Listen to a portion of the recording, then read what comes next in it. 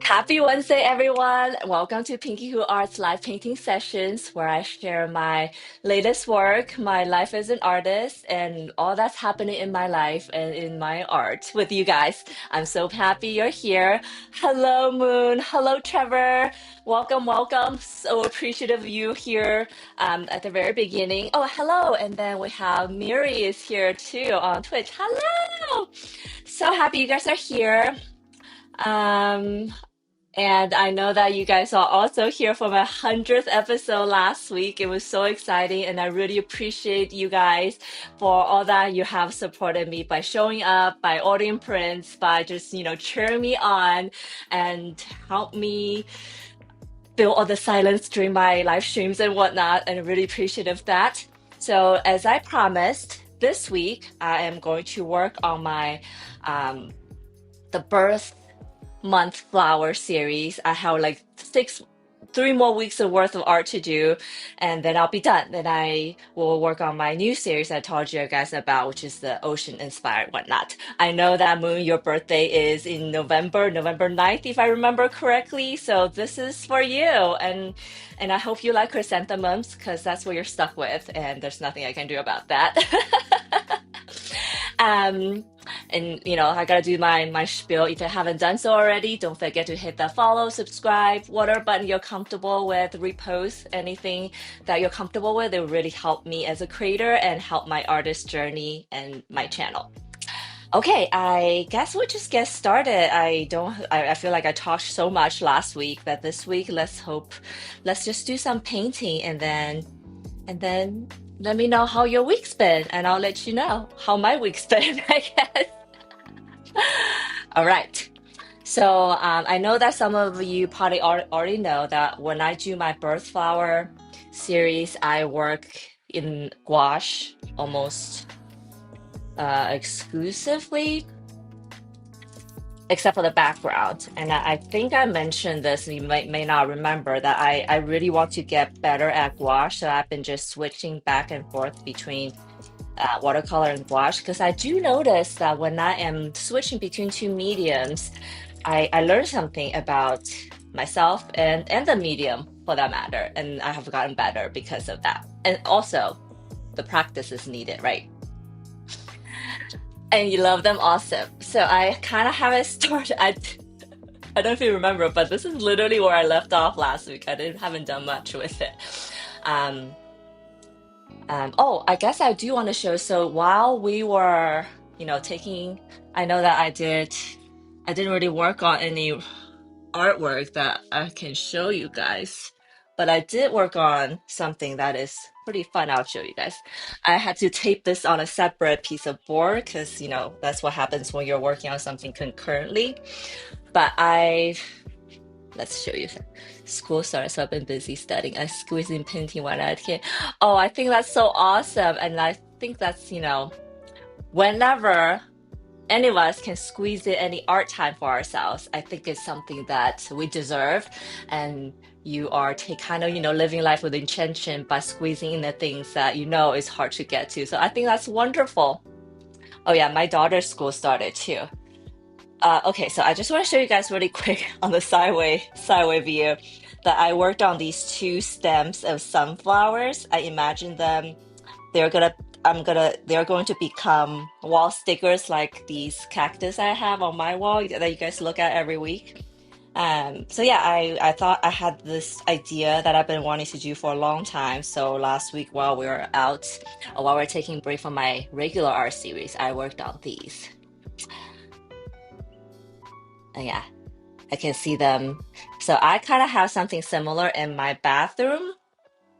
Actually, some part in the bathroom. I know it's funny. So I thought that would be fun, but there it is. Anyway, so let's go back to our art. Um, I work. I think think I explained this like here and there, but when I work with the watercolor and gouache is quite different, right? So with water gouache, I work on these little ceramic tins and I did squeeze in some colors in the beginning to just wet the palette. I have been just working in these traditional palettes lately. I do have a wet palette, but sometimes it's not so. Sometimes I feel like it's almost easier to just work with this. So that's what I have today. I have some palettes ready. And because these two paintings are pretty small to all the other things I've been working on, these are just fit nicely here. Oh yeah, and then my Smiskies, they're like, "What are you doing today?"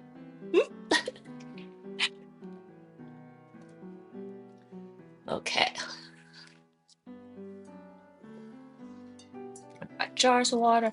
So when I work with gouache, I like to have my blender brush ready because I do blend a lot with the gouache. And if you know how gouache behaves, and let me know in the chat if you want to learn more about gouache. I kind of realized that everybody know what watercolor is, but I think gouache is this medium that's less known to a lot of people. So if you want me to talk about it more or learn more about it, let me know, okay?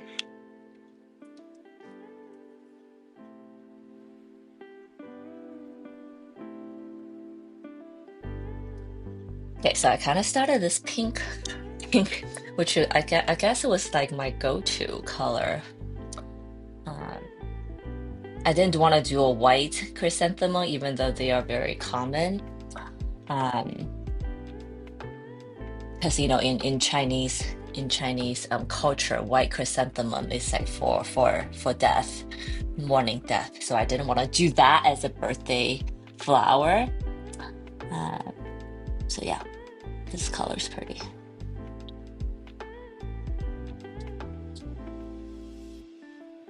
I'm gonna try to work a bit faster today, see if I can get myself to do that, because gouache really, I think, benefits from that.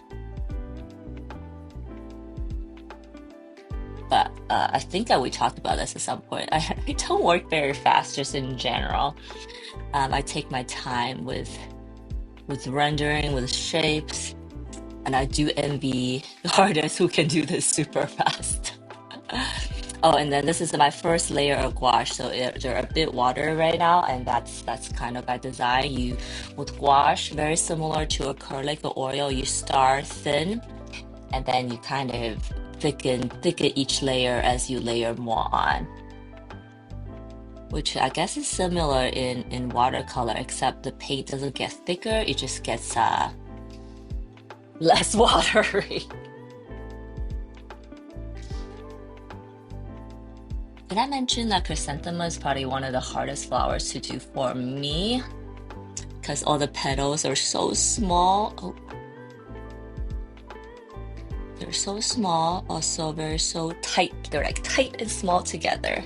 So it's like the perfect recipe for something really hard.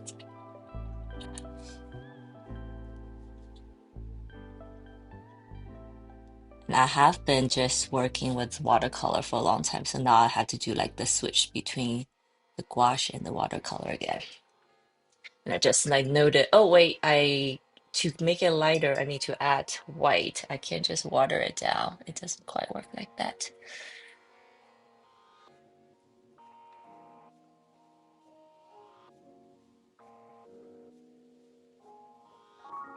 Also, I have a little area for my white paint, and I inevitably turn into a different color as I work. So I have to restart my white paint reservoir all the time.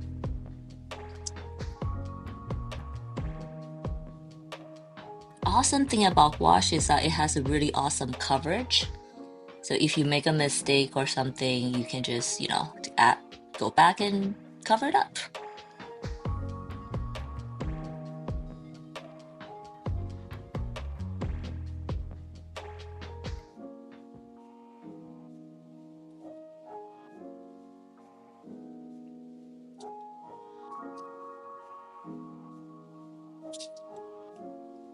So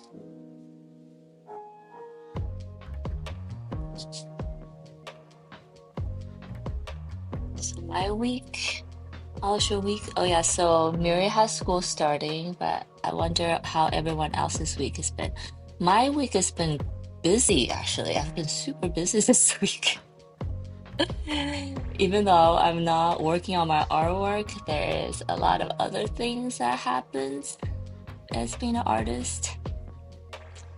Um, Last week I shared my 12 Animals of Zodiac collection with you guys. And then for those of you who haven't seen it, go to my Etsy link in the description below. They are there. But I don't know if that makes you guys feel special, but no one else has seen it. I'm just starting to share it on social media and with, in other places. So I'm working on those things right now. I told myself that I'm not going to like prioritize social media stuff because making those content really takes so much of my time. I'm like, I should just use those time to work on art. And the second thing is, I don't know if I don't know if anybody actually sees my post. So then it's like, okay, I should just use those time to make more art. The great trap of social media. So if any of you guys feel frustrated, you are not alone.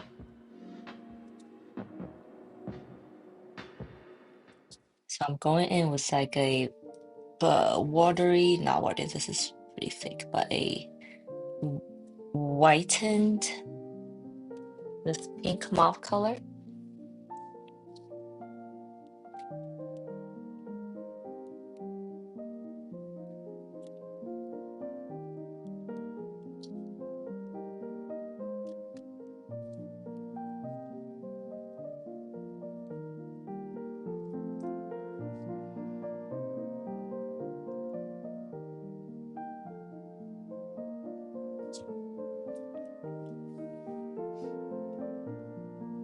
Hmm.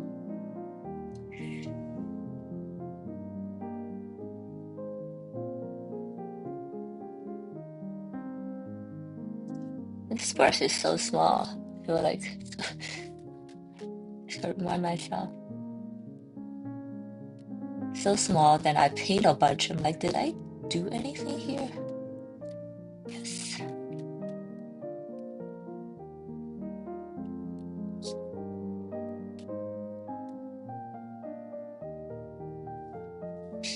I also think it's good to switch from different size brushes and canvases and all that stuff.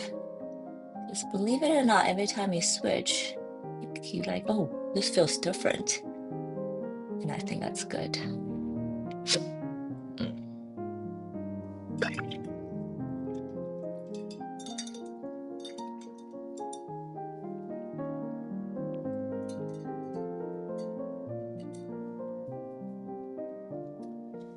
I don't know if I went to that color too soon.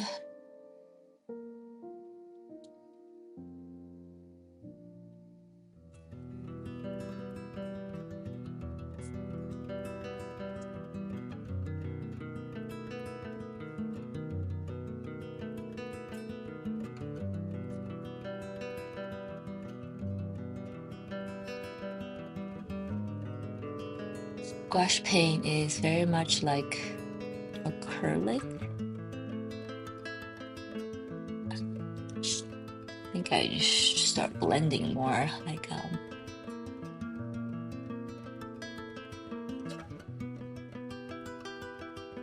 do like a 2-color blend.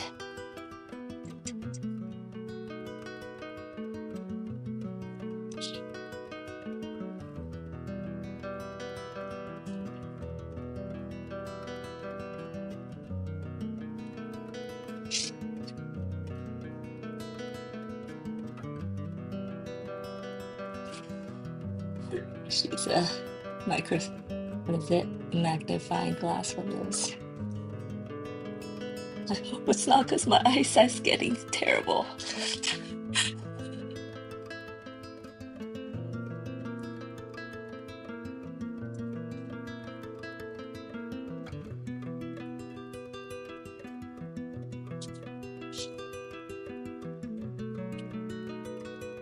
if you guys have any questions about what I'm doing, the techniques I'm using, or supply questions, anything like that, let me know, okay?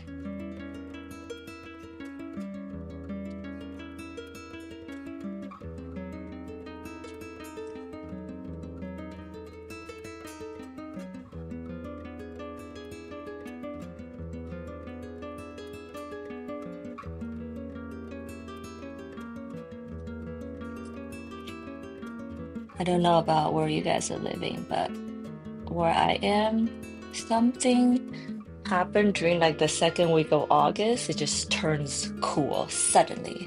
So fall is, I can smell fall in the air now. Kind of glad because it'll be a cooler weather, which is much welcomed, but I'm kind of sad because that also means that summer's over. It's bittersweet, I guess.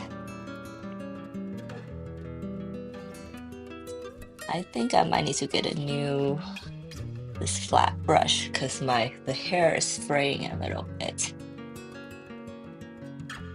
But I did share that I don't really use expensive brushes, so buying a new one isn't not that big of a deal. Hello! Hi, Minnie Noe. Hi, Minnie. How are you? Thanks for stopping by.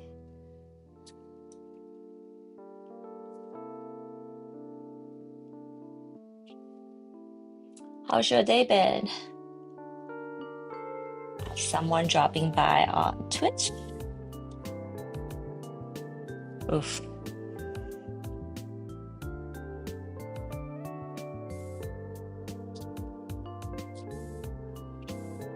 I'm gonna keep the middle part very deliberately strokey. Is that a word? Strokey.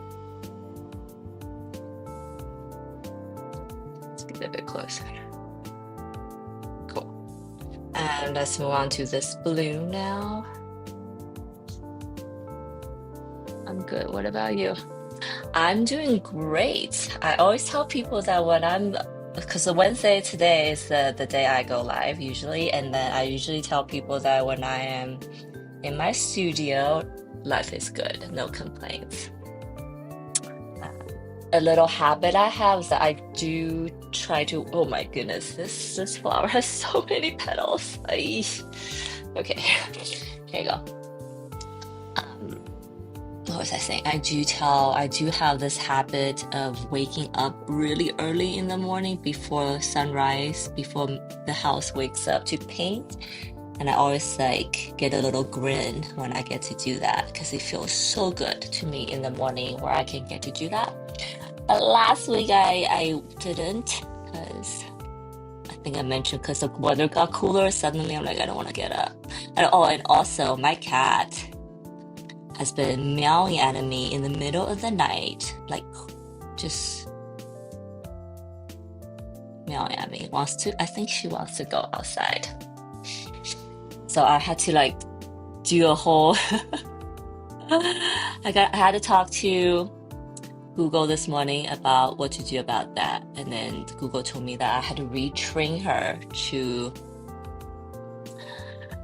know that she can't do that, she shouldn't do that, and I'm not getting up for her to open the door for her to go outside, etc., etc. So yes, I'm actually a little tired today because she was doing that last night. Why did I start talking about? Oh yeah, because sleep. But other than that, I'm great.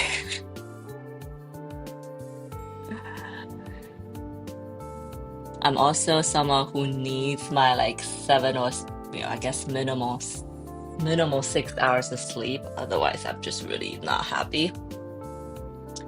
I know that some people can survive off so little sleep, especially you young people out there. But sleep, to me, is such a luxury.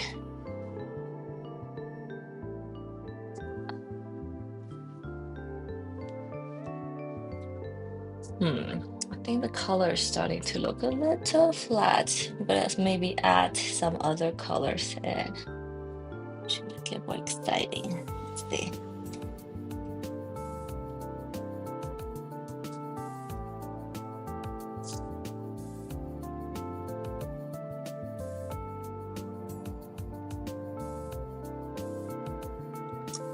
Wait.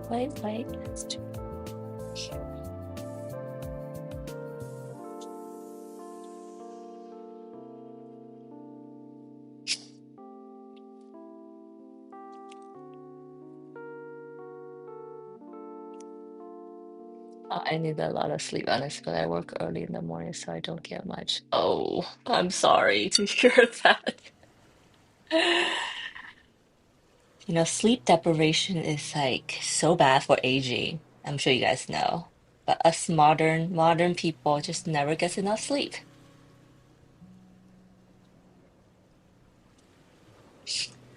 I think for a while I tried to go to bed like at 9 o'clock so I can get my sleep enough hours.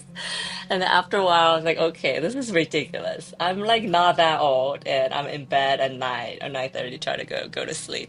So that habit worked for a little bit and then now I'm back to my old night owl schedule.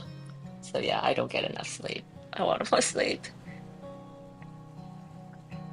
I know. You sleep when you're dead, it's fine. But you know, I want to live as long as I can, and I do need my sleep. So I am work for those of you who are joining me or just trickling in. Excuse me. I am working on a birth month flower series, and this is number, I think, 7, chrysanthemum for November, and I have I can never say the word, narcissus. There you go. For December. These flowers are really amazing because you know they bloom so late when it's cold outside and all the other flower has pretty much left the scene. You gotta admire the resilience that happens, right? To choose to bloom in the winter in the cold. It's pretty awesome.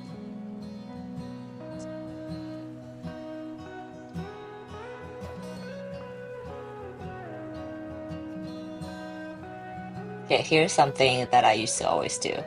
When I started getting, you know, when I started doing art, I would work on these detailed things. In the beginning, I'll be like, oh yeah, I'll do a little bit of detail, make them neat, make them separate. And then inevitably, at some point, I'm like, F this, I'm just gonna color everything at once. I'm telling you that right now because I totally had one of those moments. Like, this is so tedious, so many petals. I think the last time I painted chrysanthemum, I think I had the same emotional response. What's up? You good? I am good. Hello, hello. Cian. Cian, I'll call you that. Welcome. Thank you so much for stopping by. I really appreciate that. I'm working on some chrysanthemum flowers and I'm gonna and you probably just stepped in the middle of my complaining of how tedious this flower is. But it's such a great flower. I know that once I'm done, it's gonna look magnificent. But this step right now is not so fun for me. Also wondering if I should get a smaller brush because I don't have a smaller brush. Hmm.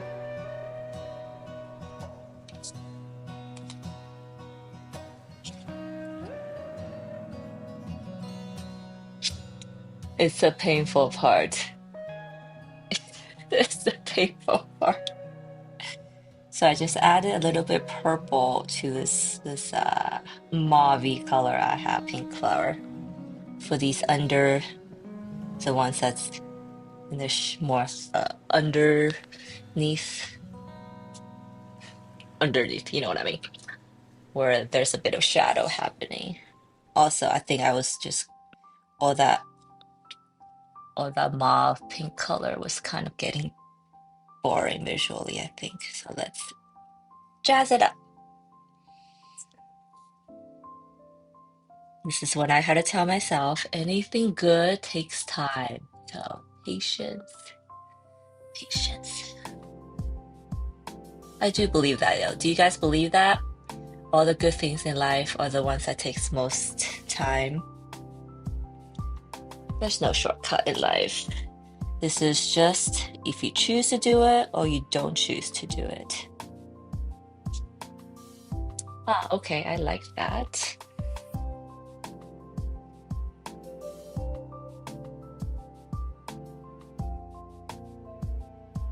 So this one, let's make this one.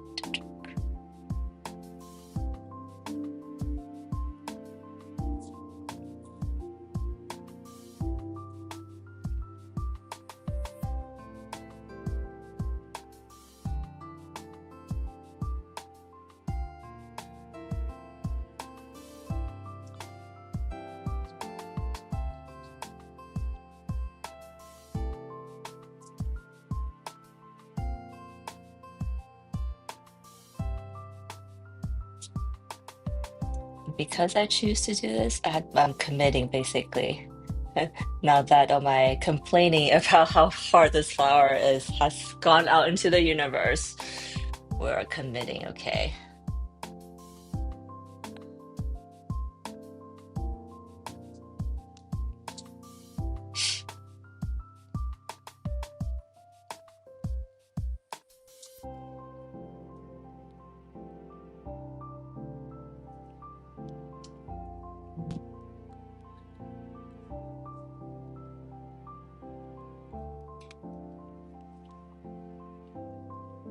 And I'm looking at the rest of the painting. Oh, I have two more of these to go. Great. We gotta do it. We gotta do it.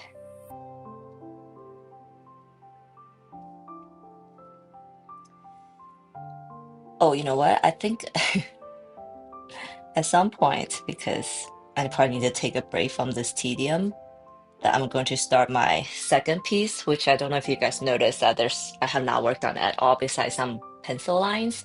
So you guys can see how I start these paintings, which I start with watercolor to do all the background. All this brown stuff you see in the back is watercolor.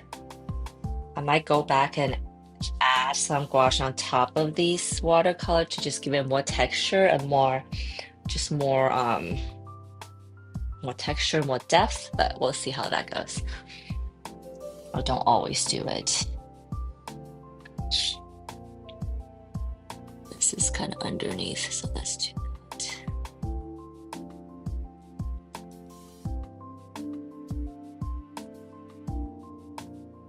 Good.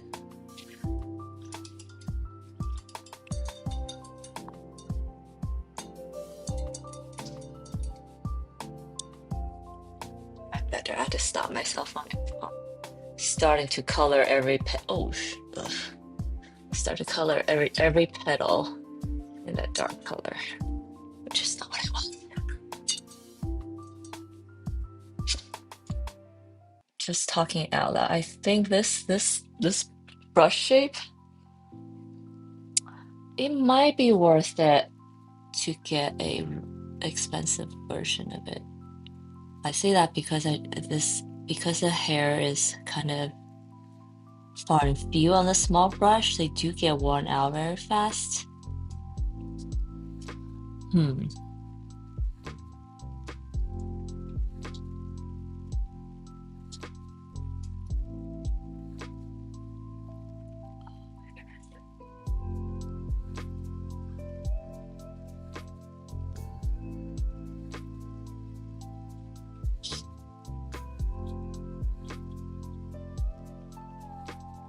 Do you guys paint flowers?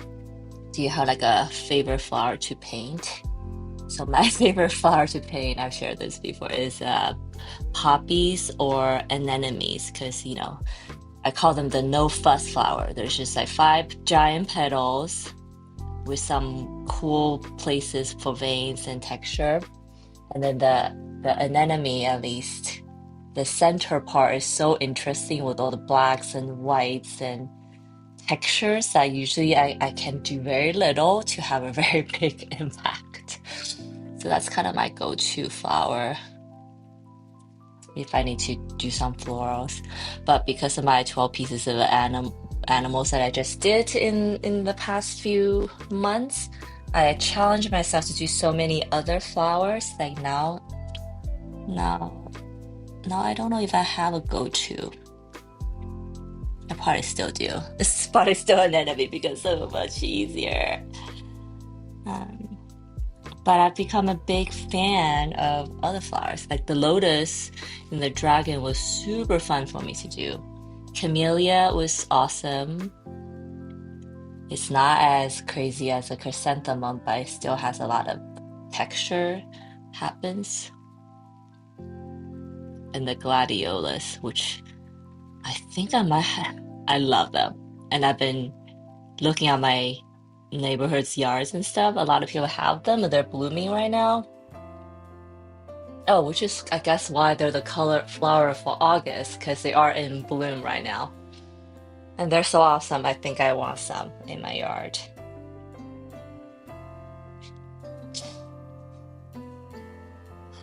But I'm also just really bad at killing plants, so I planted, what else? I planted hydrangea in my yard. There's only one left. Rest have died. I've planted lilies. I think this year there's only one that stayed alive. Even somehow killed my lavender plant. So I don't quite have the green thumb that I wish I have. Um, but you know what is helping? ChatGPT. Every time I have an issue with plants, I don't know what to do. I take a picture, send it to it. It tells me, oh yeah, you need to do this and this and that. Do you guys ever do that? Or just do that with just with anything in life? Us humans, what are we gonna do now? Gonna be so useless without a computer.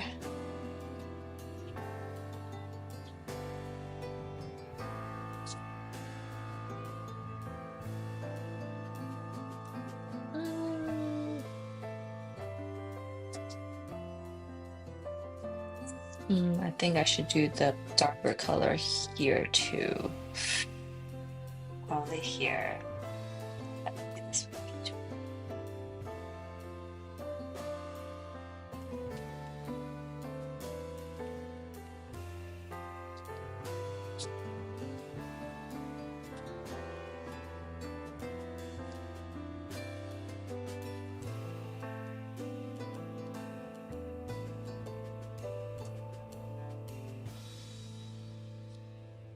Add some white.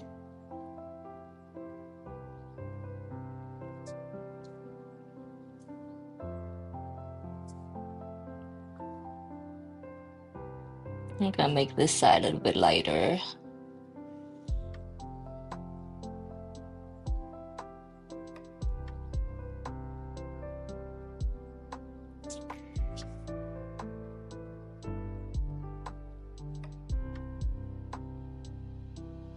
And if you guys have any questions about what I'm doing, if you're watching, just drop in the chat, say hi, so I know you're here. And I know who's watching, I guess.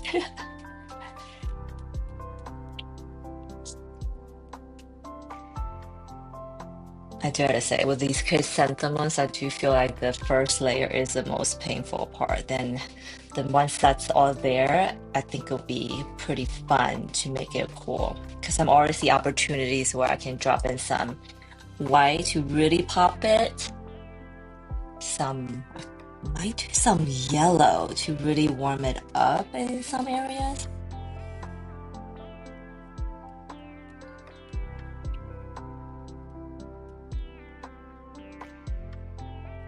Yes, you guys are right. This is the painful part just to get through.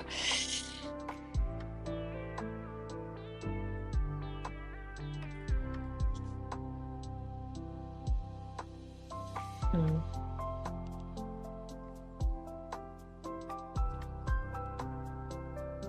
Oh, another thing with gouache is, well, unless you intend it, you make it super watery so it can behave almost like watercolor. Otherwise, you don't want it to be too wet, especially you don't want your brush to be too wet. Otherwise, it becomes this like watery, putty mess. Not a fan.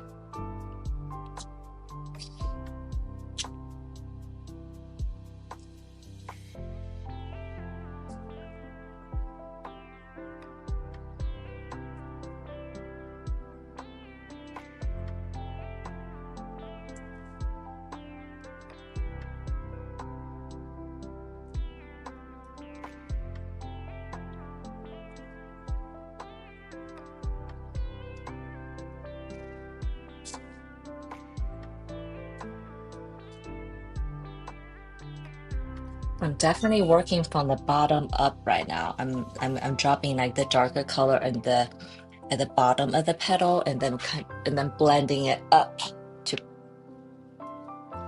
kind of get the light in.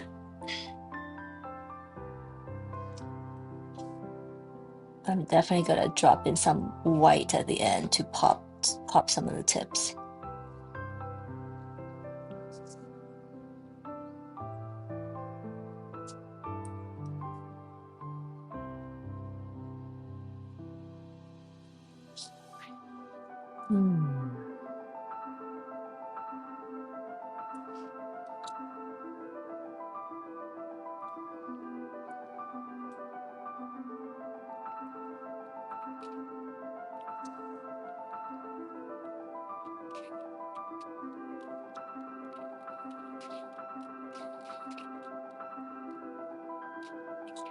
I do a progress check in my um, camera screen because it's so small, and I've shared that that's a good trick I use when I'm not sure how I'm doing, if it's good or not. I just check on the screen. If it looks pretty good when it's small, and then I think it's okay. Sometimes I look at it, it's like, ooh, it needs more here, it's weird here. So yeah, if it looks, said this before, but if it looks good in the thumbnail, most likely you look good big. Not always, but more chances. But if it doesn't look good as a thumbnail, then there's almost no chance that you look good as a big version. Ooh.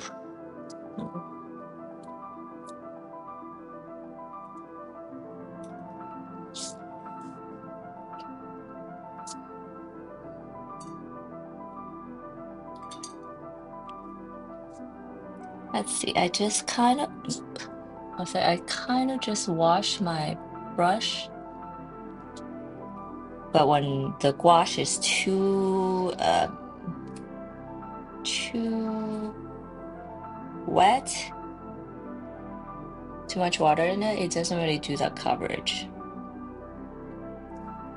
which I just learned. Well, I guess I was just being hopeful, but no.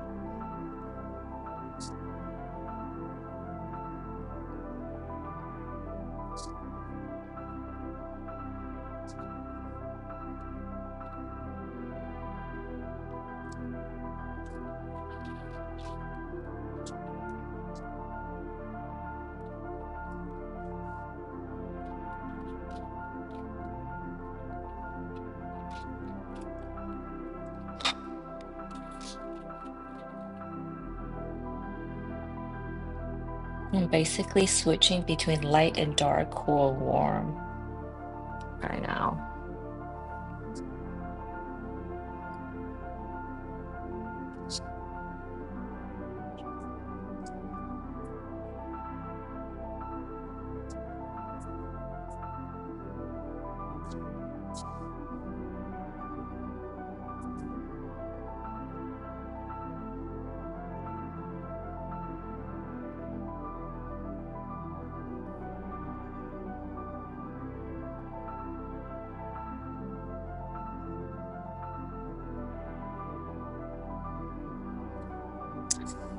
I think I'll do that.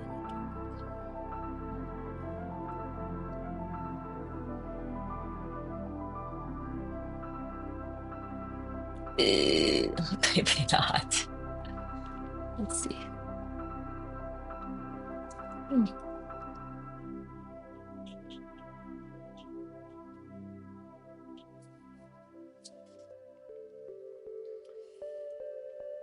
See what happens if I add a little bit of brown here. I add a little bit brown to my pink. Oh, that's kind of cool. Let's add up here.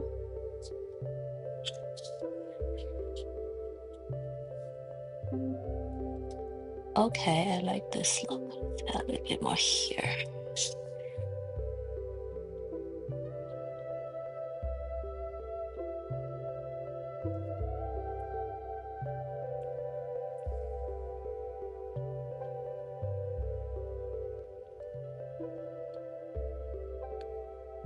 I never used to like brown before, but I feel like lately I have a much better appreciation for the color brown because it really is so useful.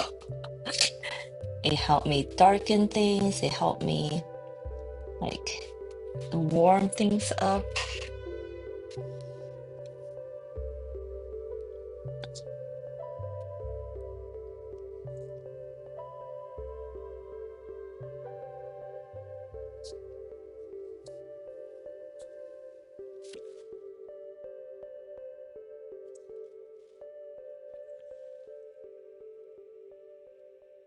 Basically, there's brown everywhere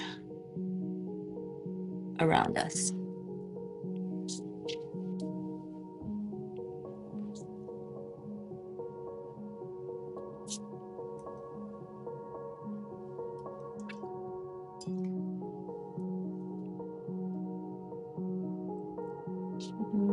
Maybe a little bit of this.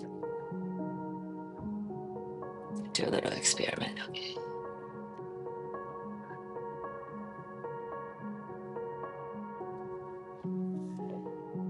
Okay.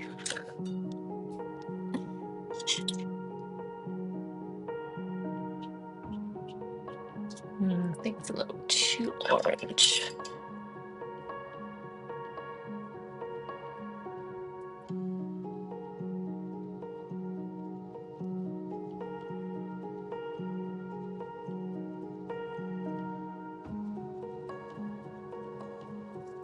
Notice I just switched to the bottom instead. I was like, I'm not ready to paint that area. I need a minute to recover from what just happened.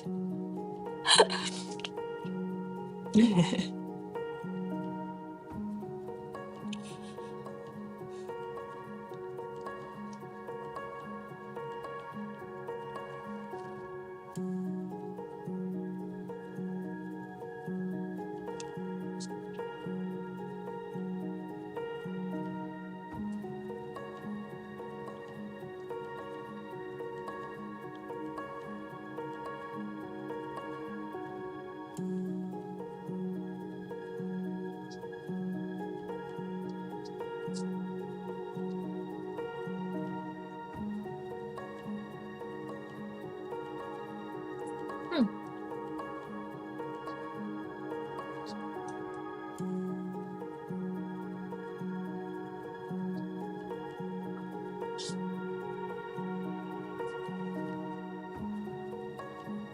Okay, it's starting to come together. Yeah.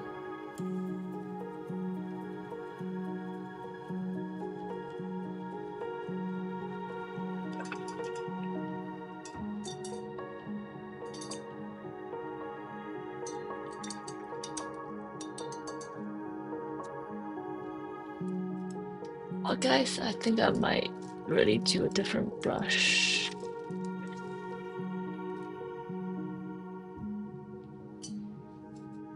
Let's see if I switch to a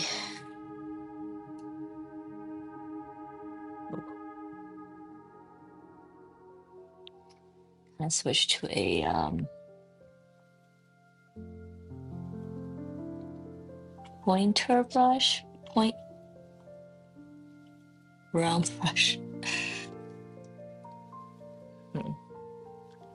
which I don't usually do when I paint with gouache, but that little flat brush is getting really frayed, and I'm not feeling it.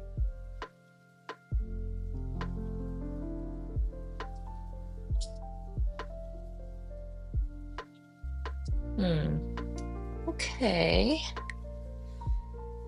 Kinda like a little bit added yellow to it, makes it a little bit more exciting, huh?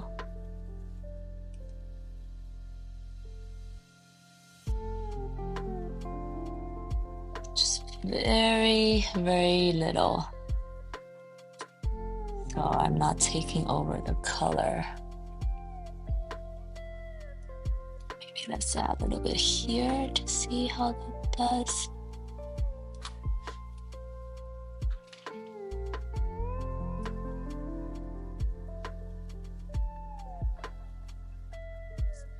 Hmm.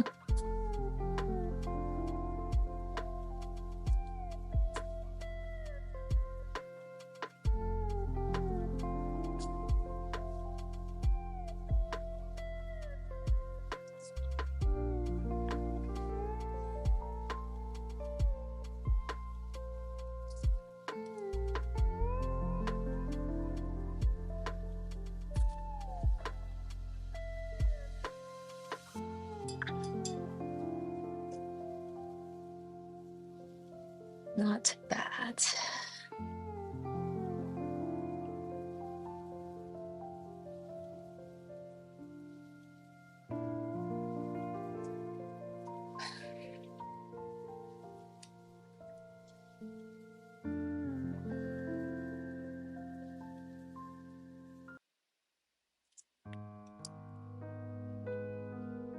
I love this. Don't love this round brush either.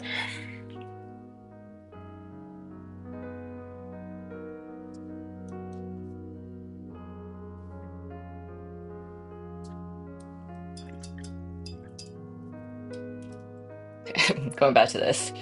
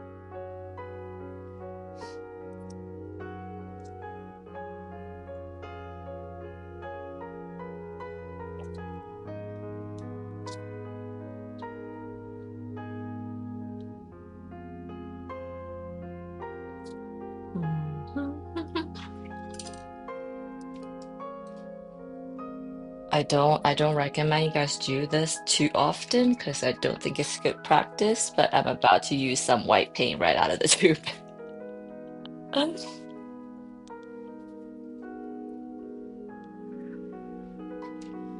Gouache paint because I keep on the white I have on my palette, I keep on um dirty it up by, I don't always wash my brush when I dip my brush into the color. And I feel like white is so sensitive to that. If I do it just once, it just kind of dirties the whole thing.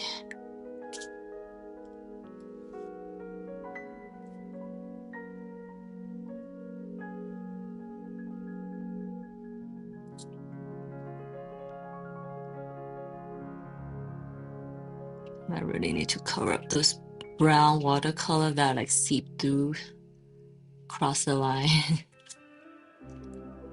Okay, that's better.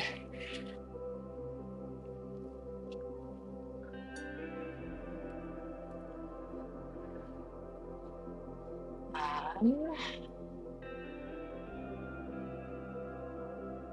oh, just do it a bit gesturally like here for these areas.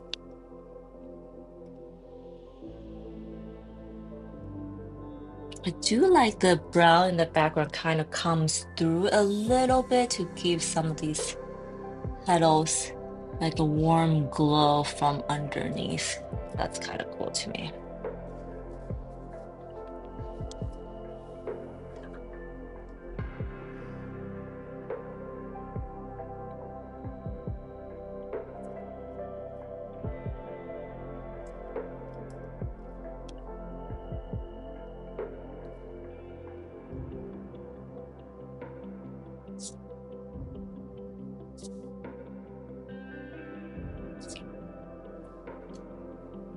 Okay, cool.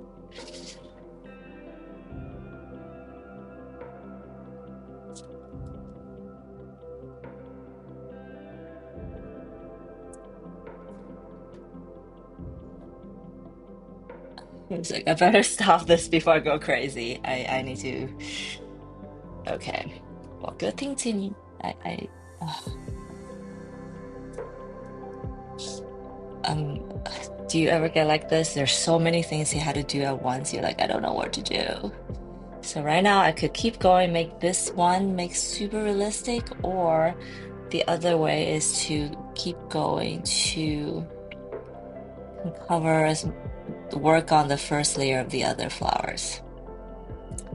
And I'm like, what to do?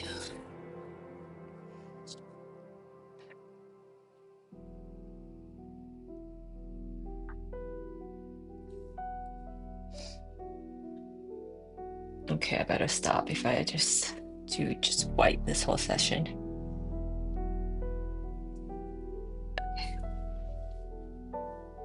Okay, I think this area needs to be darkened a little bit. Maybe add some white on this one.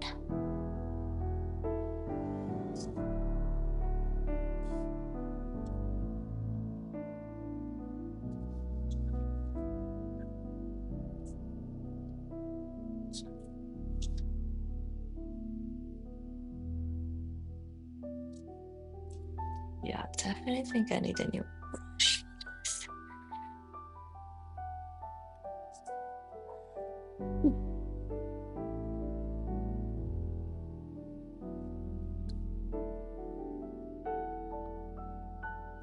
I shall report back how much does a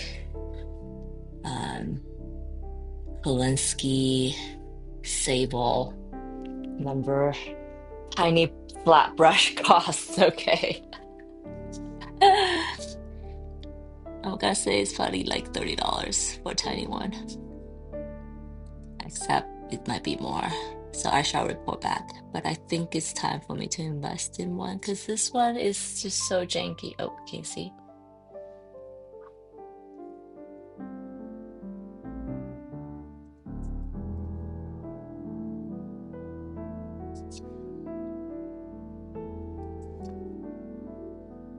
Okay, white looks good. I should stop.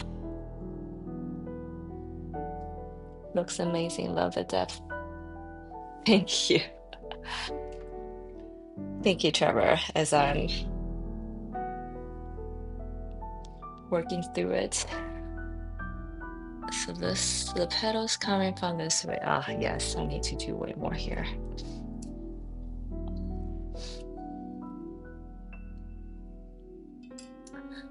But I think that little white really changed how it looks, huh? That's exciting. Yeah, I feel like that little white just kind of really popped a lot of areas. So now I know if I keep going, it would just become more awesome again, so I can always come back. But yeah, I do always feel like my goal with each session is to cover as much. Does this flower look? Okay, there's like so much more happening here. This flower feels pretty even. Okay. I think I need to get into this area.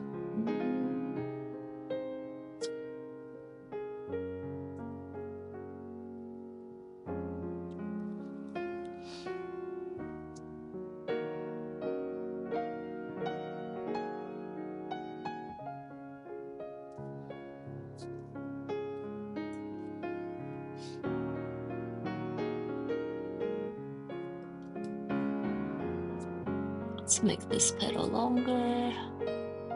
So now some of the flower maybe is getting tucked underneath this one. I'm trying to balance out these two flowers. Yeah, there's all that blooming. This side probably should do more of that. Maybe this petal.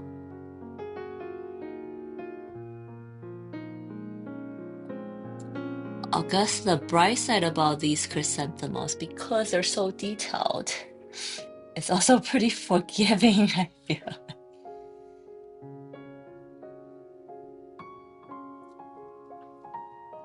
Okay, that is getting a bit longer. Let's maybe add one petal here.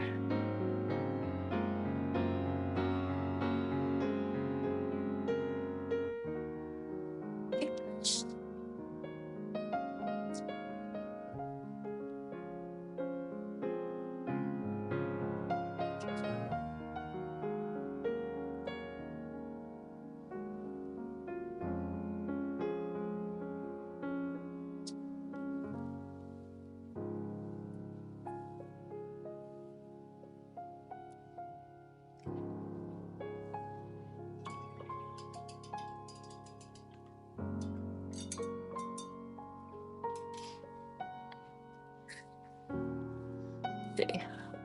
Okay, let's see. Um, yeah. Okay, I feel like I'm finally warmed up. My wrist is like warmed up finally. Uh, you know what? I think I'm gonna switch to the other one just for a second, just so my eyes can unfocus for a second. Um, so then while we wait for the watercolor to dry, we can come back to work on the details of this one. And then by the time I'm done with this, maybe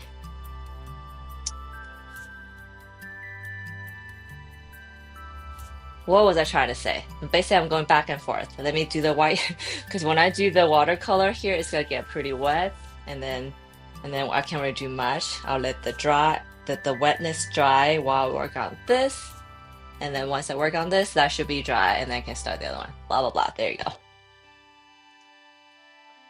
So chrysanthemum, you see this like a very, I feel like it's a very muted.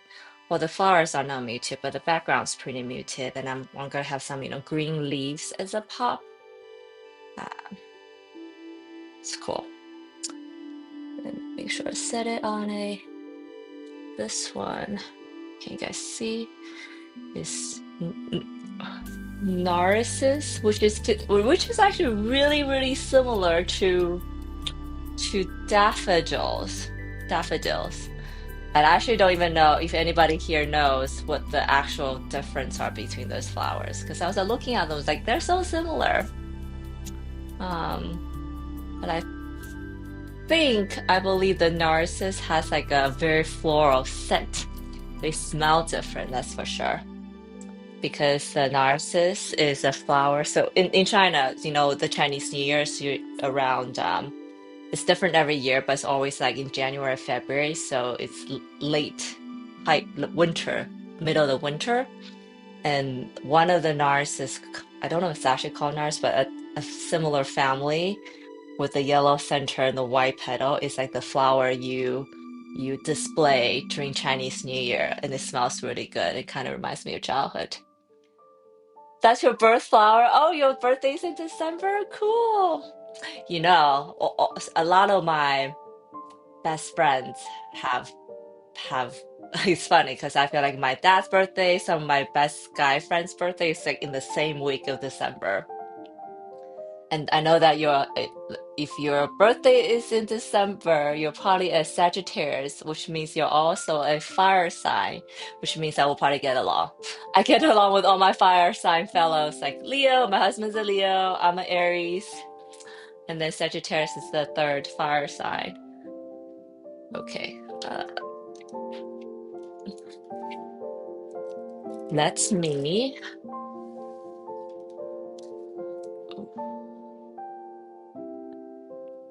go in with some water in the background. Actually, let's not do the middle.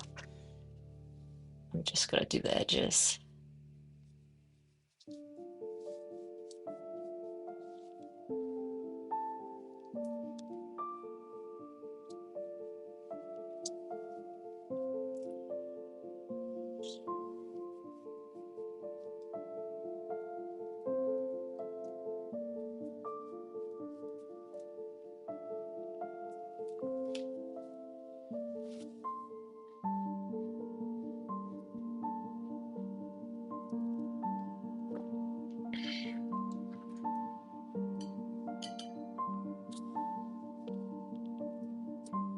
Let's see. Oops. I do this one. I think I planned for.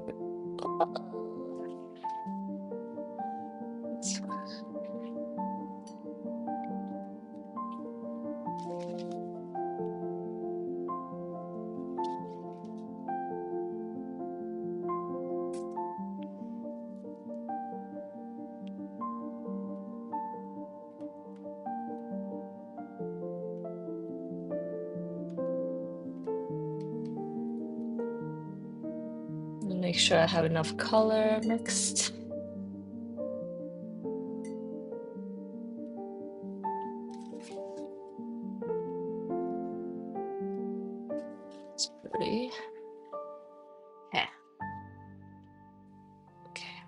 You can kind of see the whole thing, yeah.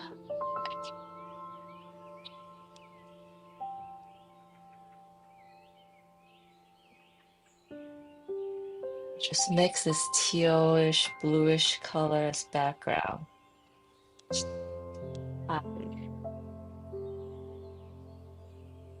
I think I shared at one point, I like, was doing my research on birth flowers, and I noticed that all the artworks out there have a white background so often. And I was like, you know what? I'm gonna color in my background just so my art will stand out amongst the sea of all the other birth flowers that are out there. And then one day I was like, okay, I see why people didn't do this to color in the background. Because flowers have so many like edges that I had to work around. But then I've committed, so it's fine. And I do kind of just zoom my zone out to do this part.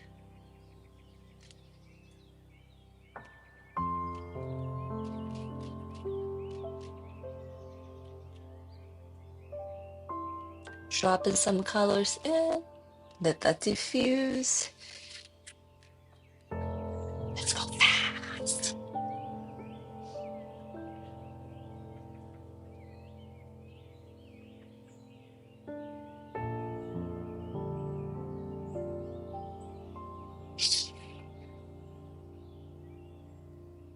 And my talent, so I'm gonna go over a lot of it with gouache on top, so it's okay that I'm just not being very careful right now. Although my OCD meter is kind of going off right now. Like, oh, it's crossing the edges. Ah. Wow, it's such a pretty flower. So the color I just mixed is like a teal. I added some blue to it, so it's more bluish teal.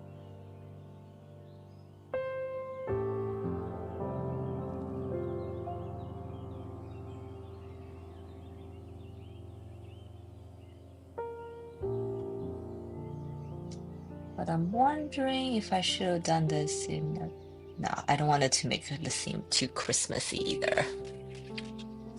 The other option I had was like a green color. I think it's a good alternative.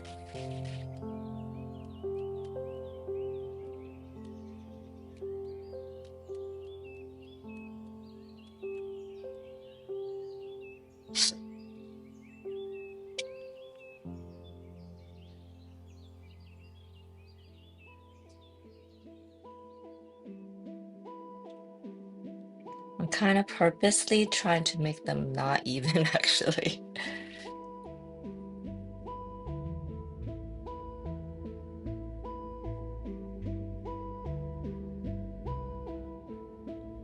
I guess we call this step like glazing, but I'm not doing it very evenly, so on purpose. I don't know if it's still considered glazing. Body still is.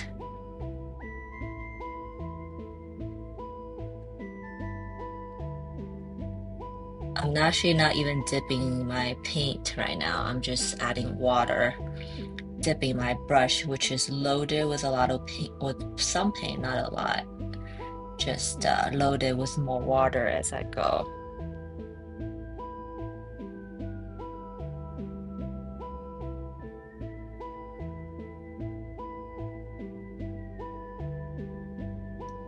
So petal, is this petal? Yes.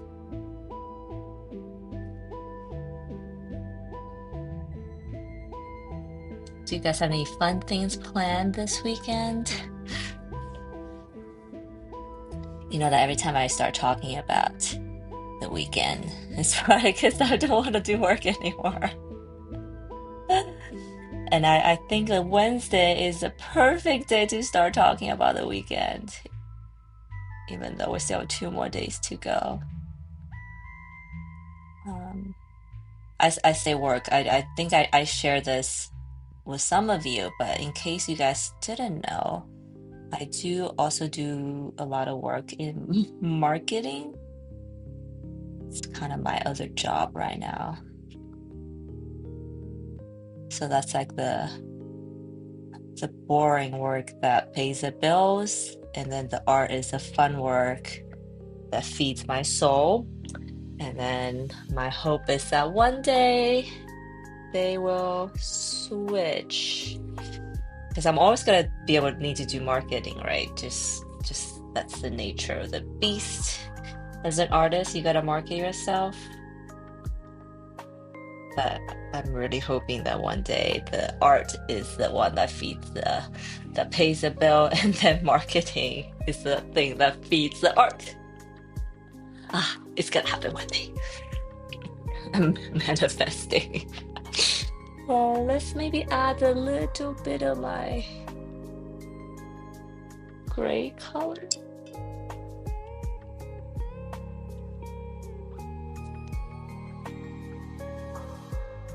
Whee!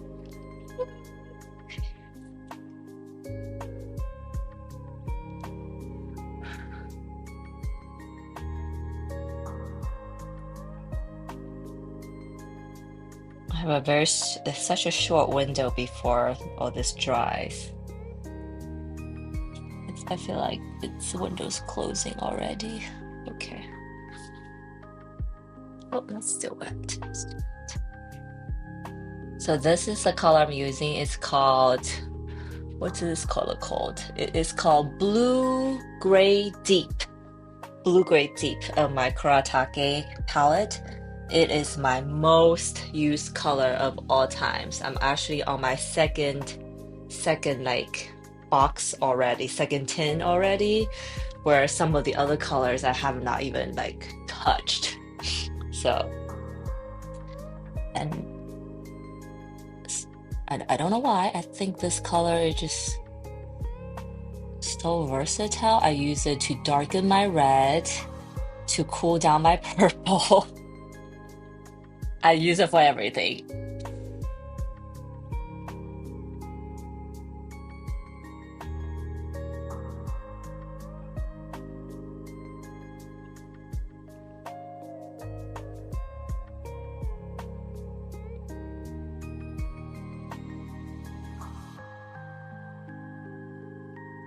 Hmm.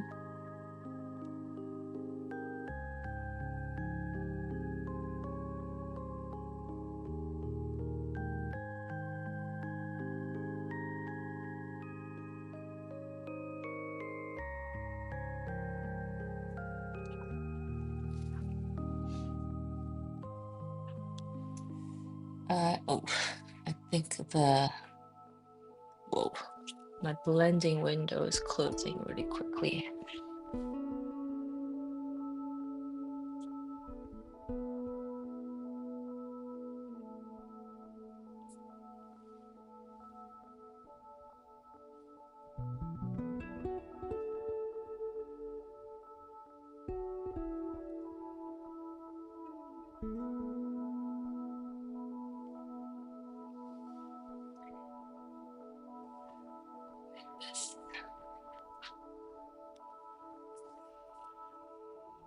This color palette, I'm like getting a Frozen vibe. Is everybody getting a Frozen vibe?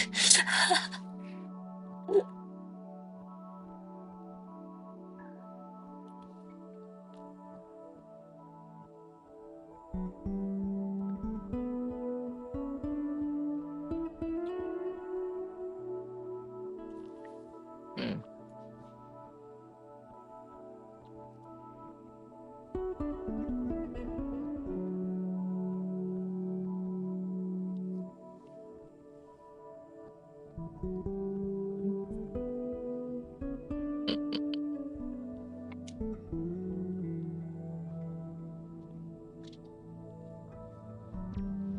Yo, hello, very beautiful. Hello, hello, hello. Welcome, very beautiful. Thanks for joining us today. How's your day been?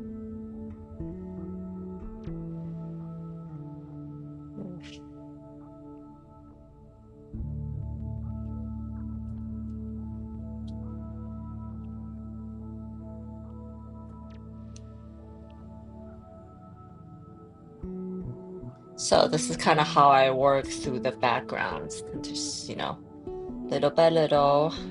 Sometimes I drop in random colors. Other times it's a cut. Most of the time it's like a contrasting color to my flowers. So can you guys guess what my flower is gonna be if this is a background color I chose? Okay, I better stop. I think I can stop. Just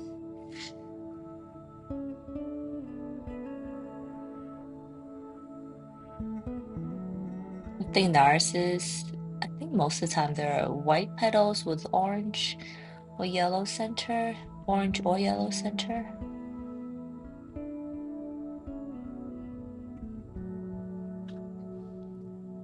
Since you say narcissus are a variety of daffodil, but not all variety of narcissus flowers, which is confusing. What? Well, thank you so much, Trevor, for looking this up.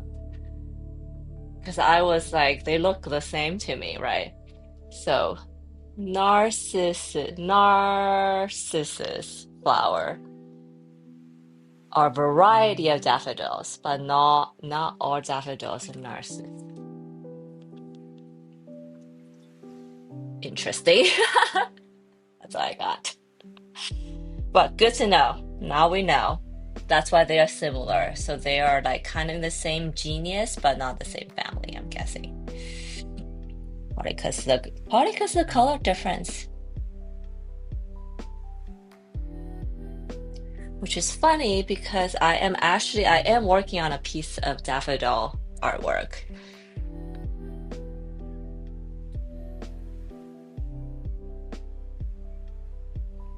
Okay, I think I'm gonna stop here. Just gonna let everything dry and see how they look. But this is the background wash of this bouquet of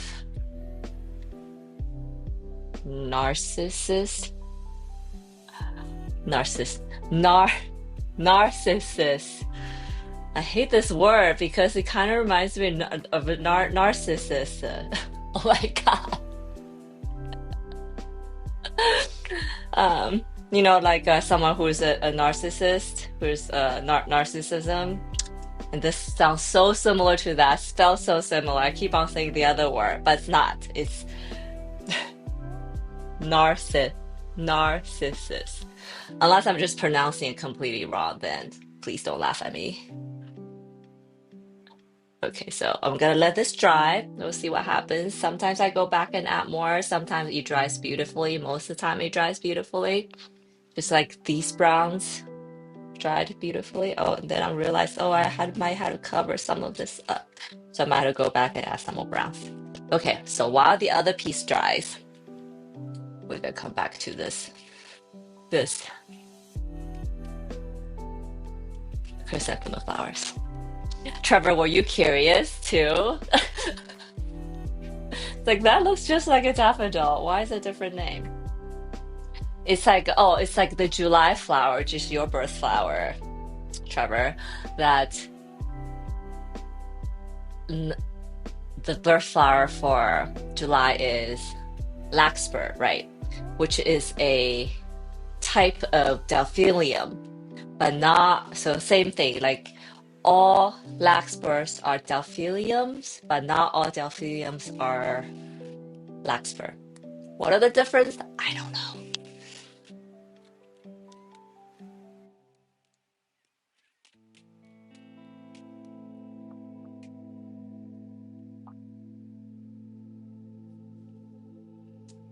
Pretty fun colors. Okay.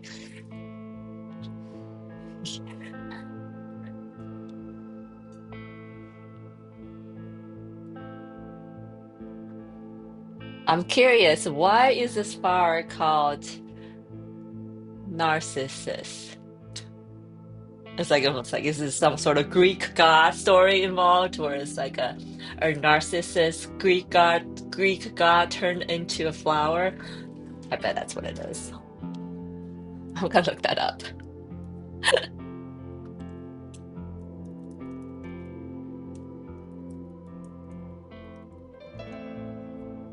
There you go.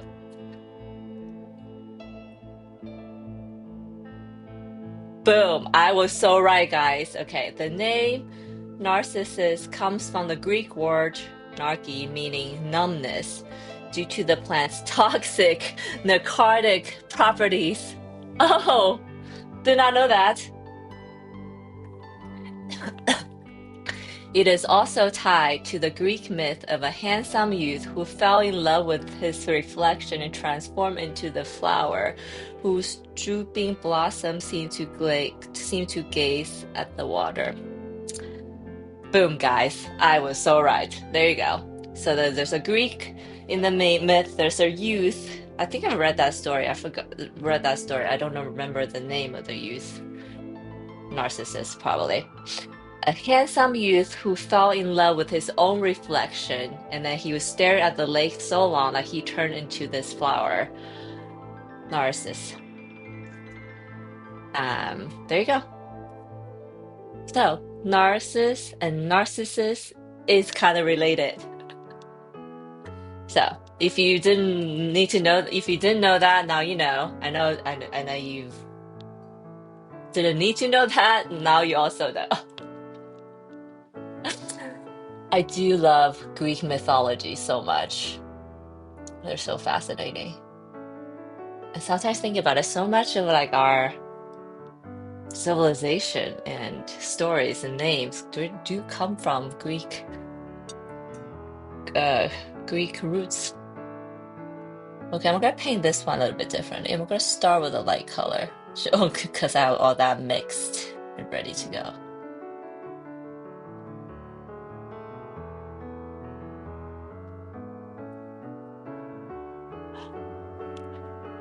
Good to know story behind it. Yeah, I know. We do come up with some random knowledge on this live stream. Sometimes like, do we need to know this? No, but okay, cool. I know this now. Um, Knowledge is always welcome. Okay, let's start with the center, which is the whitest part of it. Drop, drop, drop. These are probably gonna be white at some point. I think I had a hard time with this one because I didn't start with the middle, so I was like confused to what's what. But this one, I'm gonna learn from my mistake. I'm just gonna, you know, not get cute and start where it's supposed to start.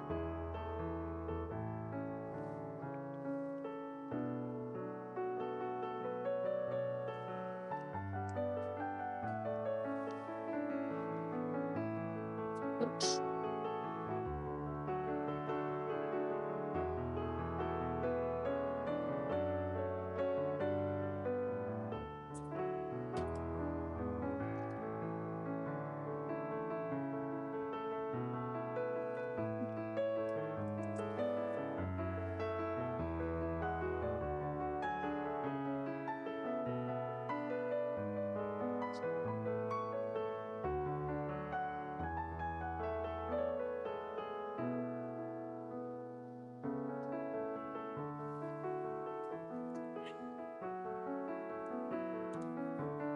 If.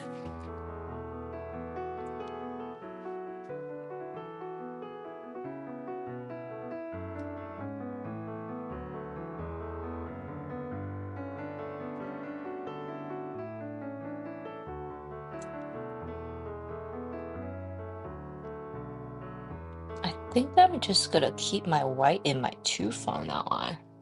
If you ever do an art retreat, please do China first. If you ever do an art retreat, please do China first. What do you mean by that, Moon? Like an art retreat in China?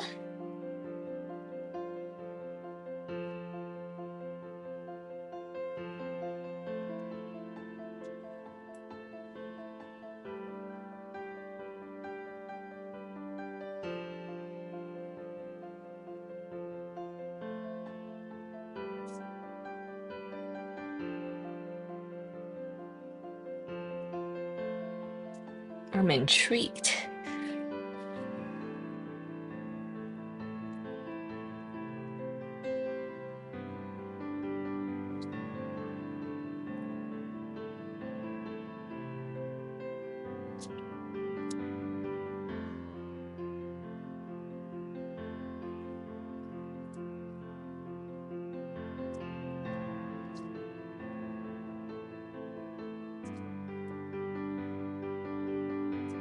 Eesh, what's going on?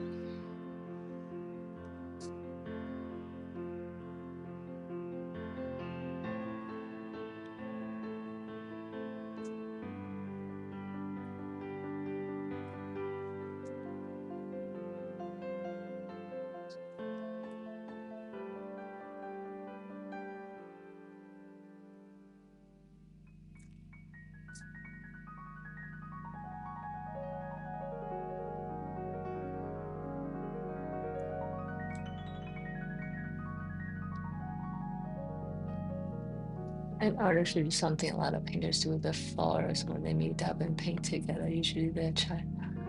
Oh, that's so cool.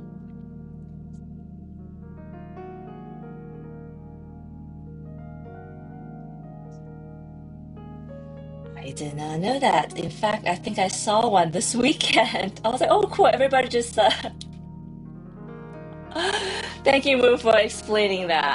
I love that. If I ever do retreat, let's do China. Deal. I would love to take you guys to China.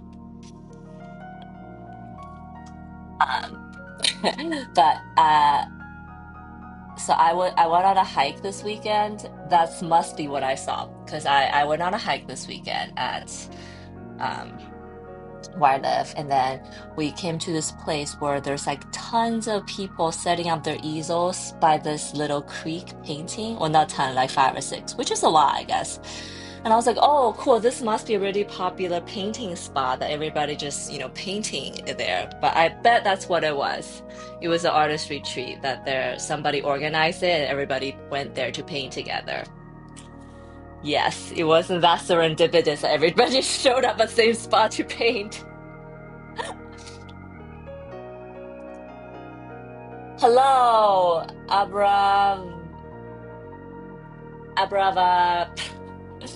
Are you playing music through an app or is it in your home? Beautiful work. Thank you, thank you. I'm streaming from OBS. So I the music I'm playing, I don't have a technical term for this. It's like piped through the app. So you hear it, I'm hearing because I'm monitoring it, and also I just want to, hear a little bit of music when I'm just talking to myself, seems like in my studio. But it's not playing like out loud because otherwise if it is, it's you gotta if the music's playing out loud like I'm hearing it without headphone, then it will cause like this crazy reverb in audio. But yes. Oh, yay, great try. I'm glad that I didn't go too far away from that. But welcome. Thank you so much for stopping by and thank you so much for saying my art is beautiful. I try. I am a believer in that art should be beautiful. Either in beautiful in its brightness, beautiful in its darkness, whatever it may be, I think beautiful should be the number one, regardless of what the genre is. But yes, but are you an artist yourself, or do you have? Oh, I'm guessing you're starting to live stream. You have some live streaming questions, huh? Oh yeah, it's fun. Okay, so for everyone who's here, when I'm painting by myself, like, in the mornings and stuff, I listen to audiobooks so that there's some noise happening in my head. But I do love painting and talking with you guys because sometimes I get idea. Oh, I get so many ideas from you guys. Like sometimes I'm just talking out loud. When you hear yourself talking out loud, you get ideas that way too. But you guys also give me so many ideas live, which is great. That's why I always have like I don't know, sticky note and pen ready in case anything had to jot down really quickly because I'm not gonna remember after that. Um, oh, and yes, you oil paint, sweet. I actually was trained in oil painting, but it's just a little too messy for for my current living situation and setup. And then with a child at home and with a dog and a cat at home, the hair situation is just out of control. But I have few canvases prepped. I keep on thinking I'm gonna go back and paint them. I haven't done it yet. I know I will do it one day though. That's the goal. But yeah, so I do it through OBS if you want to start live streaming while you're oil painting. I think you should. It's great fun and it's great for your exposure. And you also do meet so many awesome people here. Um, so yes, OBS. I have two cameras. So one is pointed at the artwork and then one is pointed at me. The one that's pointing at me is just my phone. And then the one that's pointed at the artwork is like the cheapest Sony camera. What is it called? It's Sony, I don't even know the model number, but whatever the cheapest one is.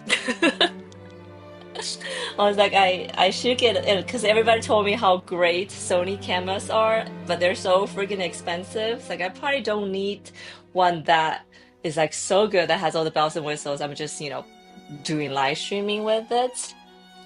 Not a photographer by any means. So I just got the cheapest Sony camera to do this. You probably don't even need a Sony, but they are very sturdy and I've been using it for a while and no problems whatsoever. What else? You sub like I'm going to share. Oh, thank you. Thank you, thank you, thank you. I really appreciate that.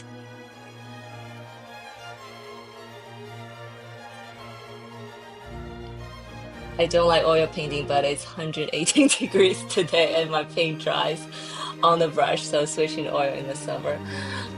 Oh, that's something I never thought about.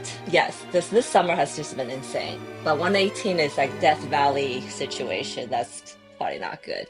But I never thought that if it's so hot, my watercolor probably dries mid-air, then oil is probably better. Yes, I get that. I get why you do that. Yes, yes. Sounds good, Abra. And thank you for the hair comment. I spent a lot of time on my hair, so every time I hear somebody liking it, I was like, yes, thank you. Okay, back to work. What was that? Okay, so middle parts lighter, lighter, lighter. Let me get to these parts.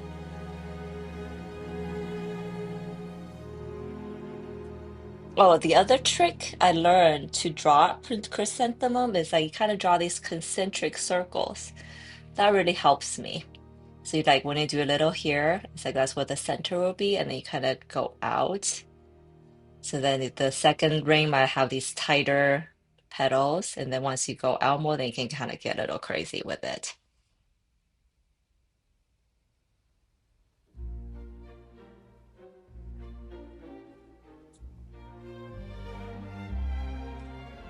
Pink dreadlocks for years. Pink hair is an art.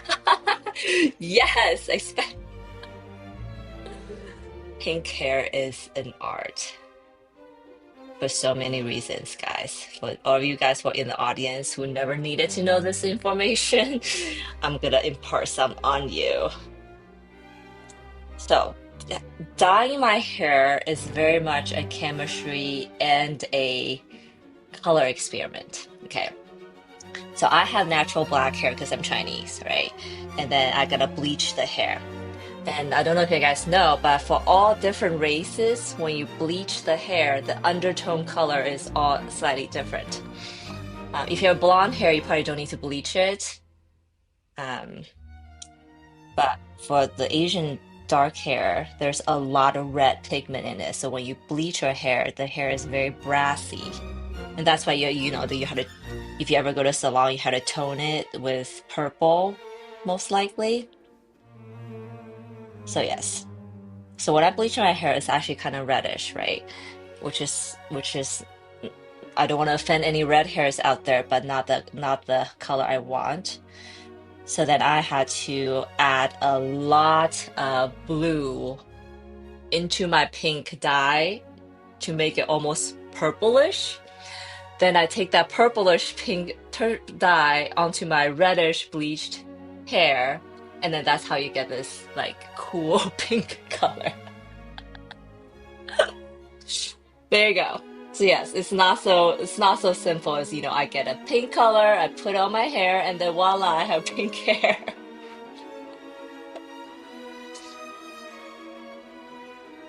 It's a lot of experiment and lots of trials and errors that has had to happen.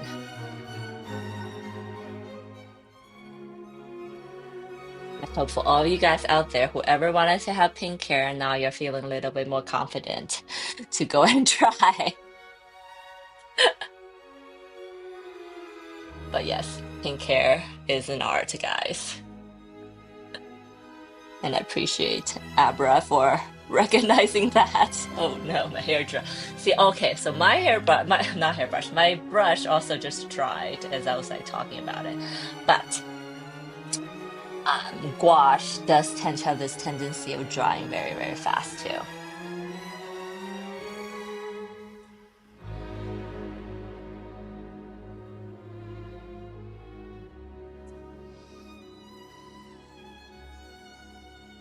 I think I'm gonna add a little bit of that brown in the center. I really do like this brown addition. Brown makes everything looks richer, I feel like. Um, Going back to the artist retreat topic though, has anybody here who are watching me right now been to China? I'm just curious.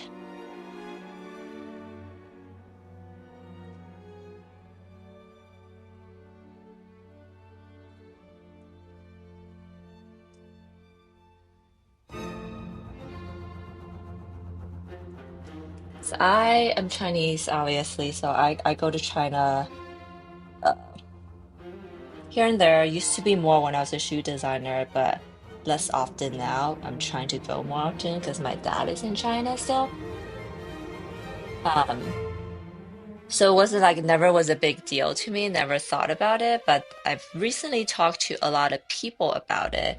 I'm starting to get the sense that going to China is like a very daunting thing for a lot of people uh, who are not from Asia, I guess. I think there's this sense of foreignness to China. And then B, I think, because all the media and news and stuff, there's like a sense of safety that people think about. So yeah, I was just curious. Never been, but I always wanted to go. Got it. Moon. So we'll go at one point, okay? We'll do an artist retreat. That's awesome.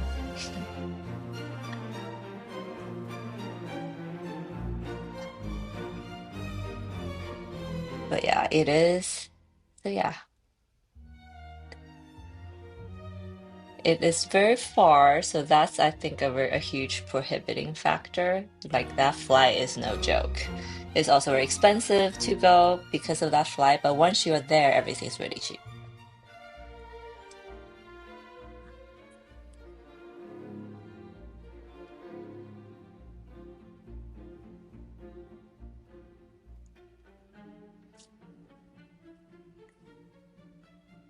So my daughter is in like a Chinese immersion school, and by sixth grade, the school has an organized trip to go to China, Beijing, I believe, and I can't wait to go on that trip. So a few more years, because going there is one thing, but going there when there's like an organization has organized everything for you to do and go, it's like a whole nother game. And hopefully they take us to places that civilians wouldn't, well, not civilian, but normal people won't go, that they'll take me to some secret spots. That's the hope.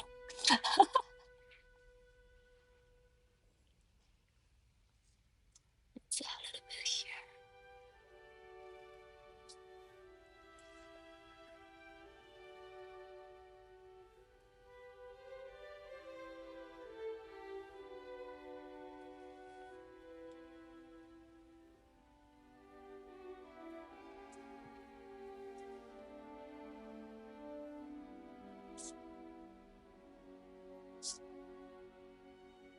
Speaking of trips, I want to plan like a little trip with my girlfriends to go somewhere. Any suggestions? I'm like, it's the when anywhere is possible, it's almost harder because then I don't know where. When you have like restrictions, that makes some of these things slightly easier to plan. But yeah, it's like, do I want to go to Europe? Do I want to go to Asia, which would be so far? Yeah. Hello, Art Eater. Hello, hello. Hi, chat. Hi, chat. Thank you for stopping by, Art Eater. I also love your name. That's so awesome.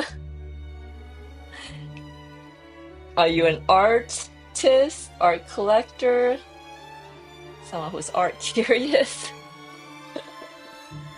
I just came up with that. Art curious. There you go.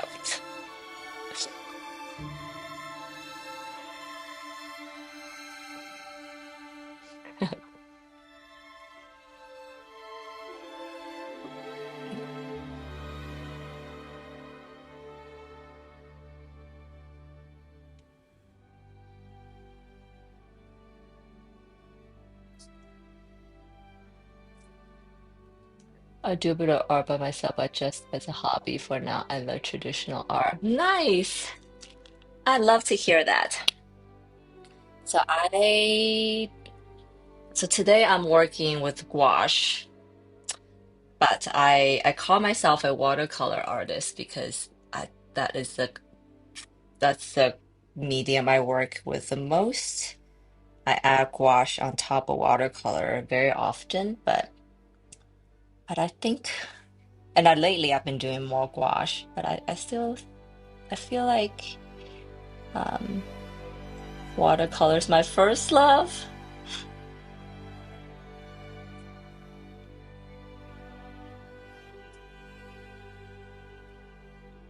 Yeah, I think we're allowed to have multiple loves, right? Watercolor is definitely my first love, gouache second. Um, I was traditionally trained in oil painting. I went to school for art, and oil was what I learned and did my senior thesis on. But I took a big break from art. I was a shoe designer for a long time. I did so many jobs. I was in consulting. Don't ask me. That was like the period of my life I like to forget. I was in consulting. I was in management. And then I was a shoe designer for a while. And now I'm back to art, which is something that I feel like I started my life with art. Now I'm back to it. Oh shit, that's not the color I want. I love color, but currently I'm only sticking to black and white. I think that's great. I think if you're just starting with art, do value painting, which is like, black and white grayscale is like the best way to learn about I guess the basic principles of art, like the contrast. You'll definitely learn a lot of contrast that way. And then this if you want to add a third color, if ever, I would suggest a brown color actually. Before you get into any colors, start using black, white, and then brown. You'll be amazed how much you can achieve with just these three colors. Thank you so much. I'm happy for myself for finding my way. Oh, shoot. For finding my way back to my first love.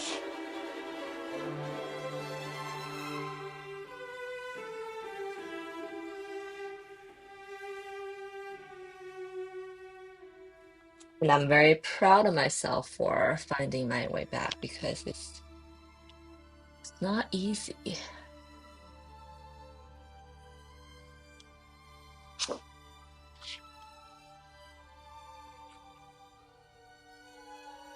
Currently draw the graphite. Currently more graphite. Ooh, more into photorealistic drawings. That's really cool. I think graphite is so hard. I definitely like, and when I was in school, we had to learn how to use graphite, and I'm definitely a painter. I like to paint. I like to move paint around. And then when it comes to watercolor, I love playing with water. But graphite is something that you get graphite everywhere, like on your face, on your clothes. Because that was something that definitely happened to me. It just gets everywhere. And and I think graphite takes a lot of patience to get to all the, light and shadow and the blending. Maybe if I do now, I definitely think I'm a more patient person now than I was, in university days. So maybe I'll have a better time with it. But I remember when I first started taking art classes and do graphite, it was very infuriating.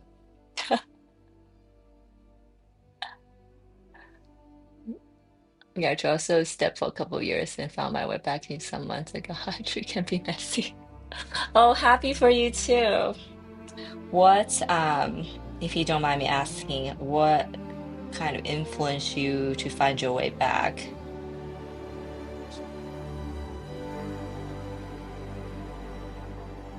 Sometimes we just have to like listen to our inner selves. I think it's important. Oof, what's happening? I think it's a little bit too purple.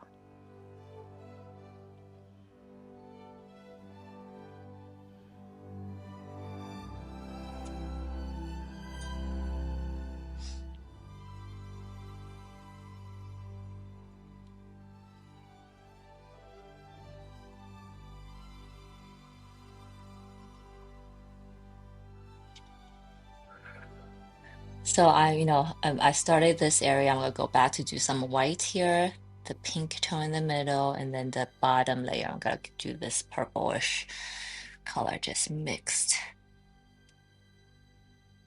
Trying to find my lines again because they're kind of hiding under all this brown right now. And yes, I very much need to have lines. I'm not someone who can just do this freehand yet. I don't think I ever will. I don't like that kind of. I need a little bit of control, I guess. Control element. Not controlling, but like a control element.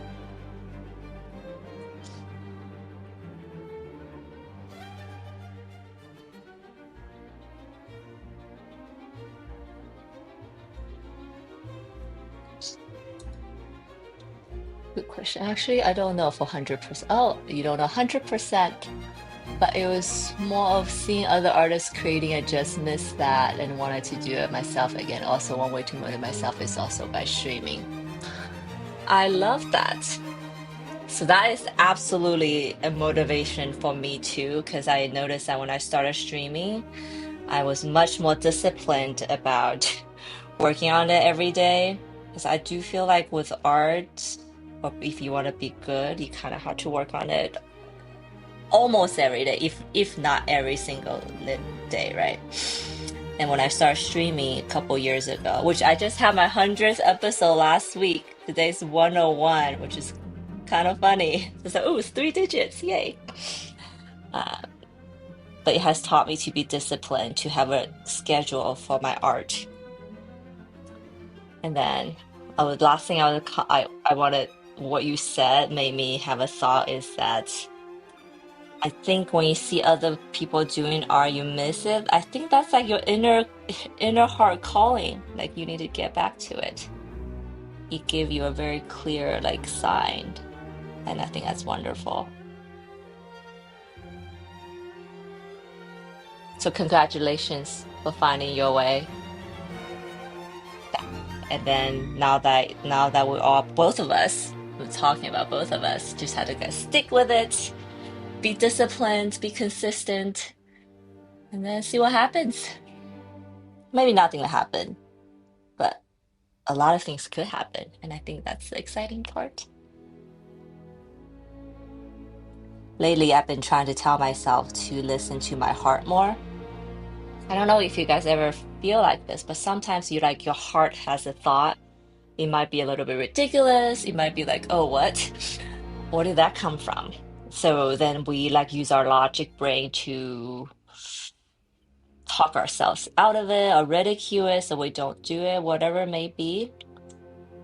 And I've been on this streak of feel like I need to listen to my inner heart. If you ask me to do one thing, I should just do it and not put it off, not question it. And I think it's been working out well for me.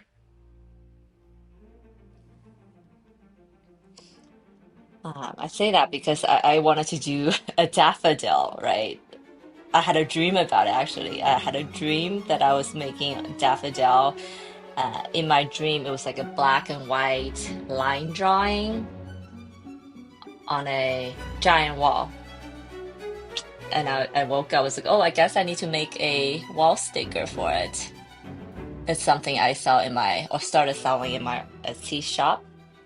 And I did research. Oh, nobody wants daffodils.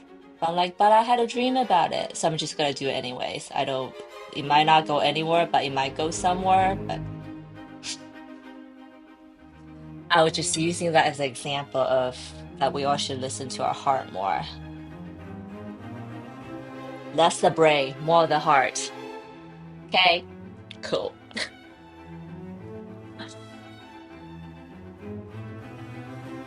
I say that because I feel like our brain is, how do I say this? Our brain is like so polluted, influenced by our daily lives or the news we see or Instagram posts or whatever media we consume. But they're all other people's thoughts, right?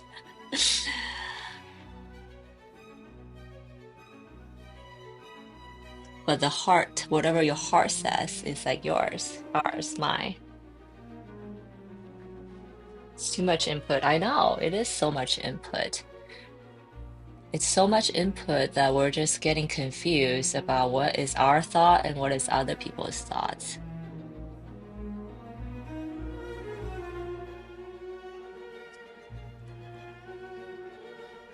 We can't be, I think sometimes that consumption can be helped. I don't scroll on social media as much as I can help it.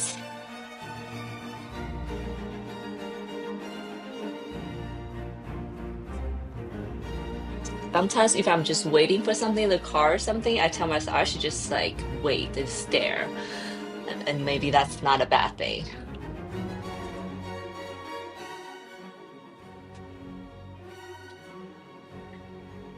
Love that idea. Yes, yes, Trevor. Did I do all the petals? Getting confused. So that's gonna be a leaf, leaf. Let's do some pinks here. This chrysanthemum flower might end up being a multi-session kind of thing because my eyes are just getting so tired of looking at these tiny, tiny petals.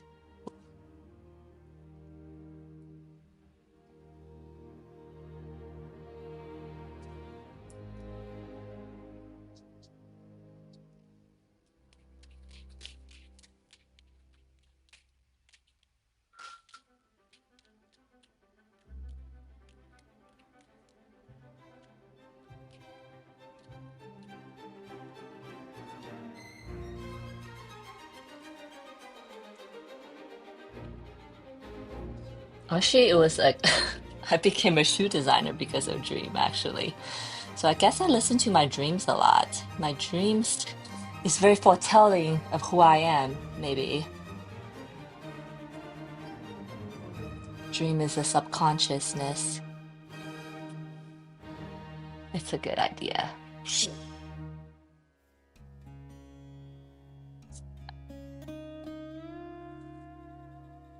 Glad you guys like my ideas. Yes.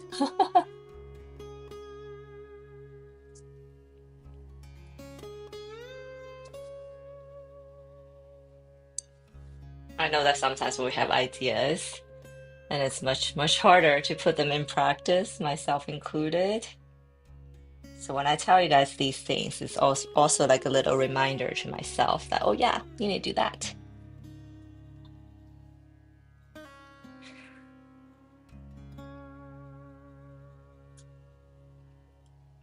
I got my prints today. I love that I will upload photos. Oh, yay! I'm so happy to hear that, Moon. So happy to hear that. Yes, I can't wait to see your photos. Do you know what frames you're gonna use? What color? I know like everybody have like a kind of go-to color for frames. And I wish I was like always my dream to like offer crazy color frames.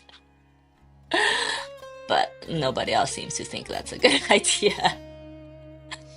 I have a set of these like very baroque, like a classical frames, and I have this idea. I want to spray paint them in like a hot pink or a bright yellow or something, and then put my prints in it. I think that would be so awesome. Or I guess I can put my original art in it, but print shops don't really sell those things.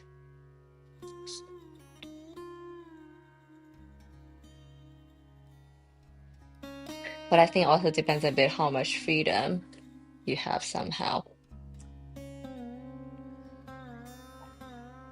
I mean, if you have family and a lot of responsibilities, it's sometimes hard to follow your heart. Oh, absolutely. That's why I think it takes absolutely. I think it's that's why following your dream is like when people do it and become successful at it, it's such a like big deal, and big like a heartwarming thing because it is freaking hard. It is freaking hard to follow your dreams and then have to like A, follow your dreams, B, make enough income to stay alive. Two is not always the same thing, right? And like my parents' generation, like, they were immigrants.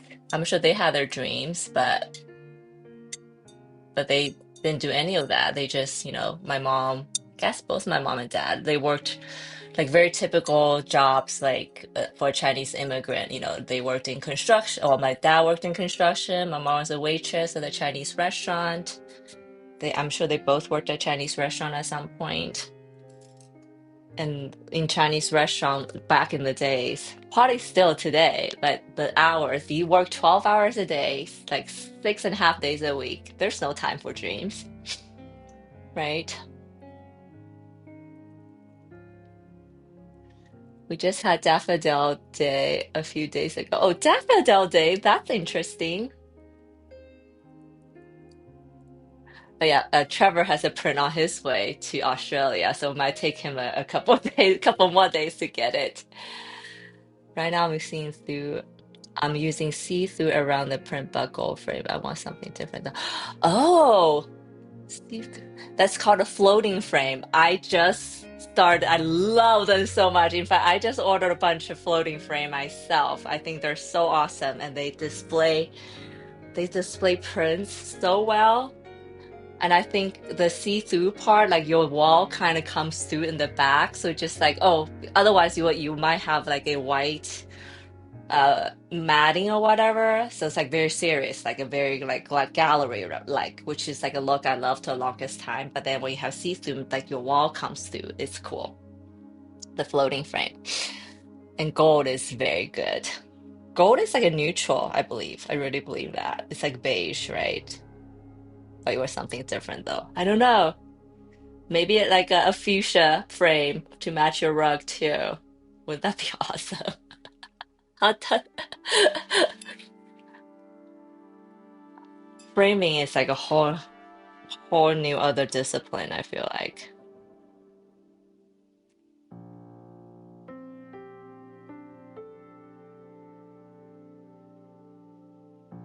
So Trevor lives in Australia. Wait, does that mean you have flowers? Because seasons are opposite for you, so you must have the opposite flowers blooming. Whoa, I'm having a mind blow moment right now. So you're having like the opposite flower season as us in North America. Whoa, that's so cool.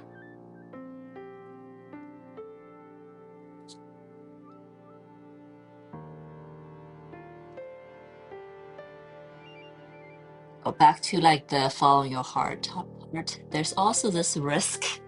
I had this thought the other day. It was like, how often do people end up following their heart, and then when you do it as a hobby, it's all fun and good. It was fine, but then once you start to do it as a job, as a profession, you realize, oh no, I don't love it as much as I thought I did. Because then because when you're doing it day in and day out and repetitively, it might be different, right? So there's like always that fear when you follow your dream, when you like change your entire life to follow your dream, and then end up realizing, oh, your dream is that dream might not be the dream you end up wanting. There's always a risk for that. But luckily, it hasn't happened to me yet. I said that last week, like after 100 live streaming sessions, after, making all these art, I still love it so much.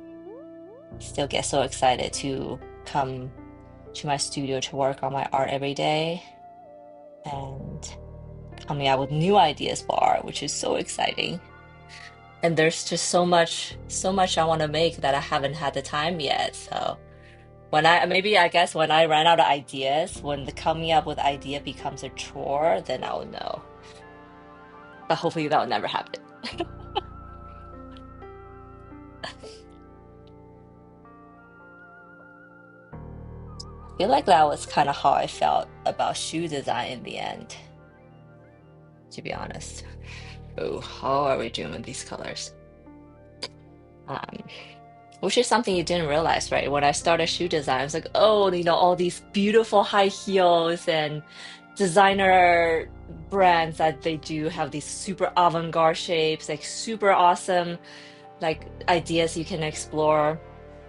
And then once you start working, it's like I realize, oh wait, that's like not at all what shoe design is all about for the 99%. Like if you're Karl Lagerfeld or something, you might be able to get to do that, do whatever you want, and can't get away with it. But for normal people, that's not the case. And then towards the end, I was like, how many more black on black shoes do I have to design? I'm sick of it. Absolutely, it's absolutely different. It also depends on you, for example, in art, when you want to live from it and start doing custom contract paintings because you want to make income, it may not be fun anymore. Just example. Oh yeah, absolutely. Um, doing commission is like all I've done commission before. I still do them, but it's always like something.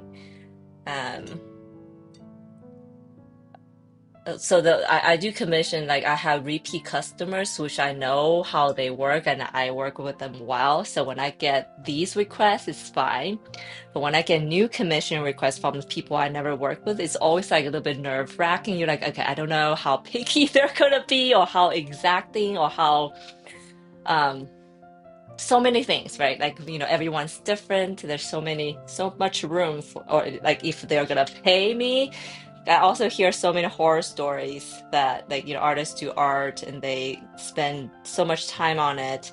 They send the artwork and then they never get the payment from the people because like maybe they are not 100% happy with it or whatever reason.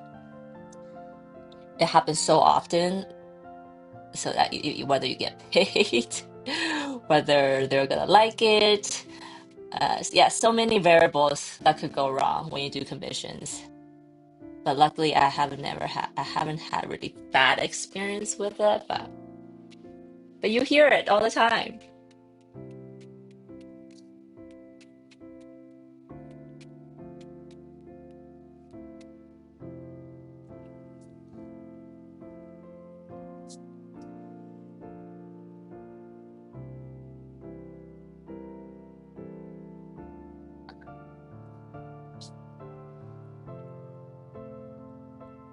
I'm adding some white. I feel like right now I'm kind of doing this almost cheating. I'm kind of getting tired of these pinks. Let me just do some white and see what happens. Daffodil flowering here too is also the flower for Cancer Council Australia. Daffodil day from. Oh, that's so interesting. So daffodil blooms the exact opposite time in North America for very obvious reasons. So that's so cool. It's also for Cancer Day. Oh yeah, there you go.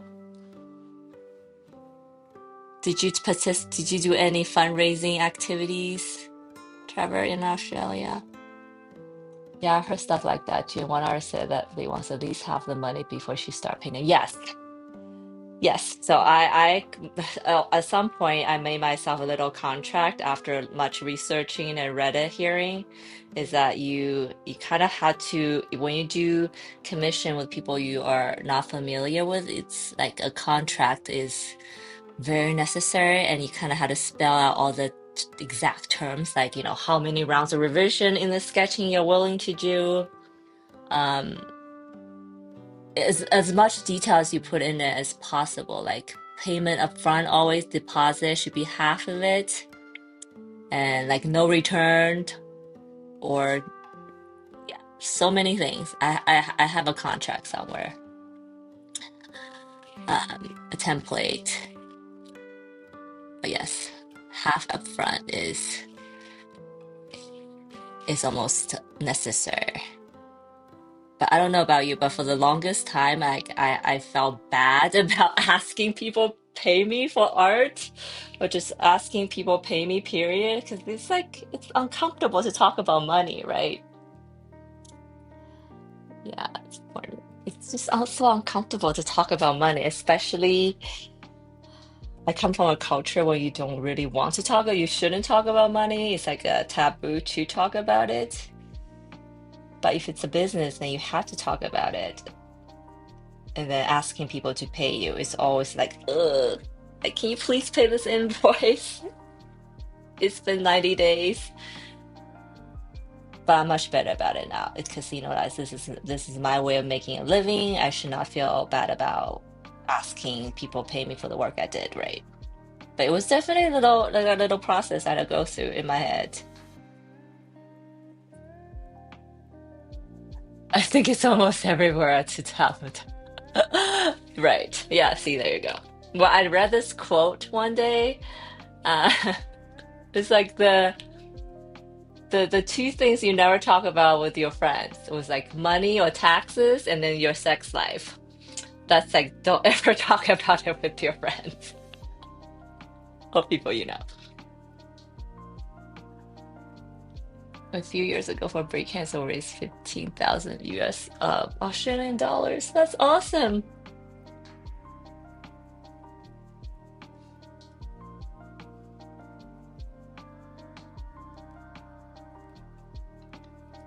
So Trevor here is like a stage 4 cancer survivor, which is something really incredible on its own.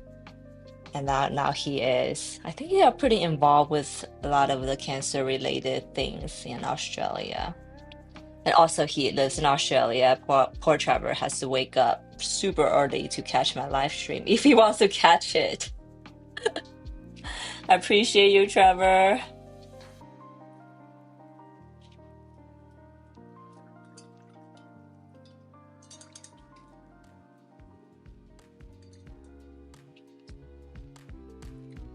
Also, religion and politics.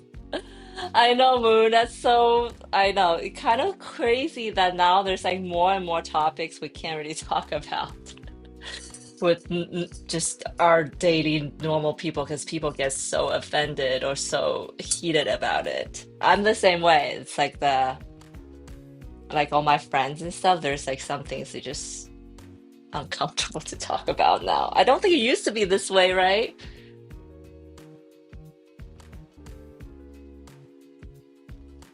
I don't think it used to be this way, but that's where we are now.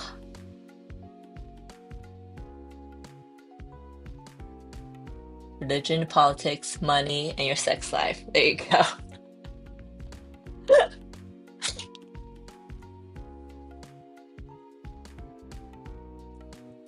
So I just loaded some of this. W- you can see this little bit orange just started popping in. I really like how brilliant it makes it. Ooh, maybe not.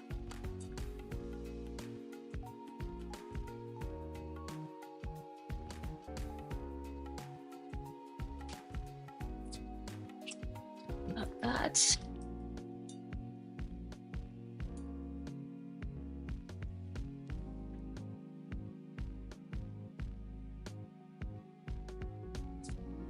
Oh, the other thing I do want to share is that I feel like I've seen, talked to other artists and stuff. I feel like most artists have like a job, a side, like another thing that makes more steady income. This is something I also experience and learn. Like the art income is like sometimes I hear sometimes a lot comes in. A lot of times you might be dry for months until your next sale, right? So I feel like most artists I know do have something else going on. Trevor's from the future. Oh my goodness. Oh my, I know, 6:20 a.m.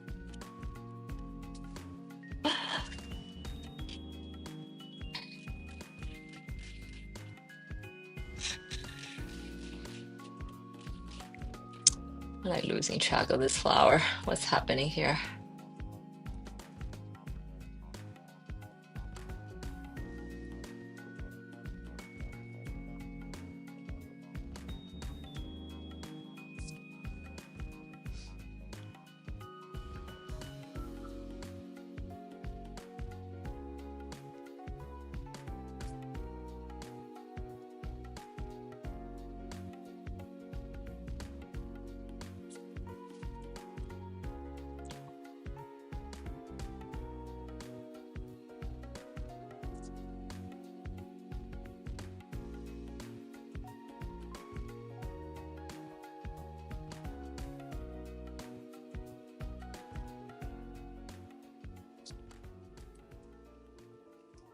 Well, also now it is more difficult for artists to sell art, I believe, due to AI, but that might be another topic we should not talk about.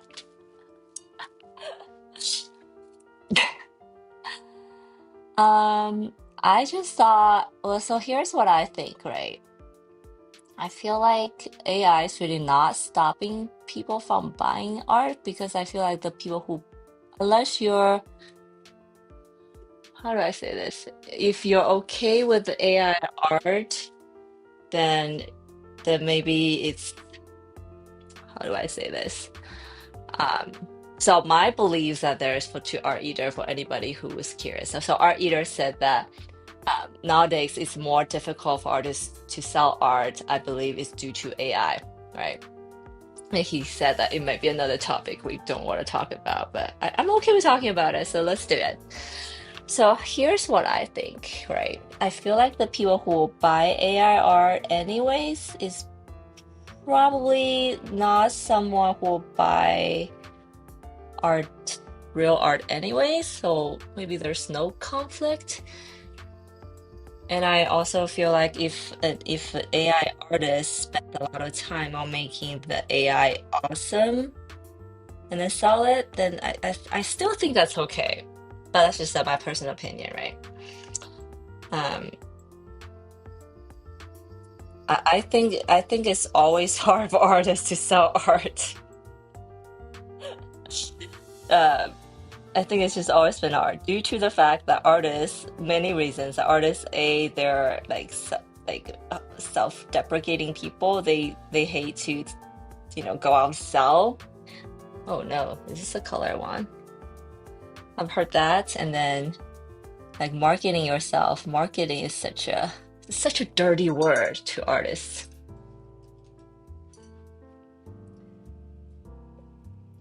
But I think it's hard to sell art just because there's so many more people doing art. That's kind of my theory is that because there are so many more artists doing art, and we see a lot more artists doing art because of social media, because of YouTube, because we just have more access to more artists now. That people just have so many more options to choose from. So I think a lot of artists don't sell art or can't sell art because they're not marketing themselves enough. And then B, another huge reason I think we all rely too much on social media. But that algorithm is like is almost the worst gatekeeper than the fine art world sometimes.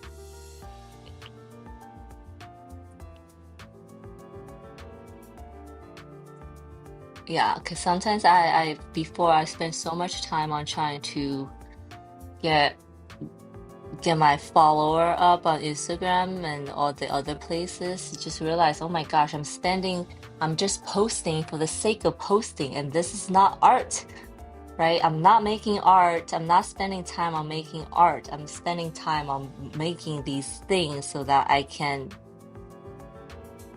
get found, get seen, which is almost counterintuitive. So I had to stop myself. Yeah, marketing, I get it. It's such a dirty word.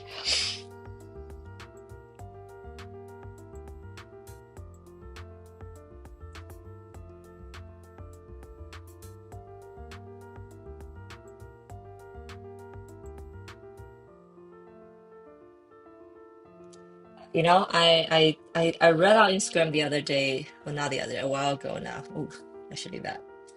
Um, I think it was Ireland or England somewhere, that they awarded like 1,000 artists a monthly income so that they can focus on making art and not have to worry about living and feeding themselves. And I thought it's so great. And I thought maybe eventually that's something that like all countries will have to do because of AI, taking our jobs and there just be less. Maybe that's not a terrible thing. Hey, I would love it if the government gave me a monthly income, then I can just focus on making art. What do you guys think? I know that's not everyone who thinks that's a good idea.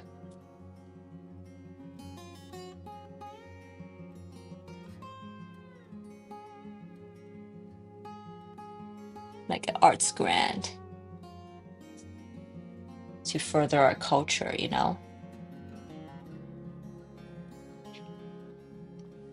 Wait, I said I was gonna do some yellow, then I totally got sidetracked. But no, I think I want a little bit brown first.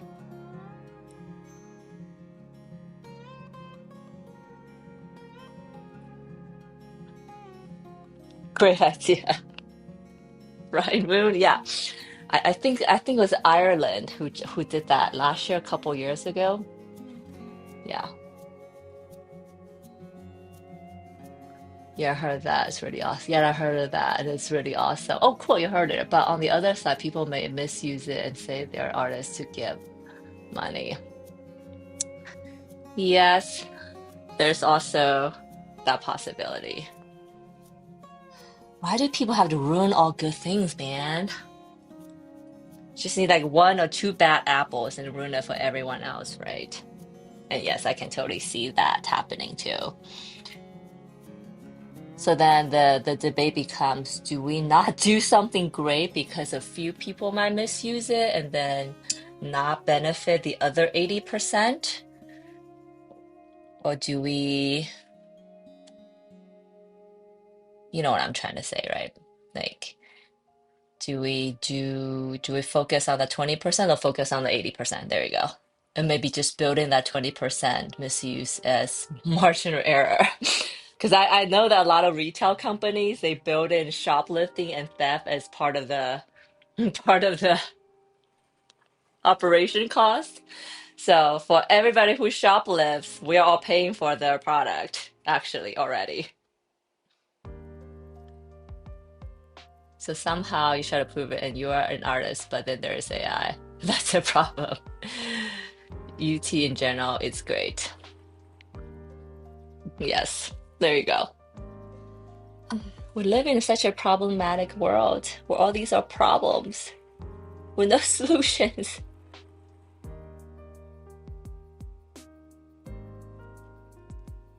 It's like we almost need to start teaching honesty again in school.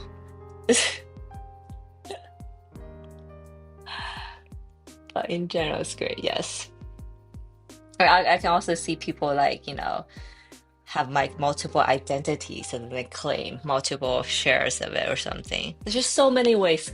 Also, because of AI, have you noticed there's so many more scams out there? Like I get these text messages and calls so much these days.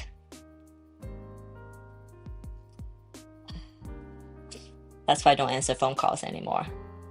I was like, if you need to really talk to me, text me, and I can filter you.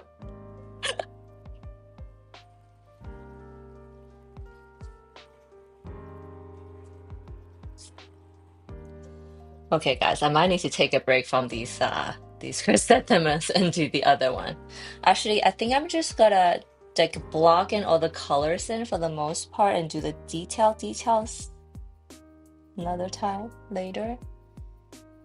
Um, so I find myself getting a little bit impatient. And chrysanthemum is not the flower you want to be impatient with because of all the above mentioned reasons.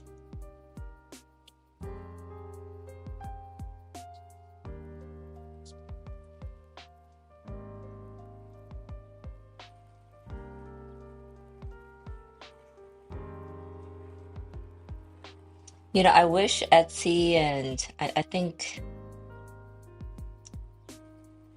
well, I guess maybe it's not fair to the people who are doing it. I don't know. I wish Etsy would say like if the product's made by AI, then you can't list it. But I don't see them. I don't see them doing that. And maybe it's not fair for people who are doing good things with them. What do you guys think? I know that YouTube has been cracking down on AI content like crazy. Um, it's like basically you can't monetize with AI content. But yeah, I don't know. I just as I'm talking about this, I realize, oh, I'm kind of mixed on this. I'm not sure what my position is because I think there are people like some AI slob, right? When people don't spend any time and then post and whatever, maybe. But I do know there's a lot of other AI artists and or just anybody who creates stuff with AI. It takes a lot of time to get it to reflect your vision, right? So I think that in itself is an act of creating and whatnot. So creating, refining, it still takes like some skills and time and effort to create that, right? The orange edition looks great. Oh, thank you. I know. I feel like before it was like all the white and pinks was kind of starting to look dead to me. I was like, it needs something more exciting. So I think the orange was a good call. But I also don't want to like overdo it so it becomes an orange chrysanthemum. So yeah, I'm just adding a little bit where I think light is most like shining on it.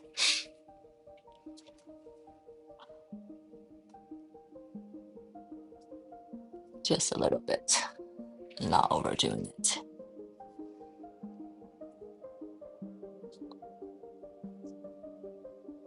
Okay,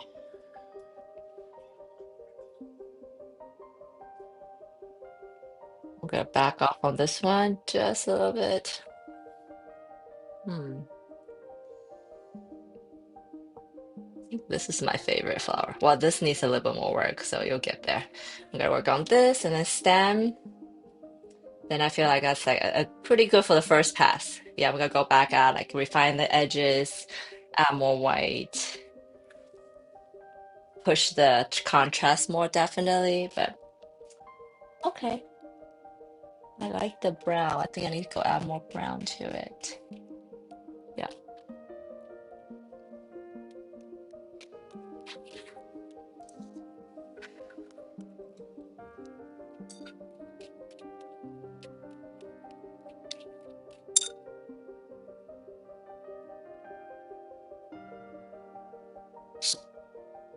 I think that's also a key to have depth. It's like use a lot of neutral colors. Be surprised at how it changes. By neutral color, I mean brown, basically. Looks really good. So, oh, thank you guys. I'm like so like getting antsy about this painting because it was so like little bit by little bit. I'm not a very patient person. I think I've shared this before. But yeah.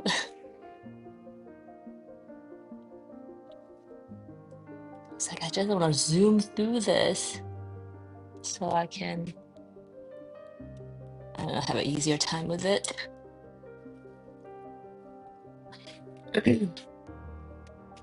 So I'm starting with a little bit of pink.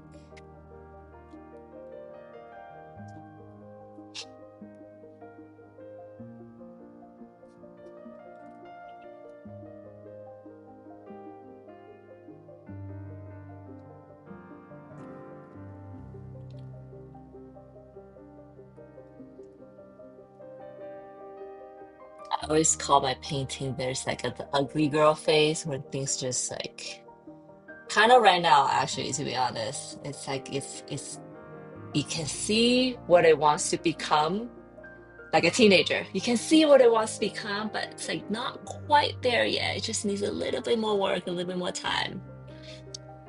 Um, so I'll keep going, don't stop.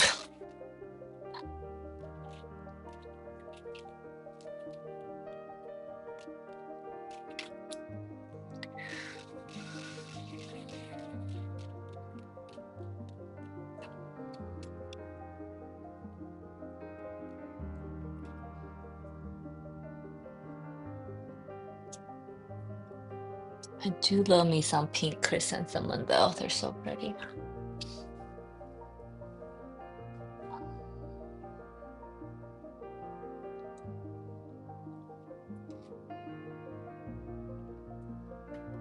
Do you guys have a preferred chrysanthemum color? I know they come in so many colors. In my logo neighborhood florist, there's always yellow and white. Always. Pink ones I don't see as often. Okay, let me check.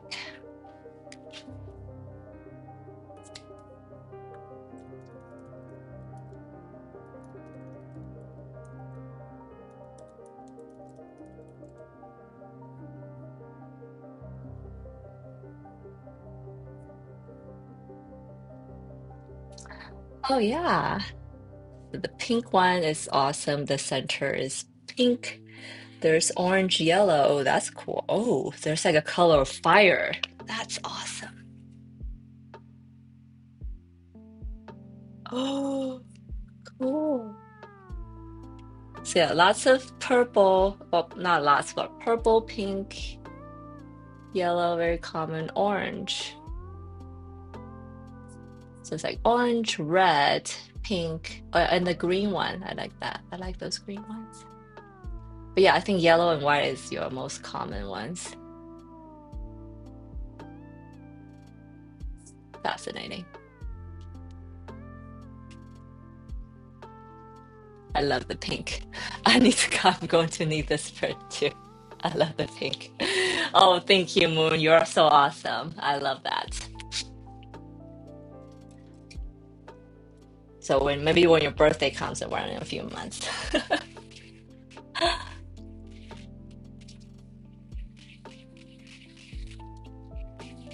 My cat was snoring and then now she just left and when she leaves, she scratches my door. Why? Why?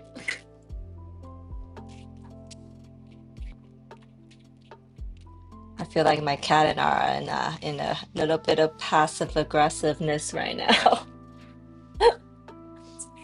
Sally, I need to go to bed. It's already late here, but you're nice. I found you. Thank you for the chill stream. Enjoy. Have a good rest of the day. Oh, thank you so much, Art Eater. I so appreciate you stopping by and chatting with me today. And yes, go to bed. Get your rest, okay? Hopefully, I'll see you next time. I'm live Wednesday around this time every week, most of the weeks. So yeah, I hope I'll see you again. Otherwise, have a great, great rest of the day. Sweet dreams.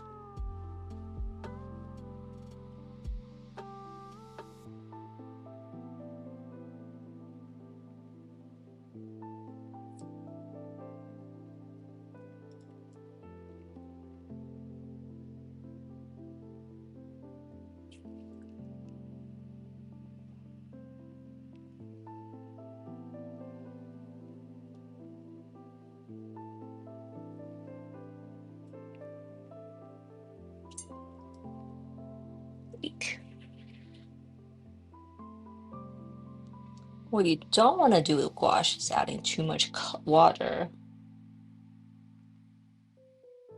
Just doesn't do it. It just doesn't do what it's supposed to do when there's too much water.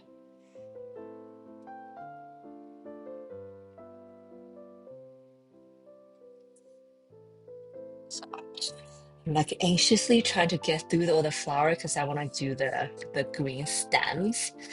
Just a little rest, little change of color resting from my eyes.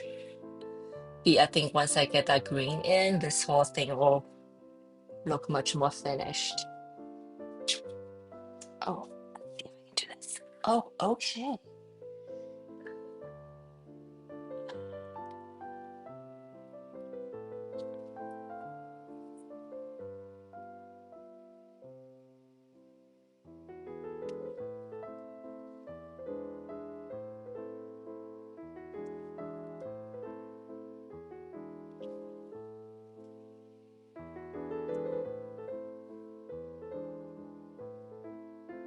Traditional art just takes so much time, huh? It's like I love doing it because it's like the antithesis to our modern life, which is fast, fast, go, go, digital. This is good for the soul. It's the opposite of that, but it's also very slow. Um, Slow, I don't mean it as a bad thing. Sometimes I think it's important that we do go slow and take our time with things, take our time with life.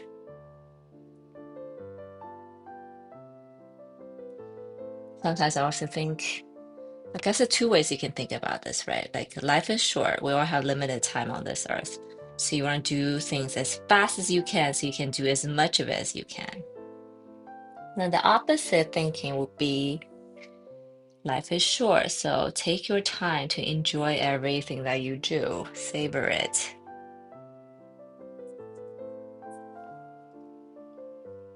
I'm not sure which camp I am in, to be honest. Maybe I don't have to decide. I think there's merits in both. Yes, did that trigger thought in you? A feeling? I wonder. If you do, let me know. That's philosophizing. Oh my goodness. That took all the energy out of me saying that word.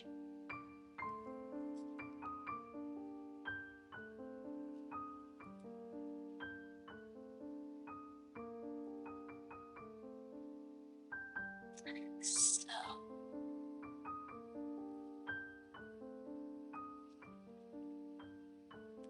in my quick Googling about the colors of chrysanthemums, I totally just got inspired. There's a lot of flowers, chrysanthemum, with the center and the edges are two different colors.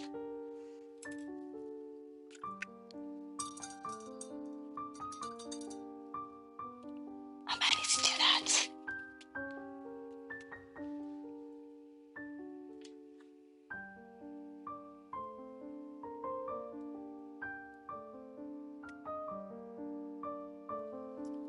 Okay, there's all these brown here, so I'm just gonna cover it up with some white.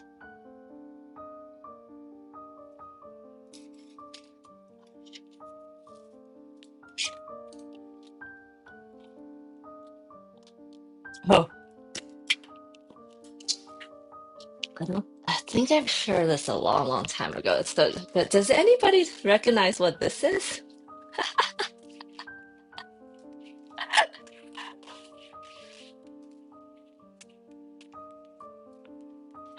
I'll be really amazed if you guys know. But I think some of you might know. So that's the thing I use to wipe my brushes, because with watercolor and any brush, you need somewhere to like wipe your excess water, excess paint and whatnot, right? So that's the thing I wipe my brush on. But I'm curious to know if anybody know what this is.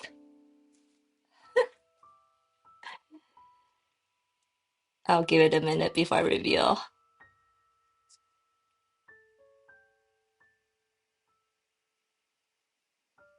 Ooh, that's so cool. The white on the brown here. Mm. Yeah. Yes, Moo, you got outside. I know somebody who has ever been a mother or who has had birth recently. Recent. You know what this is. But yes, that is totally a breast pad. So for those of you who don't know, when you're I was about when you're breastfeeding, for some women, your your milk duct leaks, right? So you put these, they're kind of like pads in between your milk production and your clothes, so it doesn't leak anywhere. But anyway, so the story goes, when I started painting, I had tons of these left over from my breastfeeding days, and I was like, oh, I will just use this for my brushes. I use it; they're just laying there. Otherwise, I had to throw them away. So I just started using them, and I found that these are like the best because they're so absorbent, right? And that they are neat. They're like neat. They're these like nice little round things, and they hold so much paint. I can use one pad for like a long time. Because with the sponges, you have to wash all the time, and sometimes, um, I don't know if you guys have experience, but after you wash the sponges, like they start to have that funky smell after a while, the moldy smell, and then you have to wash it all the time. So I started using this. What a graceful use them though. Yeah, yeah. So I started using this, and actually, so that was like before I started using it, it was just a leftover multi-purpose thing. Now I just actually buy them just for this purpose, because they're so great. They're so much better than sponges. So if anybody's ever have those leftover, use it, and maybe consider switching them from sponges. I don't know.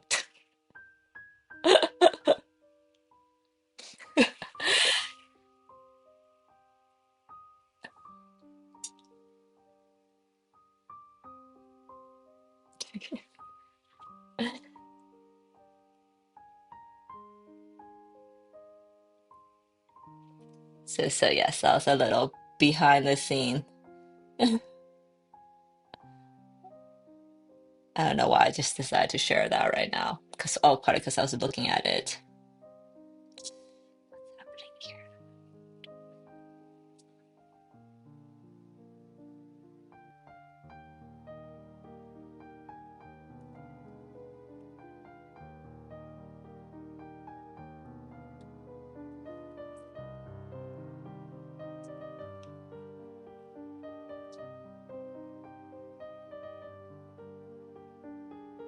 I honestly should like go.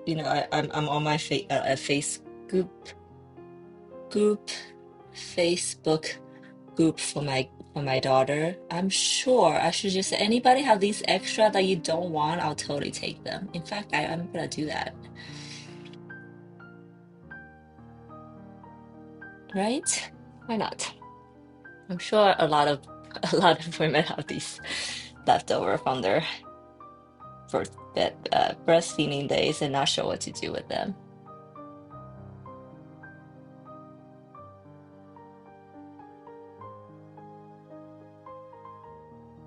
So you can donate them to me. There you go.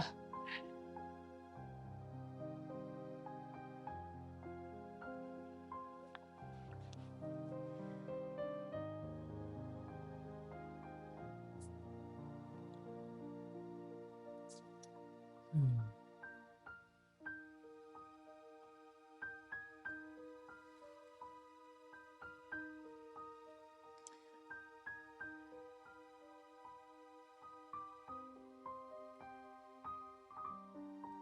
Oh, it's taking me a while.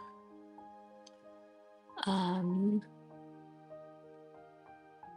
so white gouache covering in brown, it takes it's not as easy as I thought. I had to lay on some pretty thick paints, thick gouache to do that.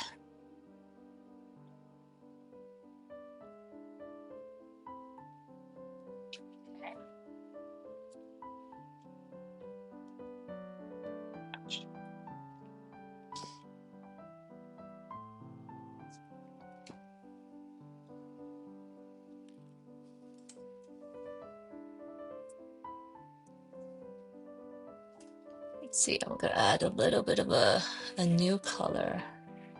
See if that'll mess things up.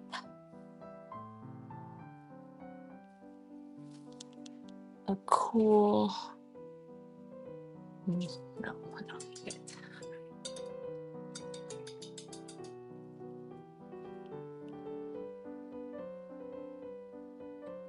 I need to get a color that's a bit more saturated so I can. Oh,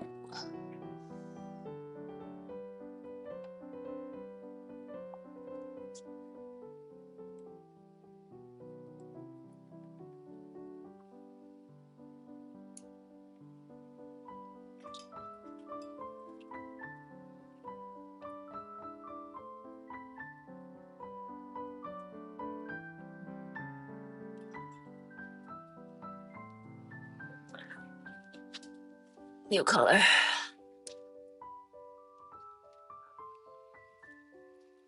Um, Alizarian Crimson. Let's see Alizarian Crimson.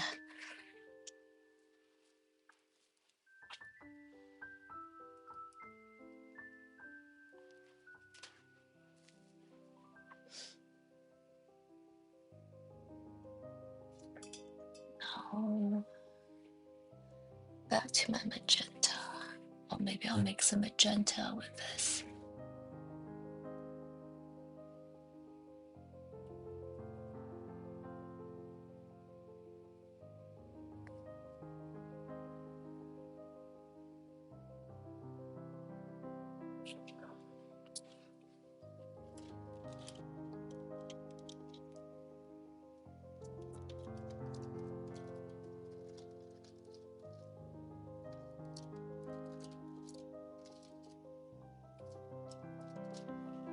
Hmm.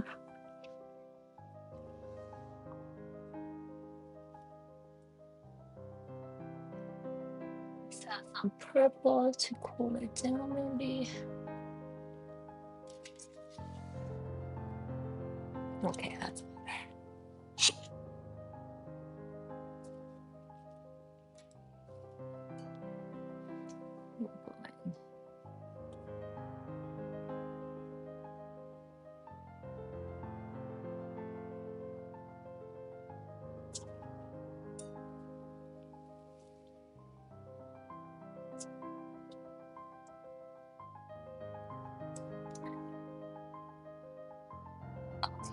That is awesome. Okay, I love this color actually.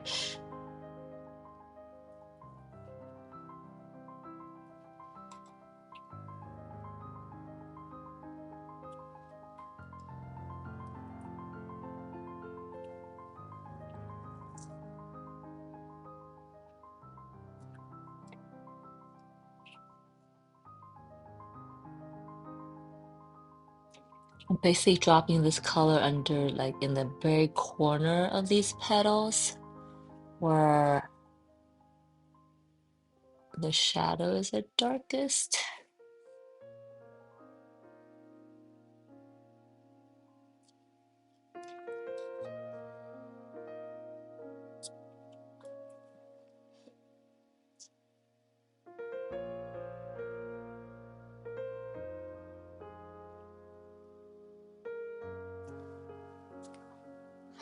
Hi, hi.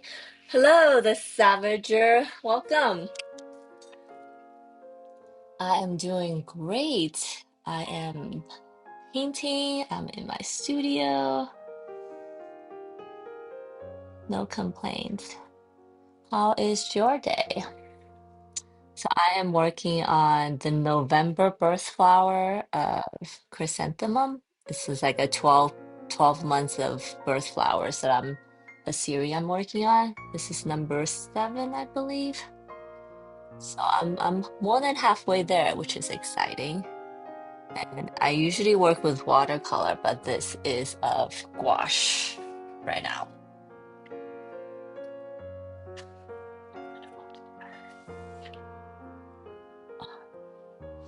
Decent. I hope it gets better. What time of the day is it for you? Are you like towards the end of the day? Are you on your midday?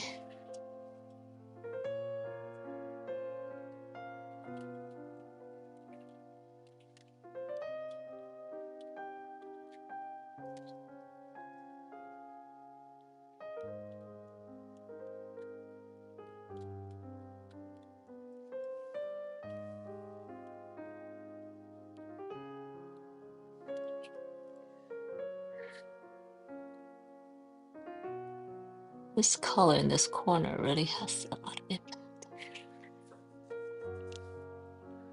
Let's do some more here. I would say technically beginning of the day.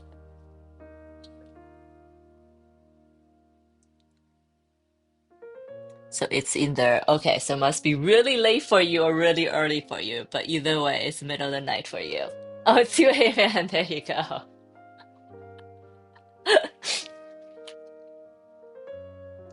2 a.m. Are you gonna stay out much longer or you're about to go to bed soon? when I love 2 a.m. times. 2 a.m. is awesome. It's like 2 a.m. is when I used to leave the clubs when I was younger. And now I can't even remember when's the last time I stayed up until 2 a.m. Was about to bed, then decided to watch something chill and cozy. Oh, well, I am so glad you found me because that's exactly what this is all about. Something chill and cozy, something that happens very slowly as I'm working on each layer of these flowers. You'll probably wind down real quick. I'm guessing you're here because you like art and something nice and chill.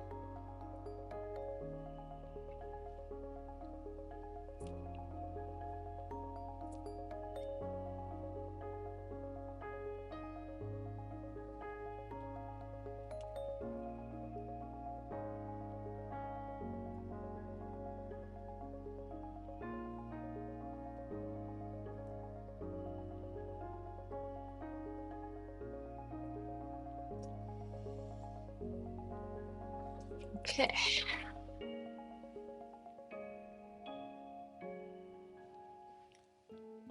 Where else I need this color?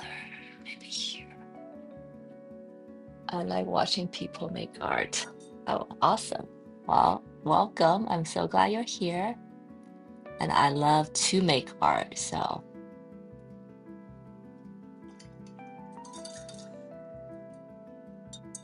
I'll say this is like the two sides of the same coin. Okay, I'm gonna do a little bit of this pink. Then I think I'm ready to move on to the green part of this painting.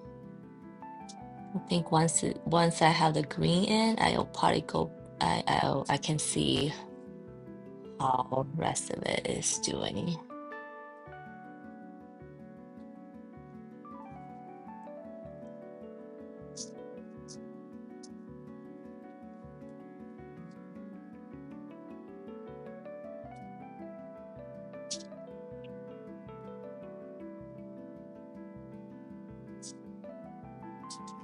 Okay.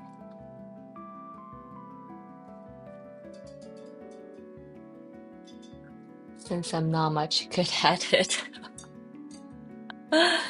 that's okay. You can, even if you're not good at it, you can enjoy it just the same. And if ever one day, because I get this a lot of times, people watch other people make art and then they realize, hey, maybe I want to try it too. Maybe that'll happen for you one day, that you will want to put on some effort into becoming better at it. But only when you're ready. Last time you did some, I was a kid. Oh, so what do you usually watch on Twitch? I'm curious. I think we every person, every single human being have that child in them. You ever heard that saying, like the artists are the child? What's the same? All artists are the the child that never grew up. I might be paraphrasing it, but there's a quote out there, and I think it's so cool. Has anybody heard of it? It's basically saying that all artists are the child who refuse to grow up, and I definitely resonate. I tell my daughters like I don't want to grow up. Your life is so awesome.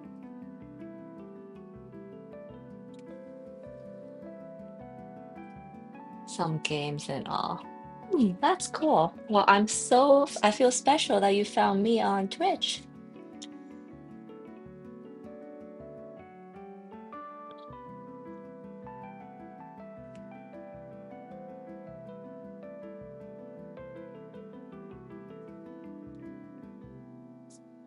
So I add a little bit of white to the end of the petals.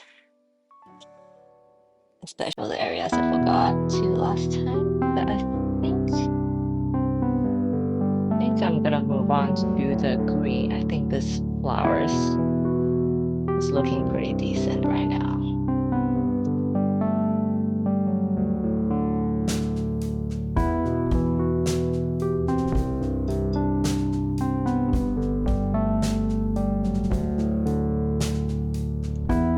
I like the flowers. Thank you. So this is a chrysanthemum flower. It's a birth flower of anyone who's born in November.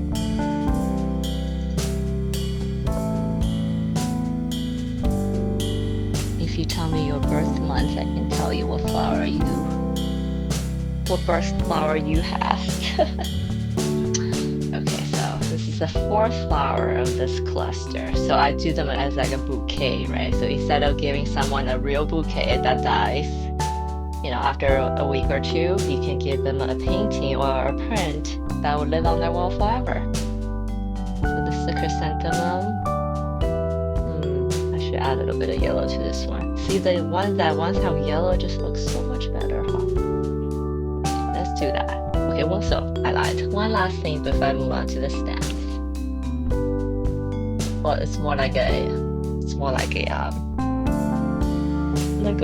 more orange than yellow, I guess. 4 months. I definitely resonate with that to refuse to grow up. I am. So Moon, you're also the child who hasn't grown up. And cheers to that. Grown up is so boring. Being an adult sucks. 4 months have you done so far? Oh, I'll show you in a second. October. Oh, I just did October last time. So October flower is the marigold. These paintings are pretty small, so I can't show you guys pretty easily, I guess. Yeah. Let's do a quick.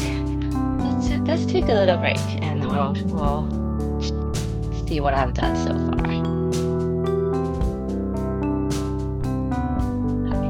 So this is October, is the marigold. Okay, so that's October. So this is you. And then, August is one of my favorite flowers. It's a gladiolus, actually. So let me see. I started in May. So May was the first month I did. So we have marigold, October. September is the aster. Wait, hold on, Moon. I'm going insane right now. My husband's birthday is also in August. What is happening?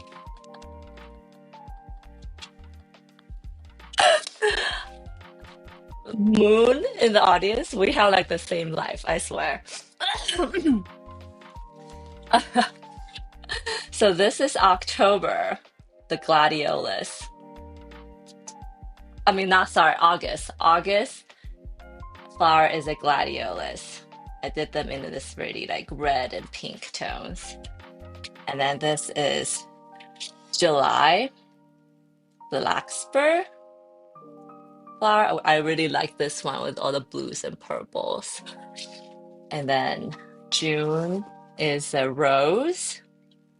You notice all the pastel color backgrounds that are going into the spring seasons. I know, it is so freaking weird. What's happening? And then this is May, Valley Lily. This is actually one of my favorite ones too. Only because the Valley Lily is such an underrated flower. It's white and they're small, but they have these beautiful bell-shaped flowers. And I like the background of this. So yeah, so together you can see it's this little candy colored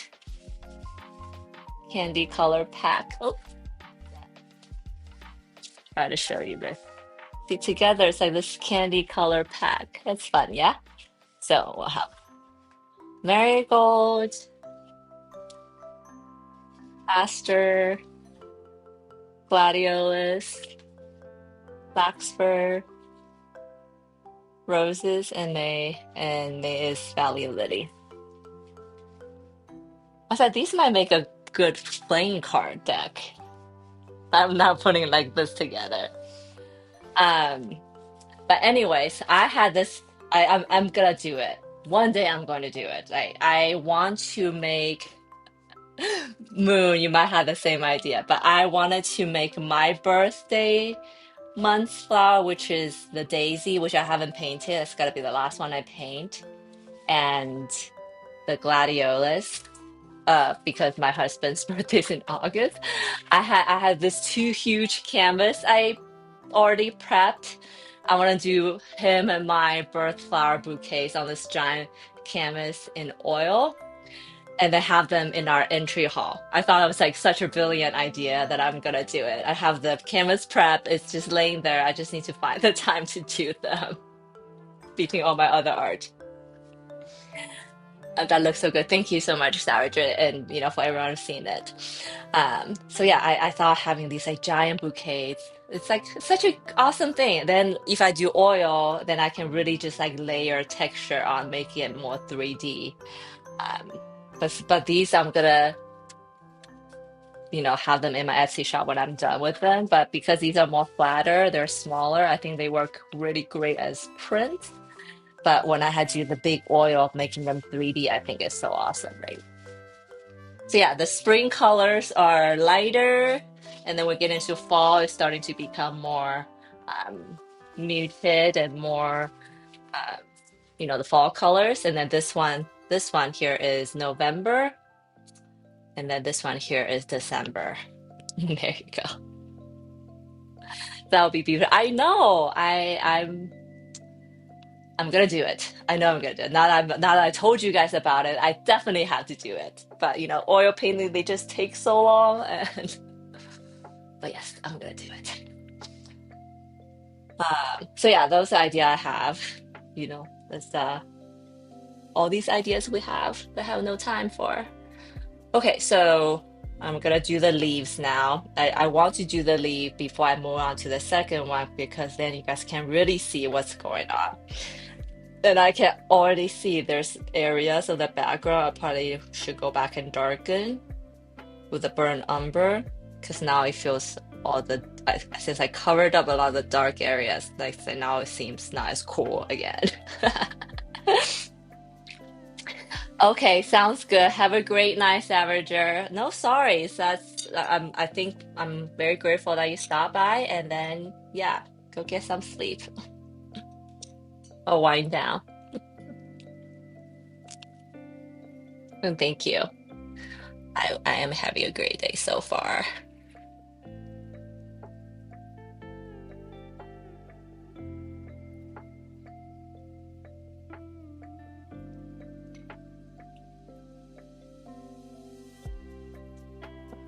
So let's get into it. Uh, no, I don't like that color. Let's start with this.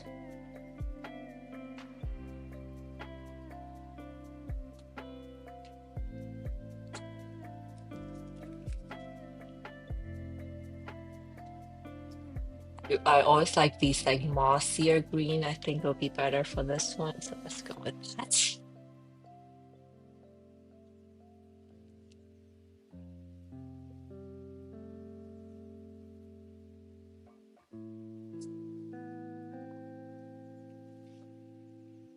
So the stem kind of.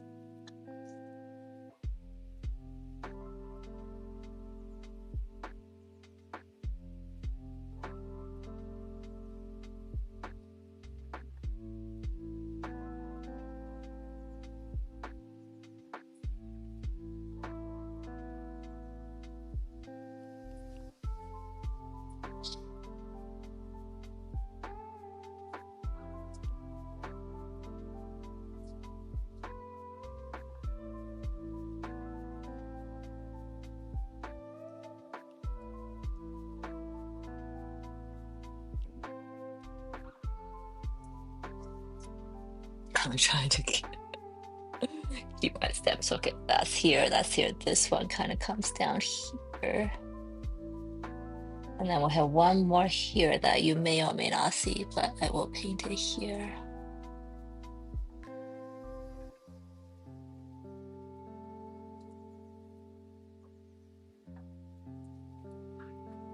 And then maybe I'll take a little break here.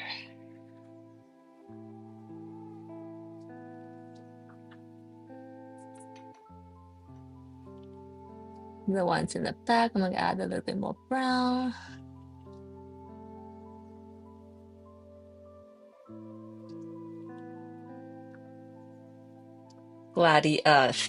Chrysanthemums flowers.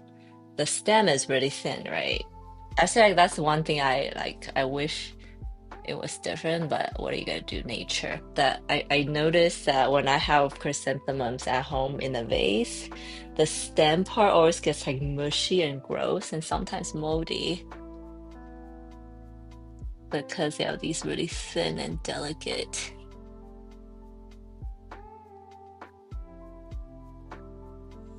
stems. Okay, I'll leave that for now.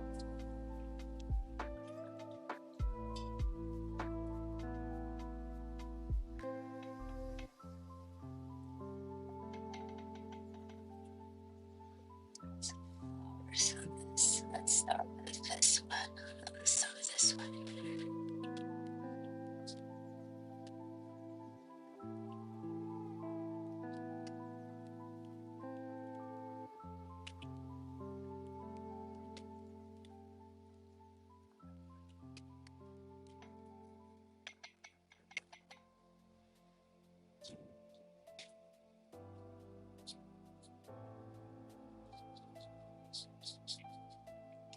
Going pretty freely with the leaves, which I'm kind of happy about. Let's add a little bit brighter green from the edges.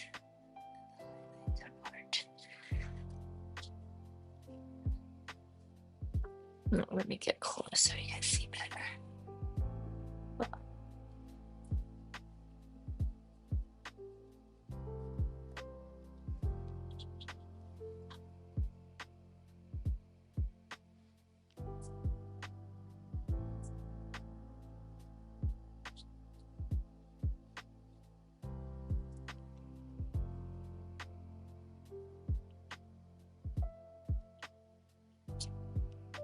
Mm.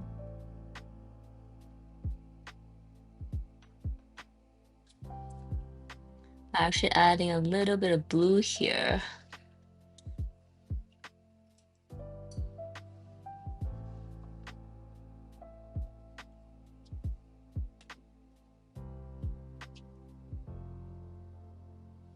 Oh, here's another tip.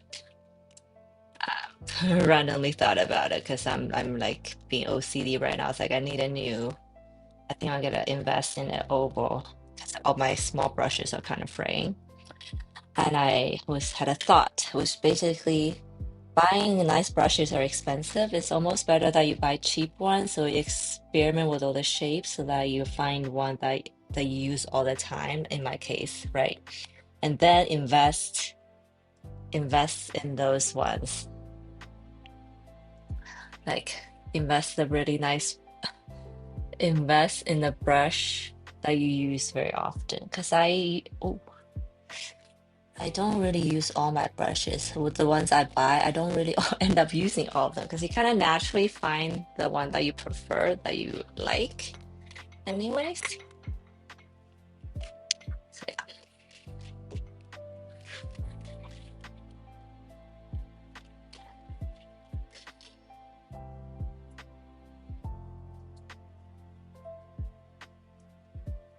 Just a little bit of lighter color here.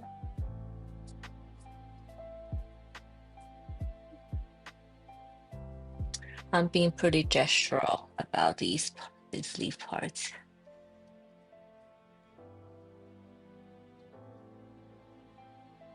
Happening pretty fast.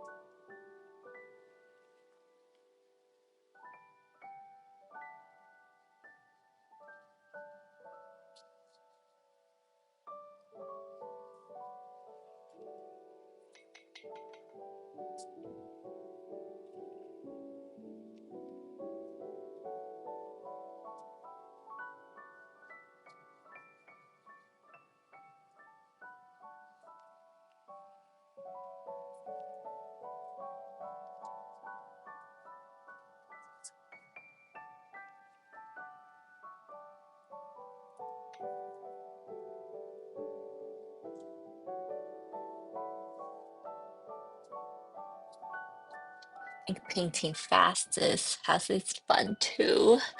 I get really nervous though when I have to paint fast because I'm like, don't mess up. Maybe that's not the point. Maybe the beauty is in the quote unquote mistakes.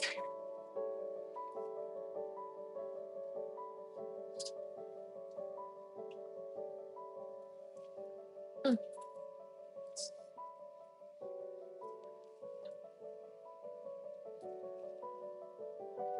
oops.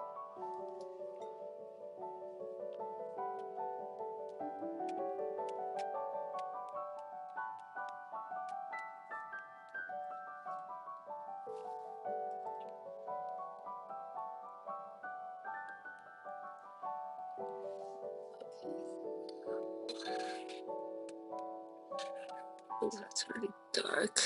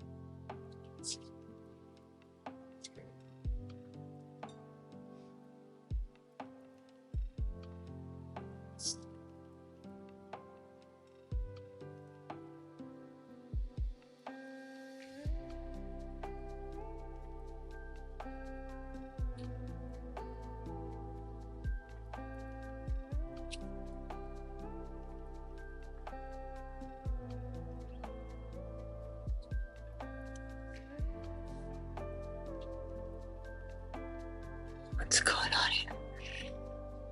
Okay. Mm,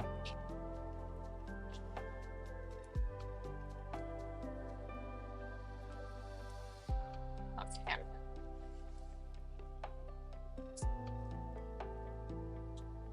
Actually, turns out there's a lot more leaves than I thought there's gonna.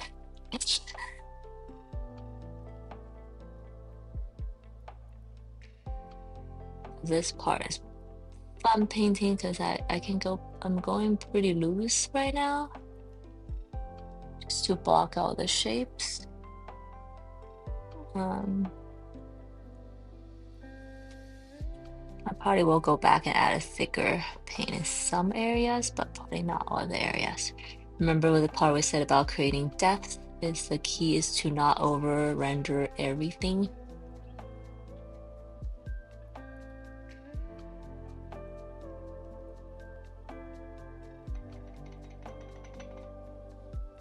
Don't treat everything equally on on your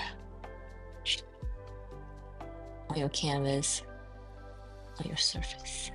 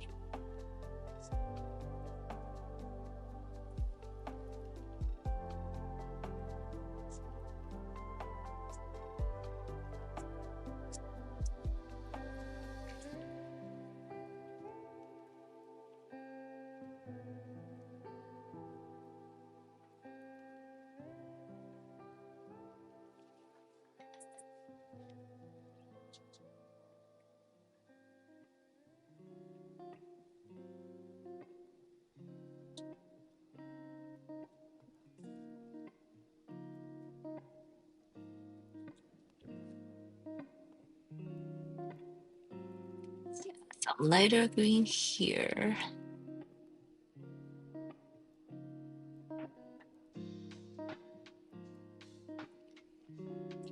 and then some dark, really dark green on the other side, I think.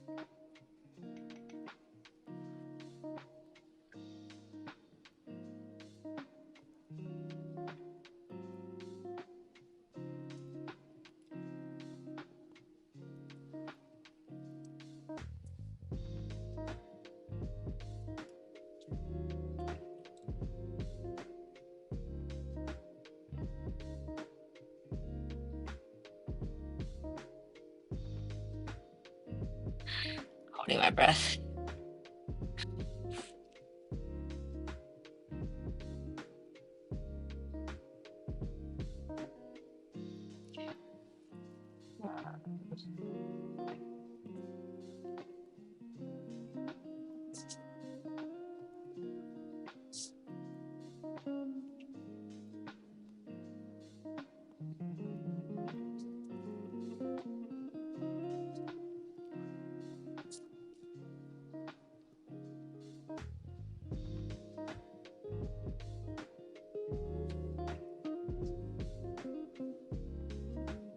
Hmm. Yeah, this definitely need to add some more stuff to the background. Okay, so this is part of this flower.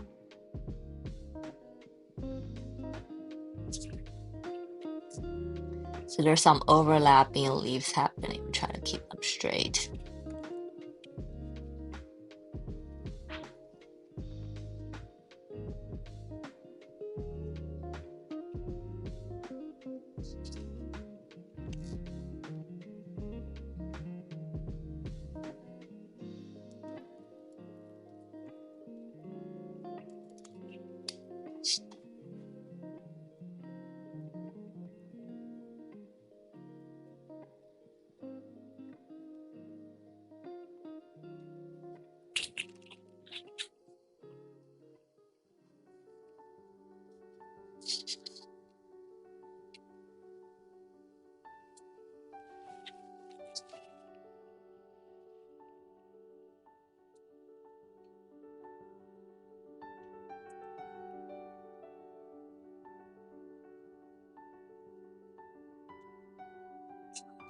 Very careful going around these petals.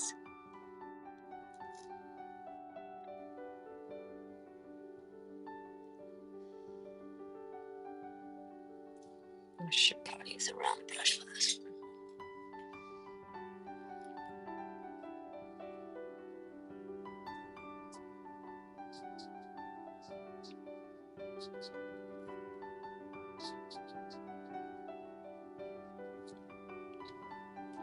Hi, Tobes. Oh, 1 second, guys. I need to let my dog outside. BRB.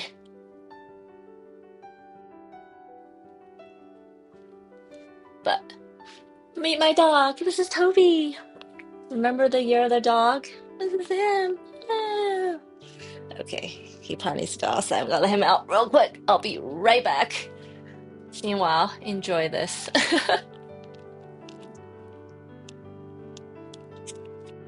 Come on, Tobes.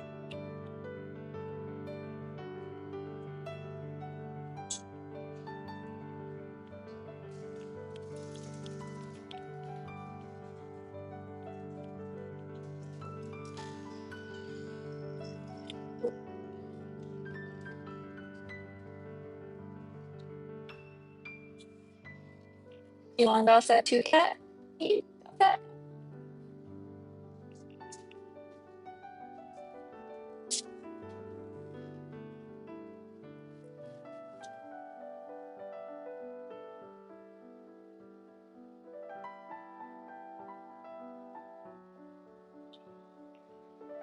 Yeah.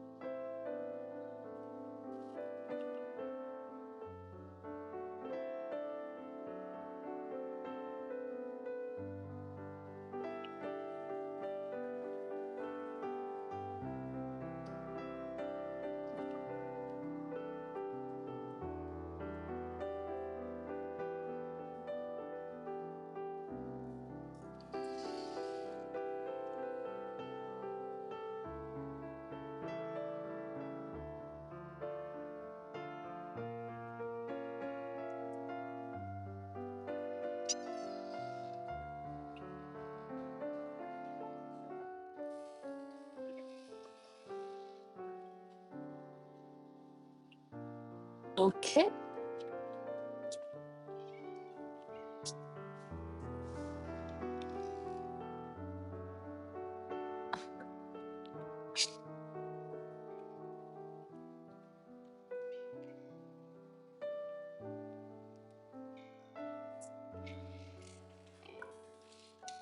No, it's not dinner yet.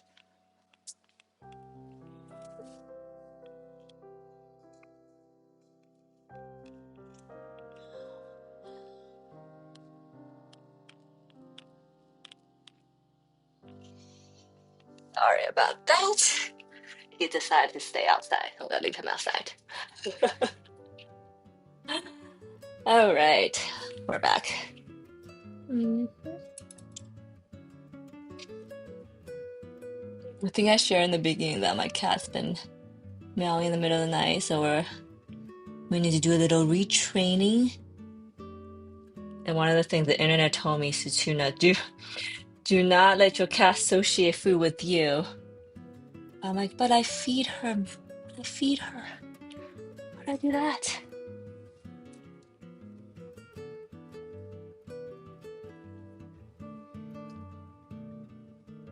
Oh, geez, do I have to do all this here?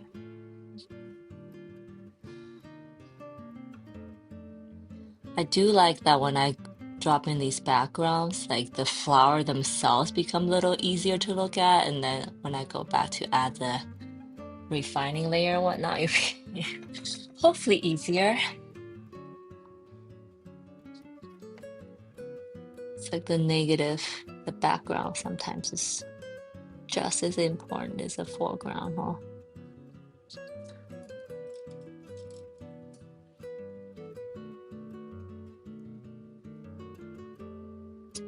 I'm gonna use a pointy brush for these corners.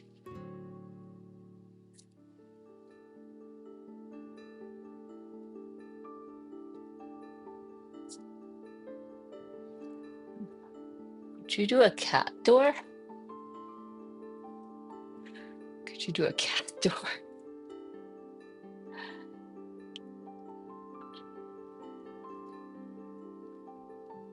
What do you mean by cat door? Is that a typo? I do have plans to do my cat though, because since I did my dog, it would be unfair. Oh, cat door for my for my house. Um, uh, I've thought about it. I mean, I guess both my dog and my cat could use a pet door.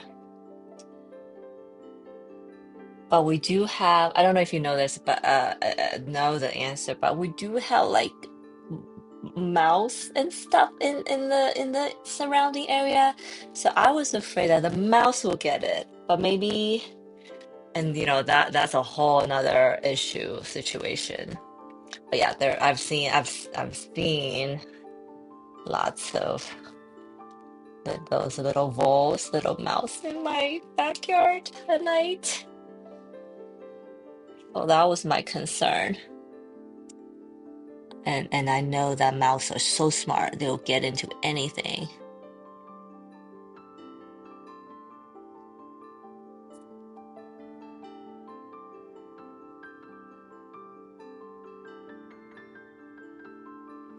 Maybe, huh?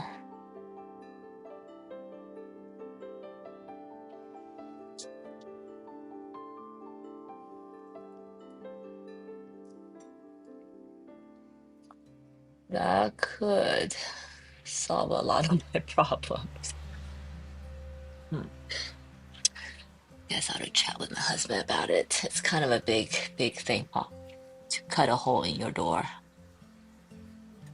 Maybe not. Maybe it's not as hard as I think. Do you have a cat door for all your cats? And do they just know to go out once they kind of know? Never consider it, but maybe I should.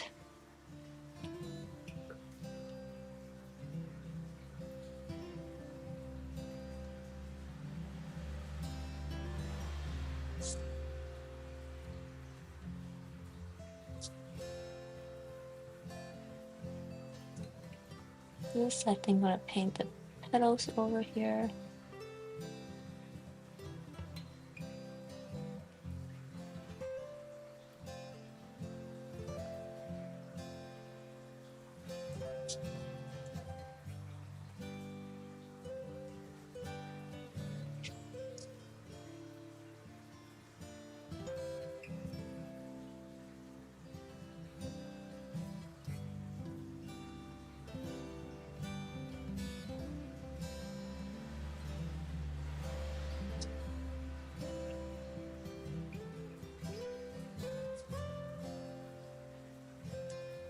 Sure, was that a good idea?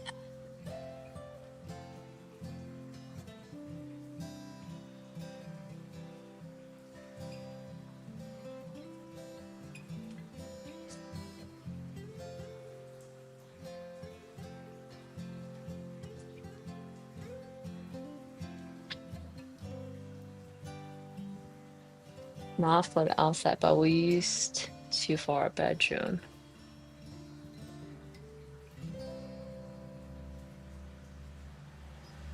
Not for the outside, but we used to for our bedroom. Otherwise, scratch. Oh, so you have a door into your bedroom. Hmm, that's not a bad idea, actually.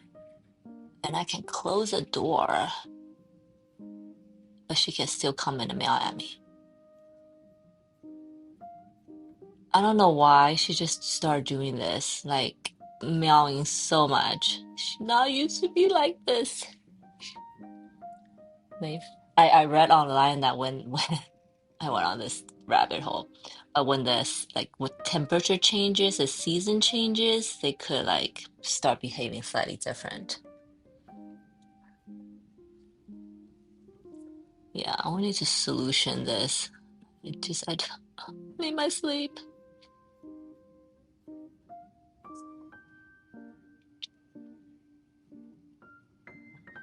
I think these area need to have more color variation.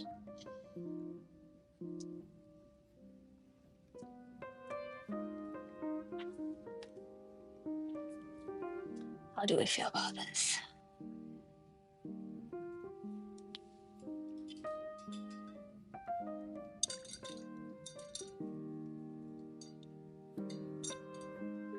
It's funny. Yeah, basically I don't uh so my cat, when she wants something, she just like scratches the door frame. So mad. But basically in our house there's no closed doors. Everything's open. Even the closet doors are open. Oh, except for my daughter's door. It's closed.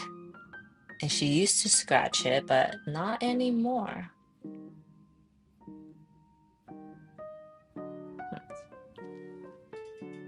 She kind of know that's like off limits.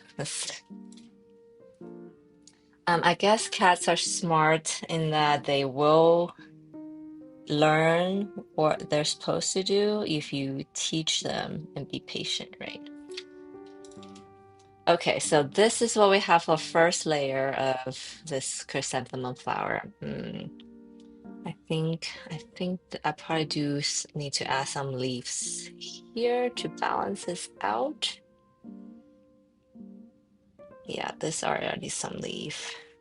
This looks good. This seems, I think I need to add more color variations. There we go. See a little thumbnail check. Let's make this one bigger so that it carries over to the other side.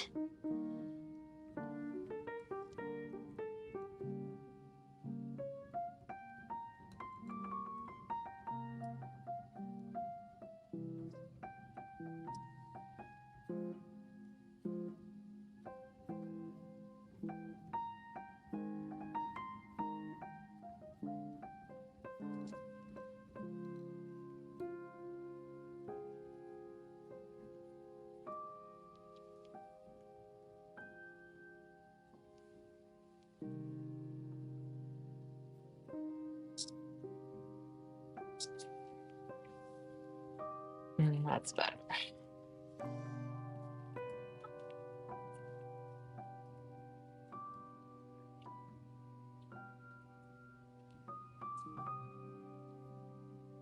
And by the way, she still won't let me touch her paw.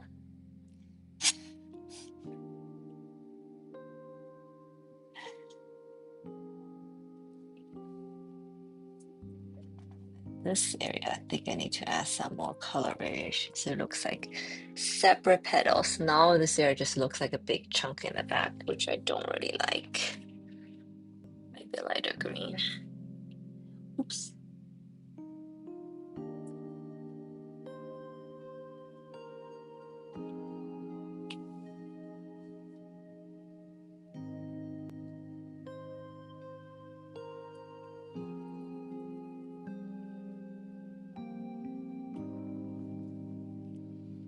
I might extend this petal here to cut that a little bit.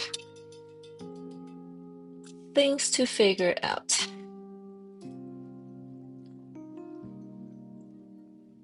Mine won't either. Oh, those little cheeky animals. Okay, so November, first pass, we're done. I like these oranges that I probably do a little bit more, and then some of these areas I think needs more pink.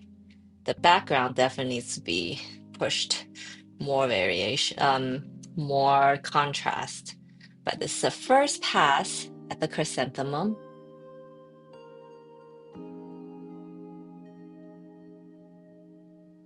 Nice, cute. So let's see. I don't know how much I can get this done today, but we'll do a few flowers, okay?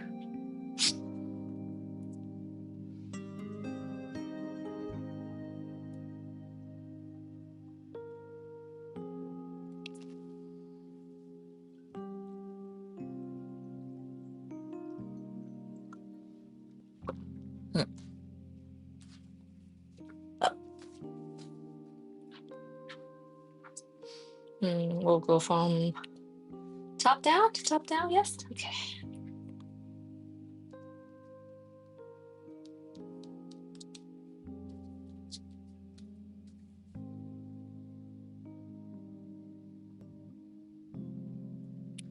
Do a couple flowers here. Oh, actually, before I start, does the background look okay? I think so. See, this one is way more dramatic, the background of this one right now. So definitely want to do more there.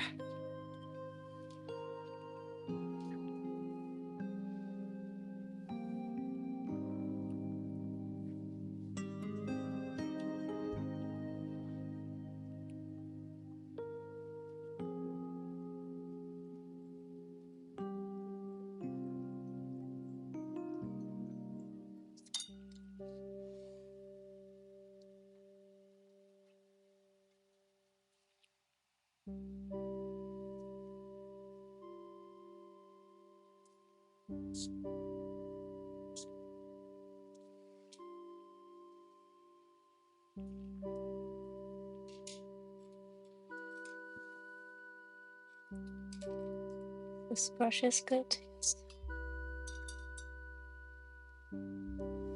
Start. So, Narcissus. Let's go from top down. Right, easy. This one, so yellow-ish.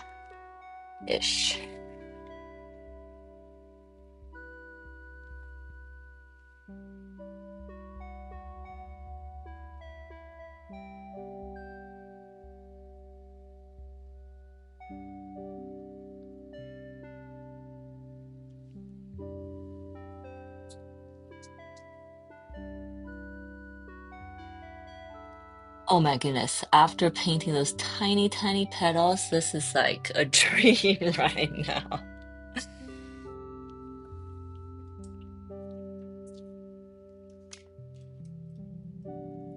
I'm just gonna go. Actually, I probably should start with the light color first. Ugh. Okay, so gouache, I mentioned that dries so fast that if I want to paint it like how it's supposed to be used, I need to go fast.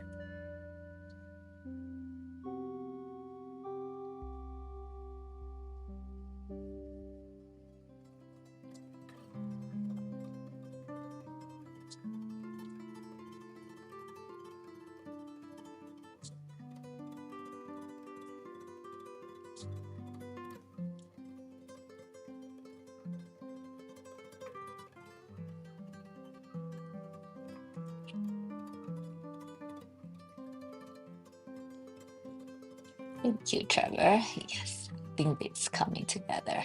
Although I still feel like I consider the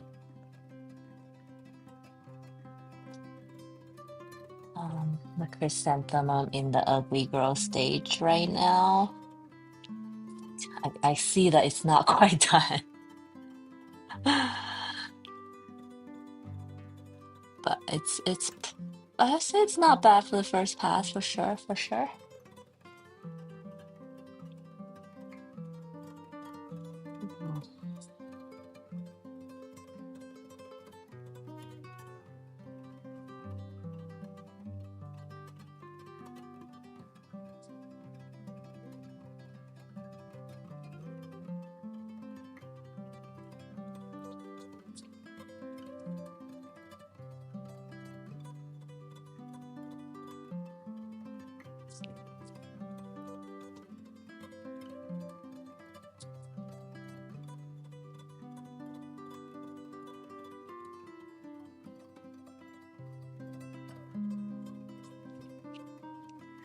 Oof.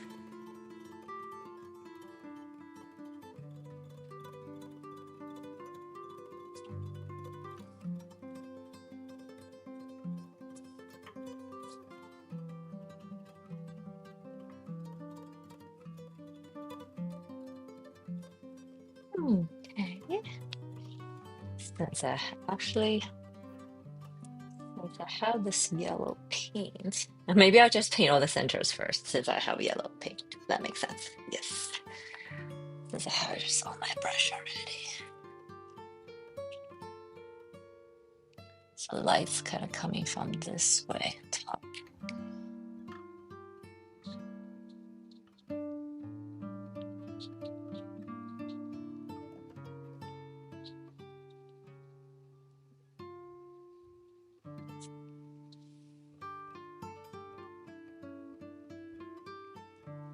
Girl, I've never seen your painting with the ugly couple. Oh, you're so kind, Moon. It's like that OCD-ness. I think all us suffer from one time or another. But just like maybe you're not seeing this up close like I am. I was like all these edges are still like not quite there. But let's keep it that way. Okay, it's cool. And thank you. I'm glad that you like the chrysanthemum. I think I'm gonna push it some more, definitely. So by the time I'm done with it, I'm sure it will be awesome. And I don't stop working until I feel like it's absolutely beautiful. So there's that. There's a little bit of effort still involved to take it to the finish line. People ask me, when do you know when it's done? It's like a feeling, right? I think all of us know when that is. It's like, and I share that when I work at it until any more detail I add is like, did that really make any difference? No, then I know I'm done. Oh, little green in it. Okay.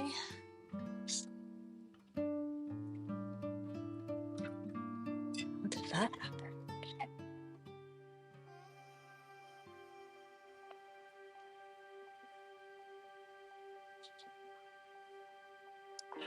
But I don't mind actually because the background's a little green, so I can pick it up here. It's fine.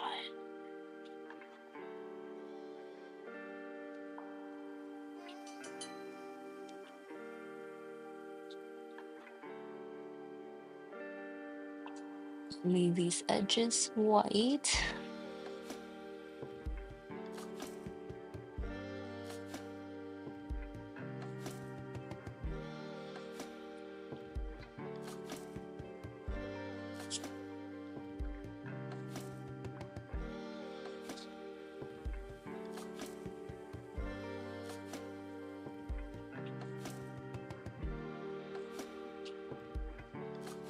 Man, yellow is such a powerful color.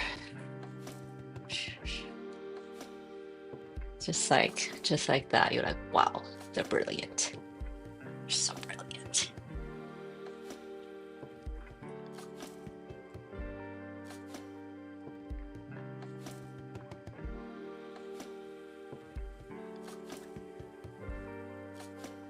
Mustard yellow here.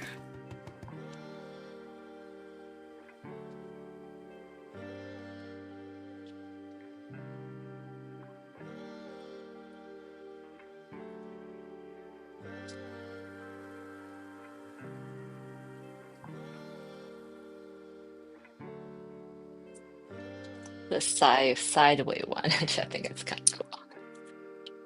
Mm.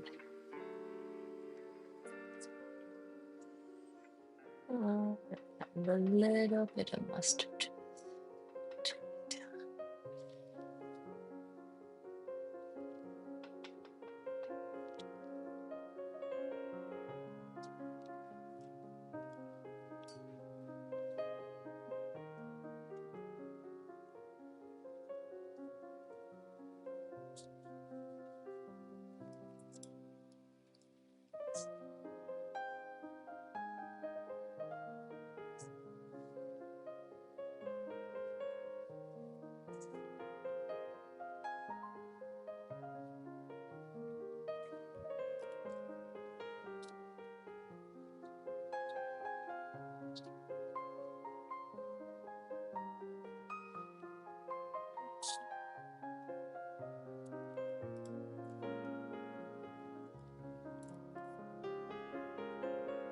So edge here.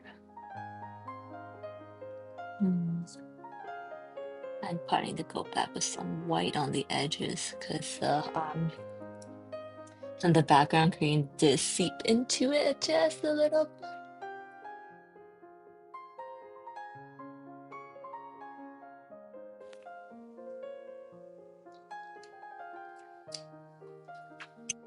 Green seeping into it and it's making it kind of dull. I go back into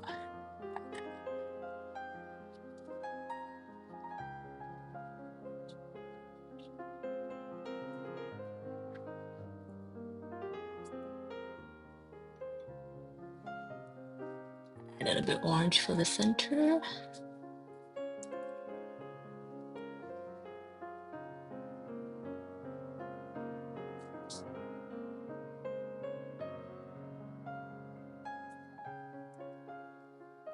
Gotta leave these white. I think that's cool.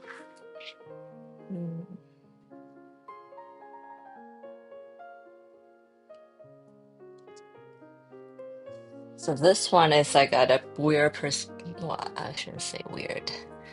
They're all equally weird or not.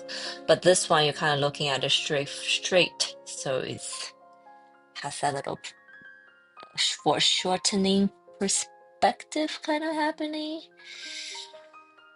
So I think I'm saying that because I think it's gonna be a little tricky to paint. So we'll see. So these are the edges. This is center. This is the sidewall. I'm gonna do the sidewall a little bit.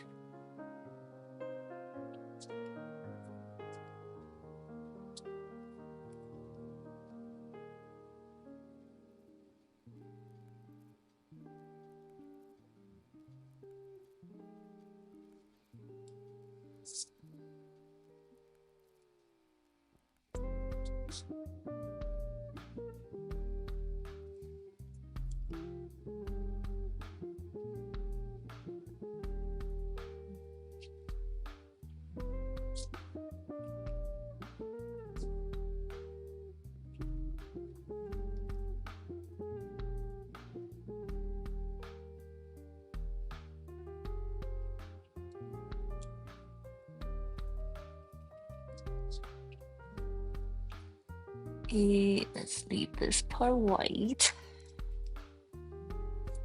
Put some more yellow in here.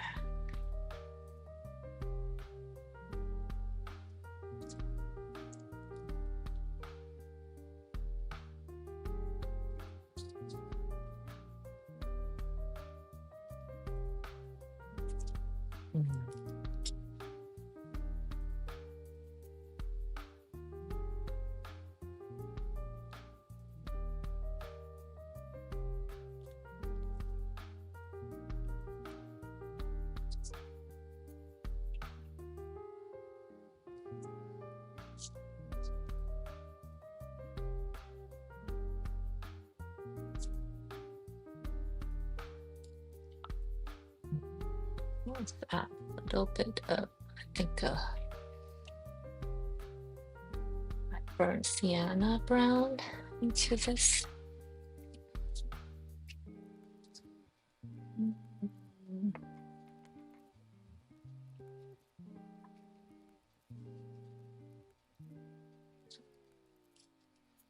I thought it was a little too much orange and yellow going on. Let's tone some area down here.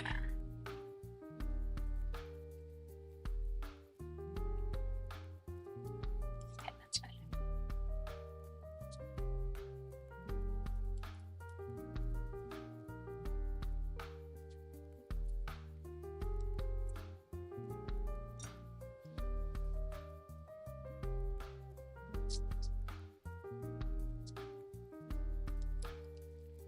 What's that be for now? I don't know.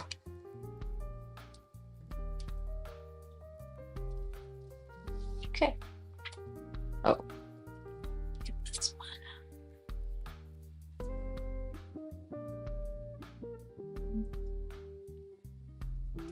Let's change the shade of the orange, maybe. Oh, I don't like it. It's like a terracotta orange almost.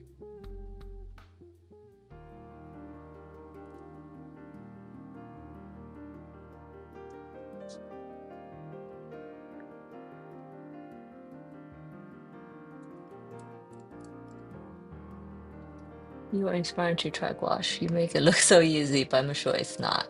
Do you prefer to watercolor or do you like both equally? Um, so to be very, very, very honest, I think I still prefer watercolor, but I feel like I always like struggle with this because when I'm painting the watercolor, it's such a different feeling than gouache. I say I prefer watercolors because I find it a little bit easier to do because I've had just more experience with it. Whereas gouache, I'm a little bit newer at it, so I'm not as like fluent, quote unquote. That's why I'm making these paintings to get better at it. But if I want to speak, so yeah, so I feel like I prefer watercolor only because I think it's easier for me for now. Not that I think it's like, not that I think it's better. Oh, this is a tough one. I don't know. I think they both satisfy a different part of me. I know it's such a cop-out answer. Because when I only worked with watercolor, I was like, I'm kind of miss that pushing the paint around, the what I'm doing right now, the really fast like rendering and really fast blending. I do miss that from oil painting. That was like one of the things I loved about oil painting. So I feel like I was missing that in watercolor, but now in gouache, I get both of it. I get that and the watercoloriness. That's a tough one. I don't know. Think I don't I think I probably like them equally for different reasons, for different things, if that makes sense. And for different reasons, definitely too.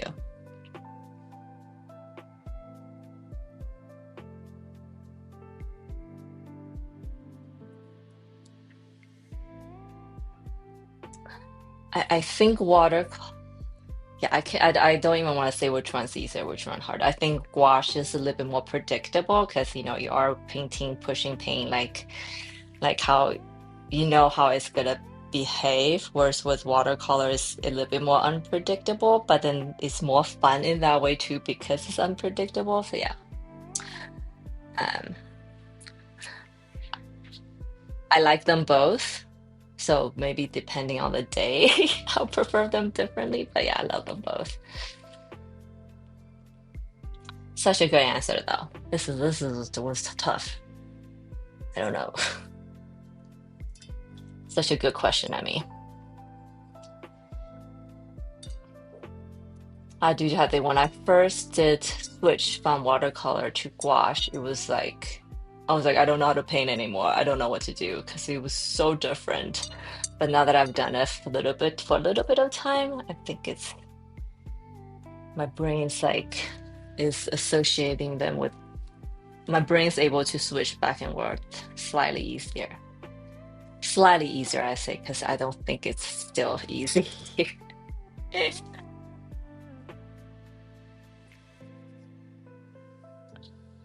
Mm.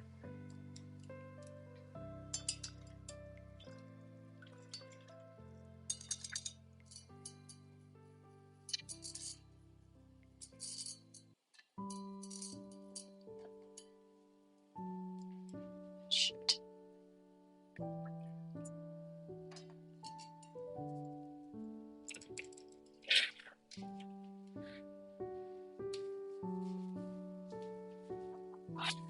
So I did all the center now. First pass, not bad.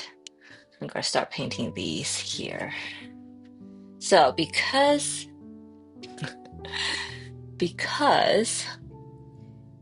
the narcissus oh my god, so afraid to say that word, has white petals.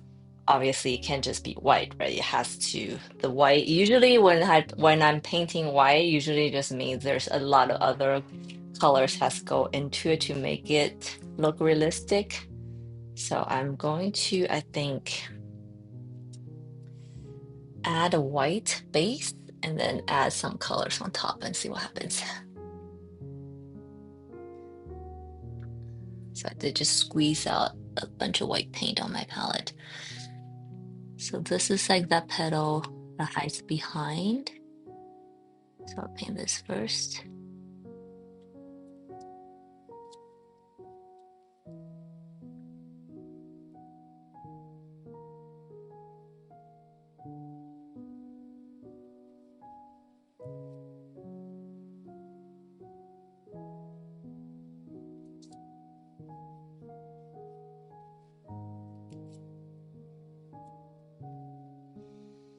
Let me add a little bit of pink. That's a lot of pink.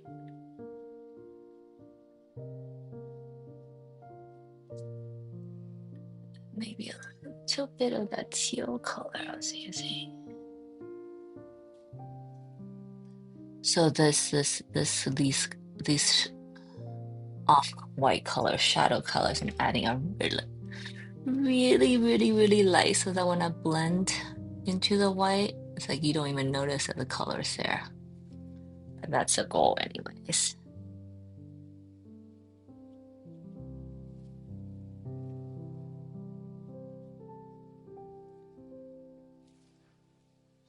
Let's go. Oh, that's so pretty in there. Okay.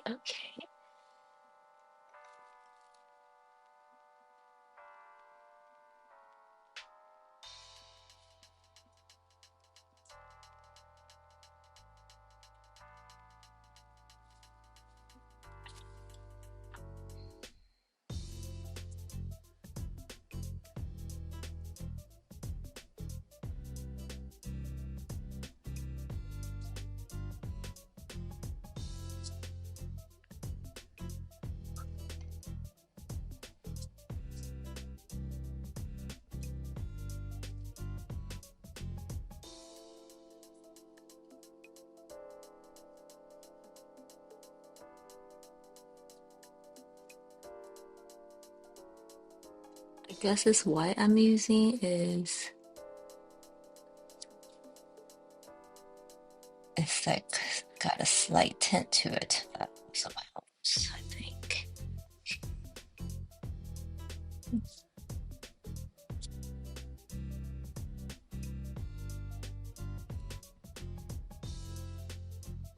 So then maybe the center cast a little shadow here.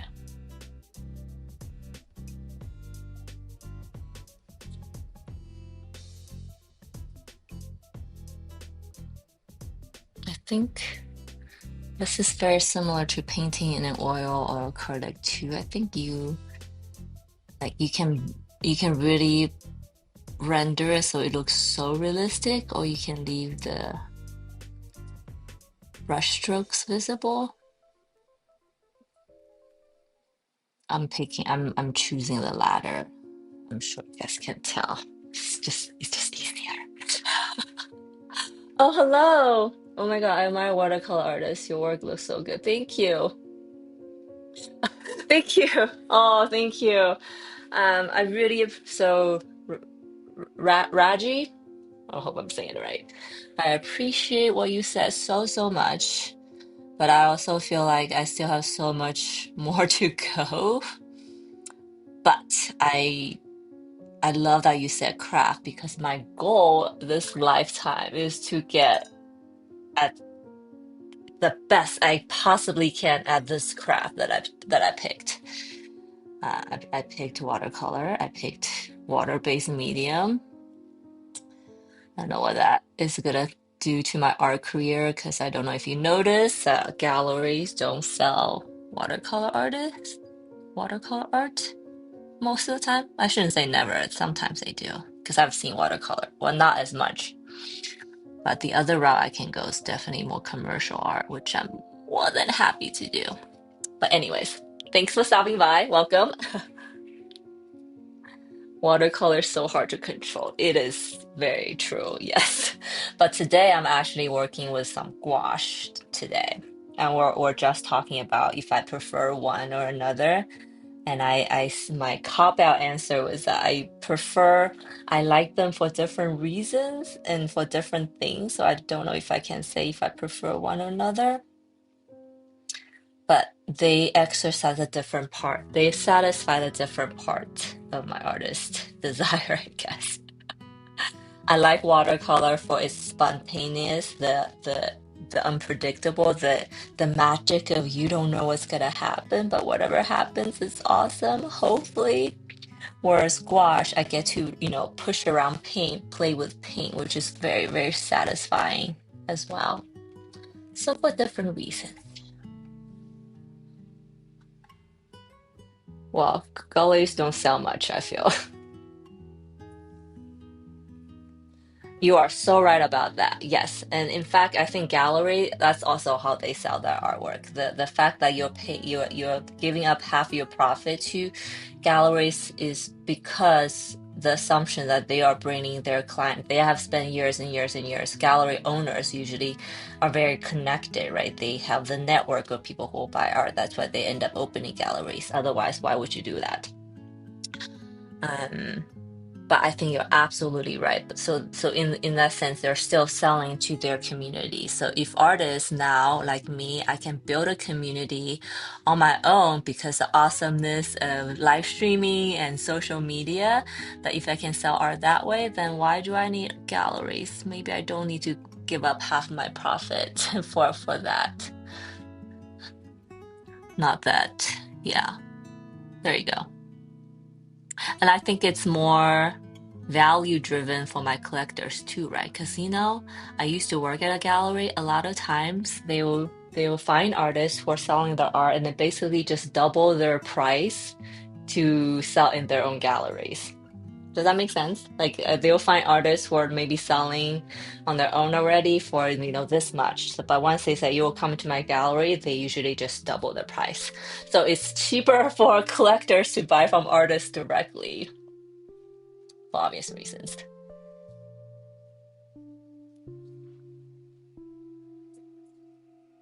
I've started to sell art last month, and damn, it's hard. I wish you were here earlier because I was literally talking about how the most artists I know, they kind of all have like a side, not a side job because I feel like the art is part of their side job that they're passionate about, but that a lot of them teach or that a lot of them have another job that pays the bills. And then the art is something that is cherry on top. And yeah, it's hard to sell art. Also, it's never like a steady thing. We all have monthly bills that we have to pay, but art doesn't come in monthly. Some month I saw, some, but some other month I might not hear a peep. so it's not a very stable income. So you almost always, I think most artists, unless you're like really established or famous already, then you can probably sell a piece of painting for like $100,000 and then be good for the rest of the year. Most of us are not there, so yes. And then well, congratulations for selling your art. I think that's a huge step. You cannot officially call yourself a professional artist because you're so something. And then the second thing is really just be consistent. I think collectors like to see that whichever artist they end up buying from, they're not just gonna disappear after this month, you know, that they'll be around and be consistent.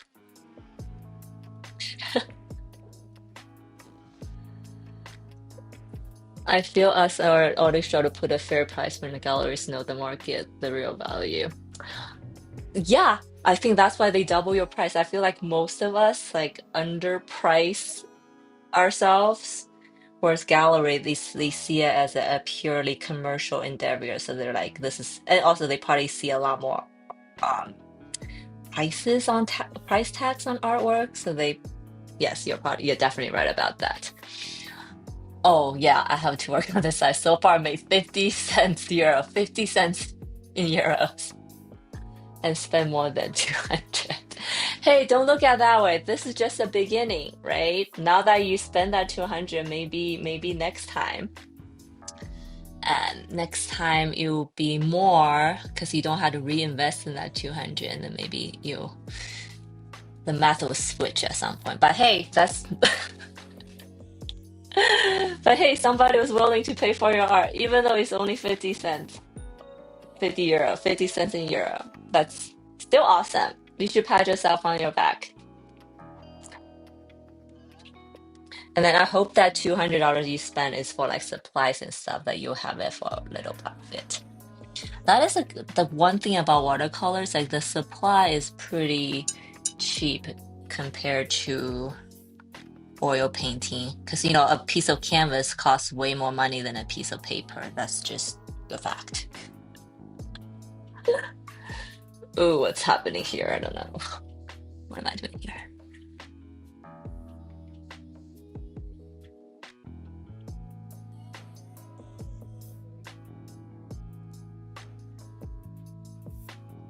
But what kind of art do you do, if you don't mind me asking? 200, I'm guessing you have canvas work. Is it oil? Is it acrylic? Is it mixed media? Could be that too.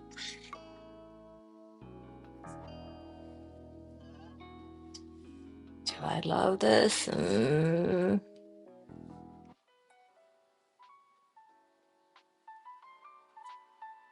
I do oil and digital. The canvas are cheap, but the oil down. Hey, but you have it for a while, hopefully. But yes, oil paint's very expensive. And then let's see. What do I spend most money on? Paint for sure. Also, watercolor, a tube of paint will last me a while, whereas oil, that might not be a case.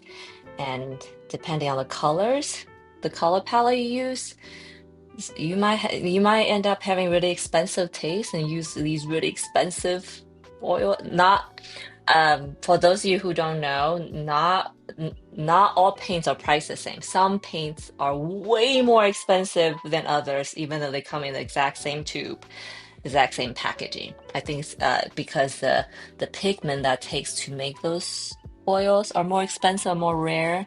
Like cerulean blue is one of those colors that's so expensive in all medium, in watercolor and in oil. So if you use a lot of cerulean blue, then you'll probably go broke very fast.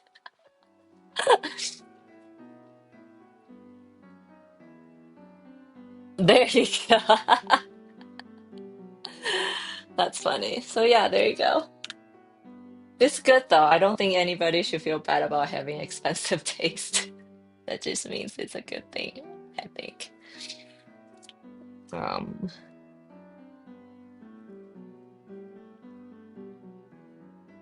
but yeah, hopefully those will last you a while.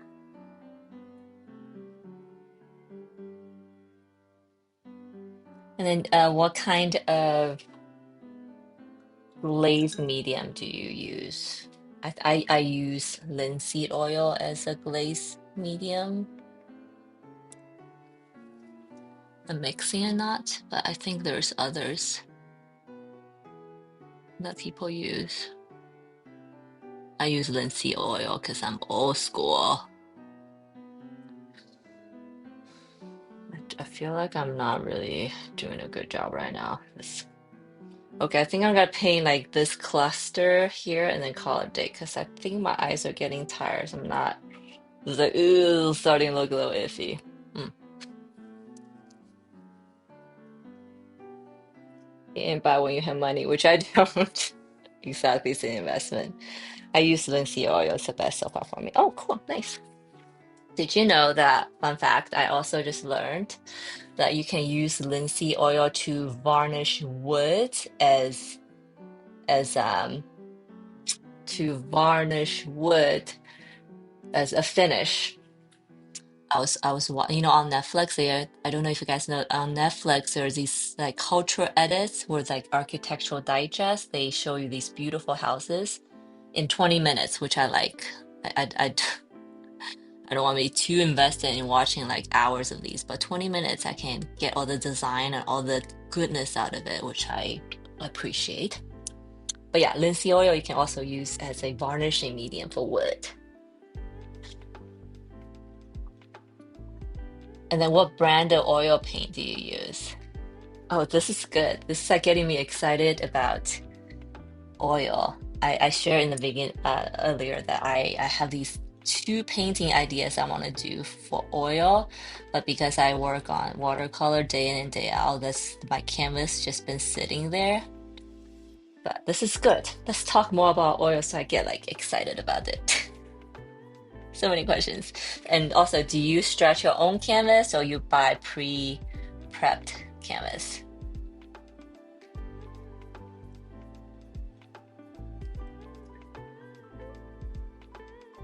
Oh, didn't know that. Did you know that rags you use in oil paint can combust? Can combust? Oh, did that happen to you? Um, I didn't like consciously know that, but it totally makes sense because um, one of the reason I don't work with oil paint so much is because it's like very toxic, right? It has that fume smell because we use turpentine or like a turpentine equivalent or turpentine substitute, which is this very flammable gasoline liquid basically that we use to do dilute oil and dilute it. So I can, yeah, would make sense if you use a rag to wipe it a lot and then that thing becomes very saturated with the gasoline basically. Well, I was like, did that happen to you? Did your rag combust? Ah, that's so cool. Yes, I paint inside, hence watercolor. I used oh, okay. Sennelier. I know that paint. I don't use it, but yes, I know that that's one of the more expensive ones. So hence, you have expensive taste. Makes sense. So I just use the oil paint I have is just the Utrecht brand, the house brand, which I think works just fine. I don't know if you would try that before. 'Cause I think the house brand, the Utrecht brand, is like way cheaper than the other brands.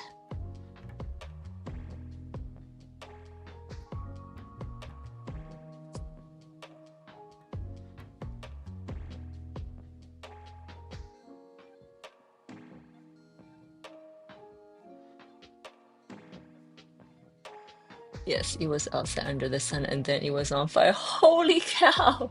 So the sun must be so hot that you. Well, I'm glad that you didn't get. I hope you didn't get burned or anything like that because that sounds serious. And yeah, what a fun discovery. And this summer has also just been so hot, unseasonably hot where I am. It sounds like the entire globe is going through that right now. Okay, I'm gonna finish painting this. I'm gonna call it a day. Oof, I'm so getting tired.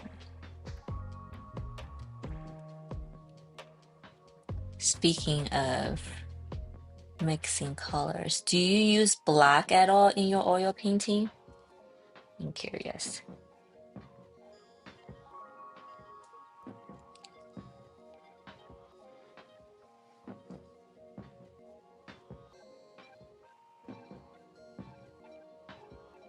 No, just a rug. Everything else was fine. Okay, I'm glad to hear. I think if that happened to me, it would be such a crazy experience.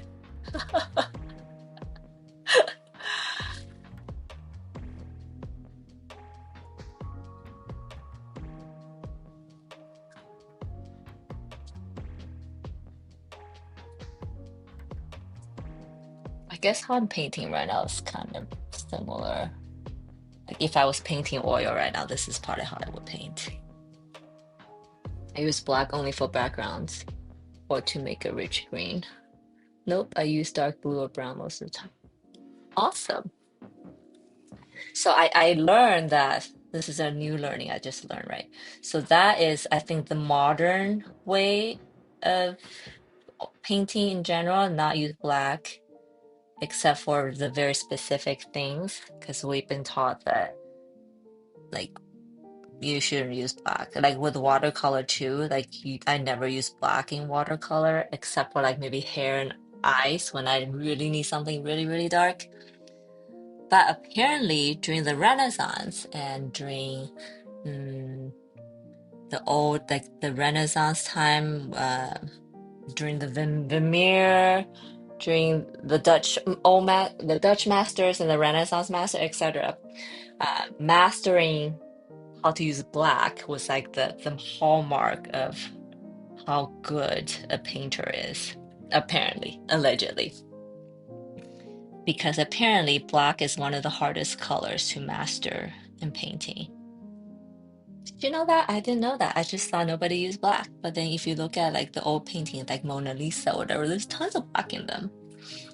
Um, but not that I'm gonna go bring out my black paint by my blacks to try. I'm actually, to be honest, very scared of black. It's just such a strong color. The issue with black is hard to fix, and if you use dark as a color, it just turns. If you use it to darken a color, just yes, yeah. But the pigments were the same as rich. Yeah, but with the pigments the same and as richer now? That's a good question. But I would think that black is black, right? If it's if it's not as rich or like lighter, then it wouldn't be black, right? Just thinking out loud. Um, yeah, I I think never mix black. So basically, I'll just use black for anything that is supposed to be black. I never use black to mix because it just not. I guess I'm not skillful enough to make it look good.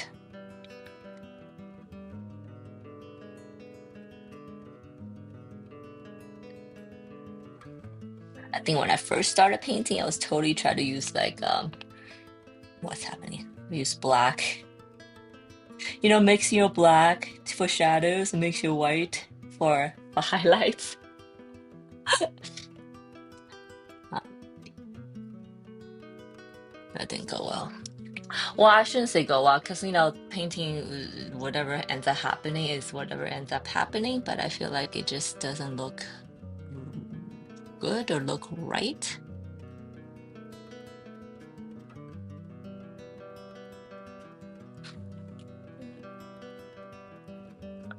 Yeah, but the quality of pigment makes it thin or richer, so low quality makes it thin black, which I guess could be used to darken areas as a glaze. Yes. Or I guess you can, even if it's rich, you can still like thin it out way much to use it as a glaze too, right? Although I haven't painted oil painting in a long time. I wonder if I'm gonna be way quote unquote better now since I've worked on gouache and watercolor for a minute, for a while. What's happening here? So there's this branch comes out here for this bud. And there's one in the back and the front. It's crossed. Okay, cool.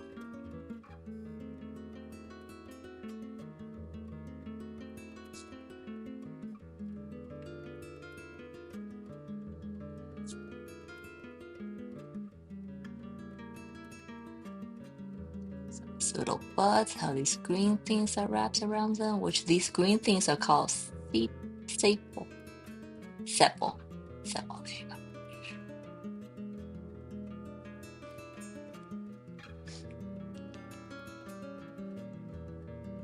Now I want to try black glaze. You should. I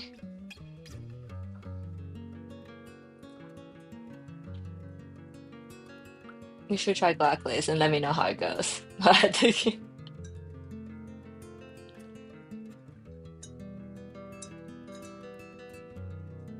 I keep on going back to Mona Lisa because the Mona Lisa, the painting itself is really so dark, right?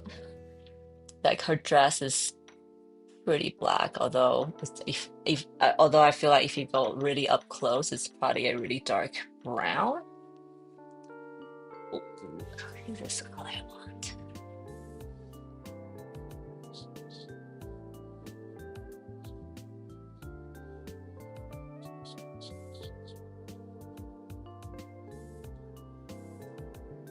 So do you have a preference between digital art versus oil painting?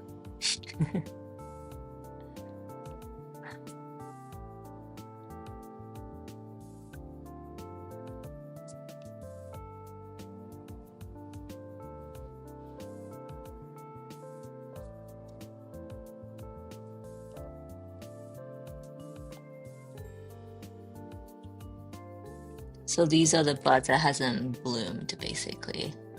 I just love painting buds.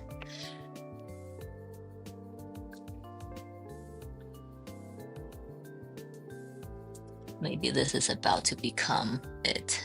Add a little bit of white on top. At the tip. A little bit of white at the tip. This one is about to become, but not quite there yet.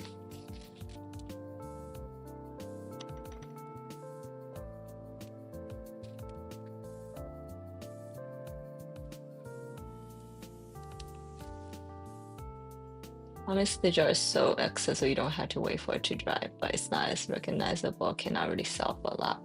I do sell prints, but they're quite cheap. Yeah. I think it's awesome that you sell prints regardless of what it is, first of all. So don't discount yourself. But I think the biggest thing for me is like there's a control Z in digital painting. I wish there's a control Z in real life where I can just go back.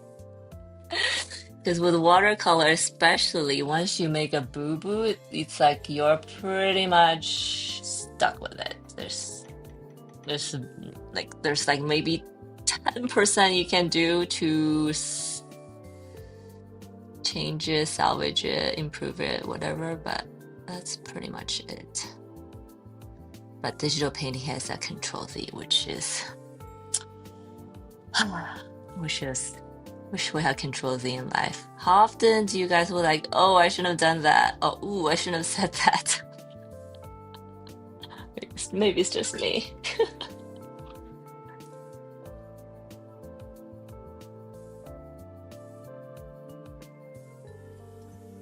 I mean, but I guess the flip side is it just takes so much more time. Well, I guess digital art could take a long time to depend on how hard you work at it. Um, I feel like traditional painting takes so much more time. But I do feel like now with the AI and everything that there's value in doing anything with your hand, right? Doing anything that is Anything that takes time is not instant, I feel like suddenly is more valuable. But I guess art is definitely one of those things. It just depends on who's promoting it and who's setting the price. So subjective. All right. I don't think I'm doing this justice right now, but I push this around a bunch of times. I don't know if I love it. Oh, let me painting that white background and see. This is probably the last thing I will do today.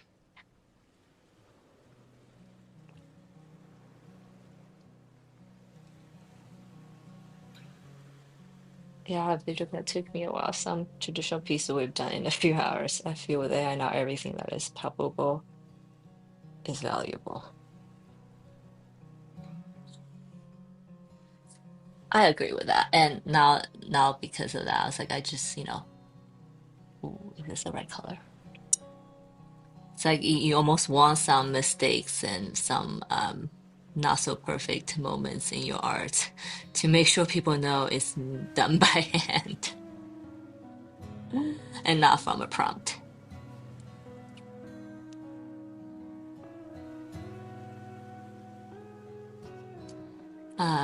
So most of my pieces, well, definitely for me depends on the size of the piece. So if it's bigger piece, then it takes me more time. However, it's not like directly proportional. It's not like a piece of paper for me that's twice as big than the other one. It will take me twice as much time. So there's like a little bit of trick. So in that regard, it is a little bit tricky when I have to price them because it's not an hourly kind of thing, and I don't think it should be an hourly kind of thing. Um,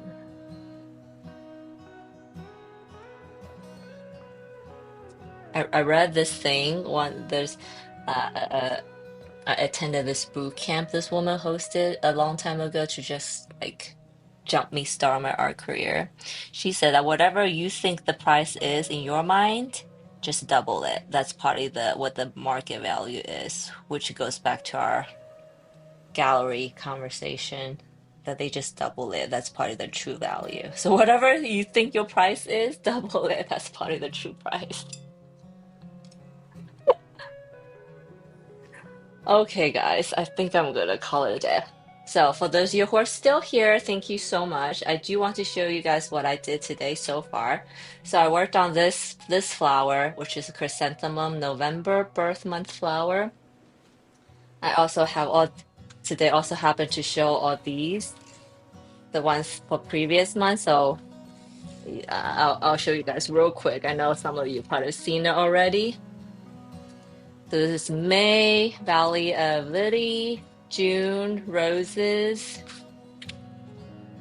July, Larkspur, August, Gladiolus, September, Aster, October, Marigold, and then November, Chrysanthemum, and December, Narcissus, which you'll learn is also comes from the Greek word, the same root word for narcissus.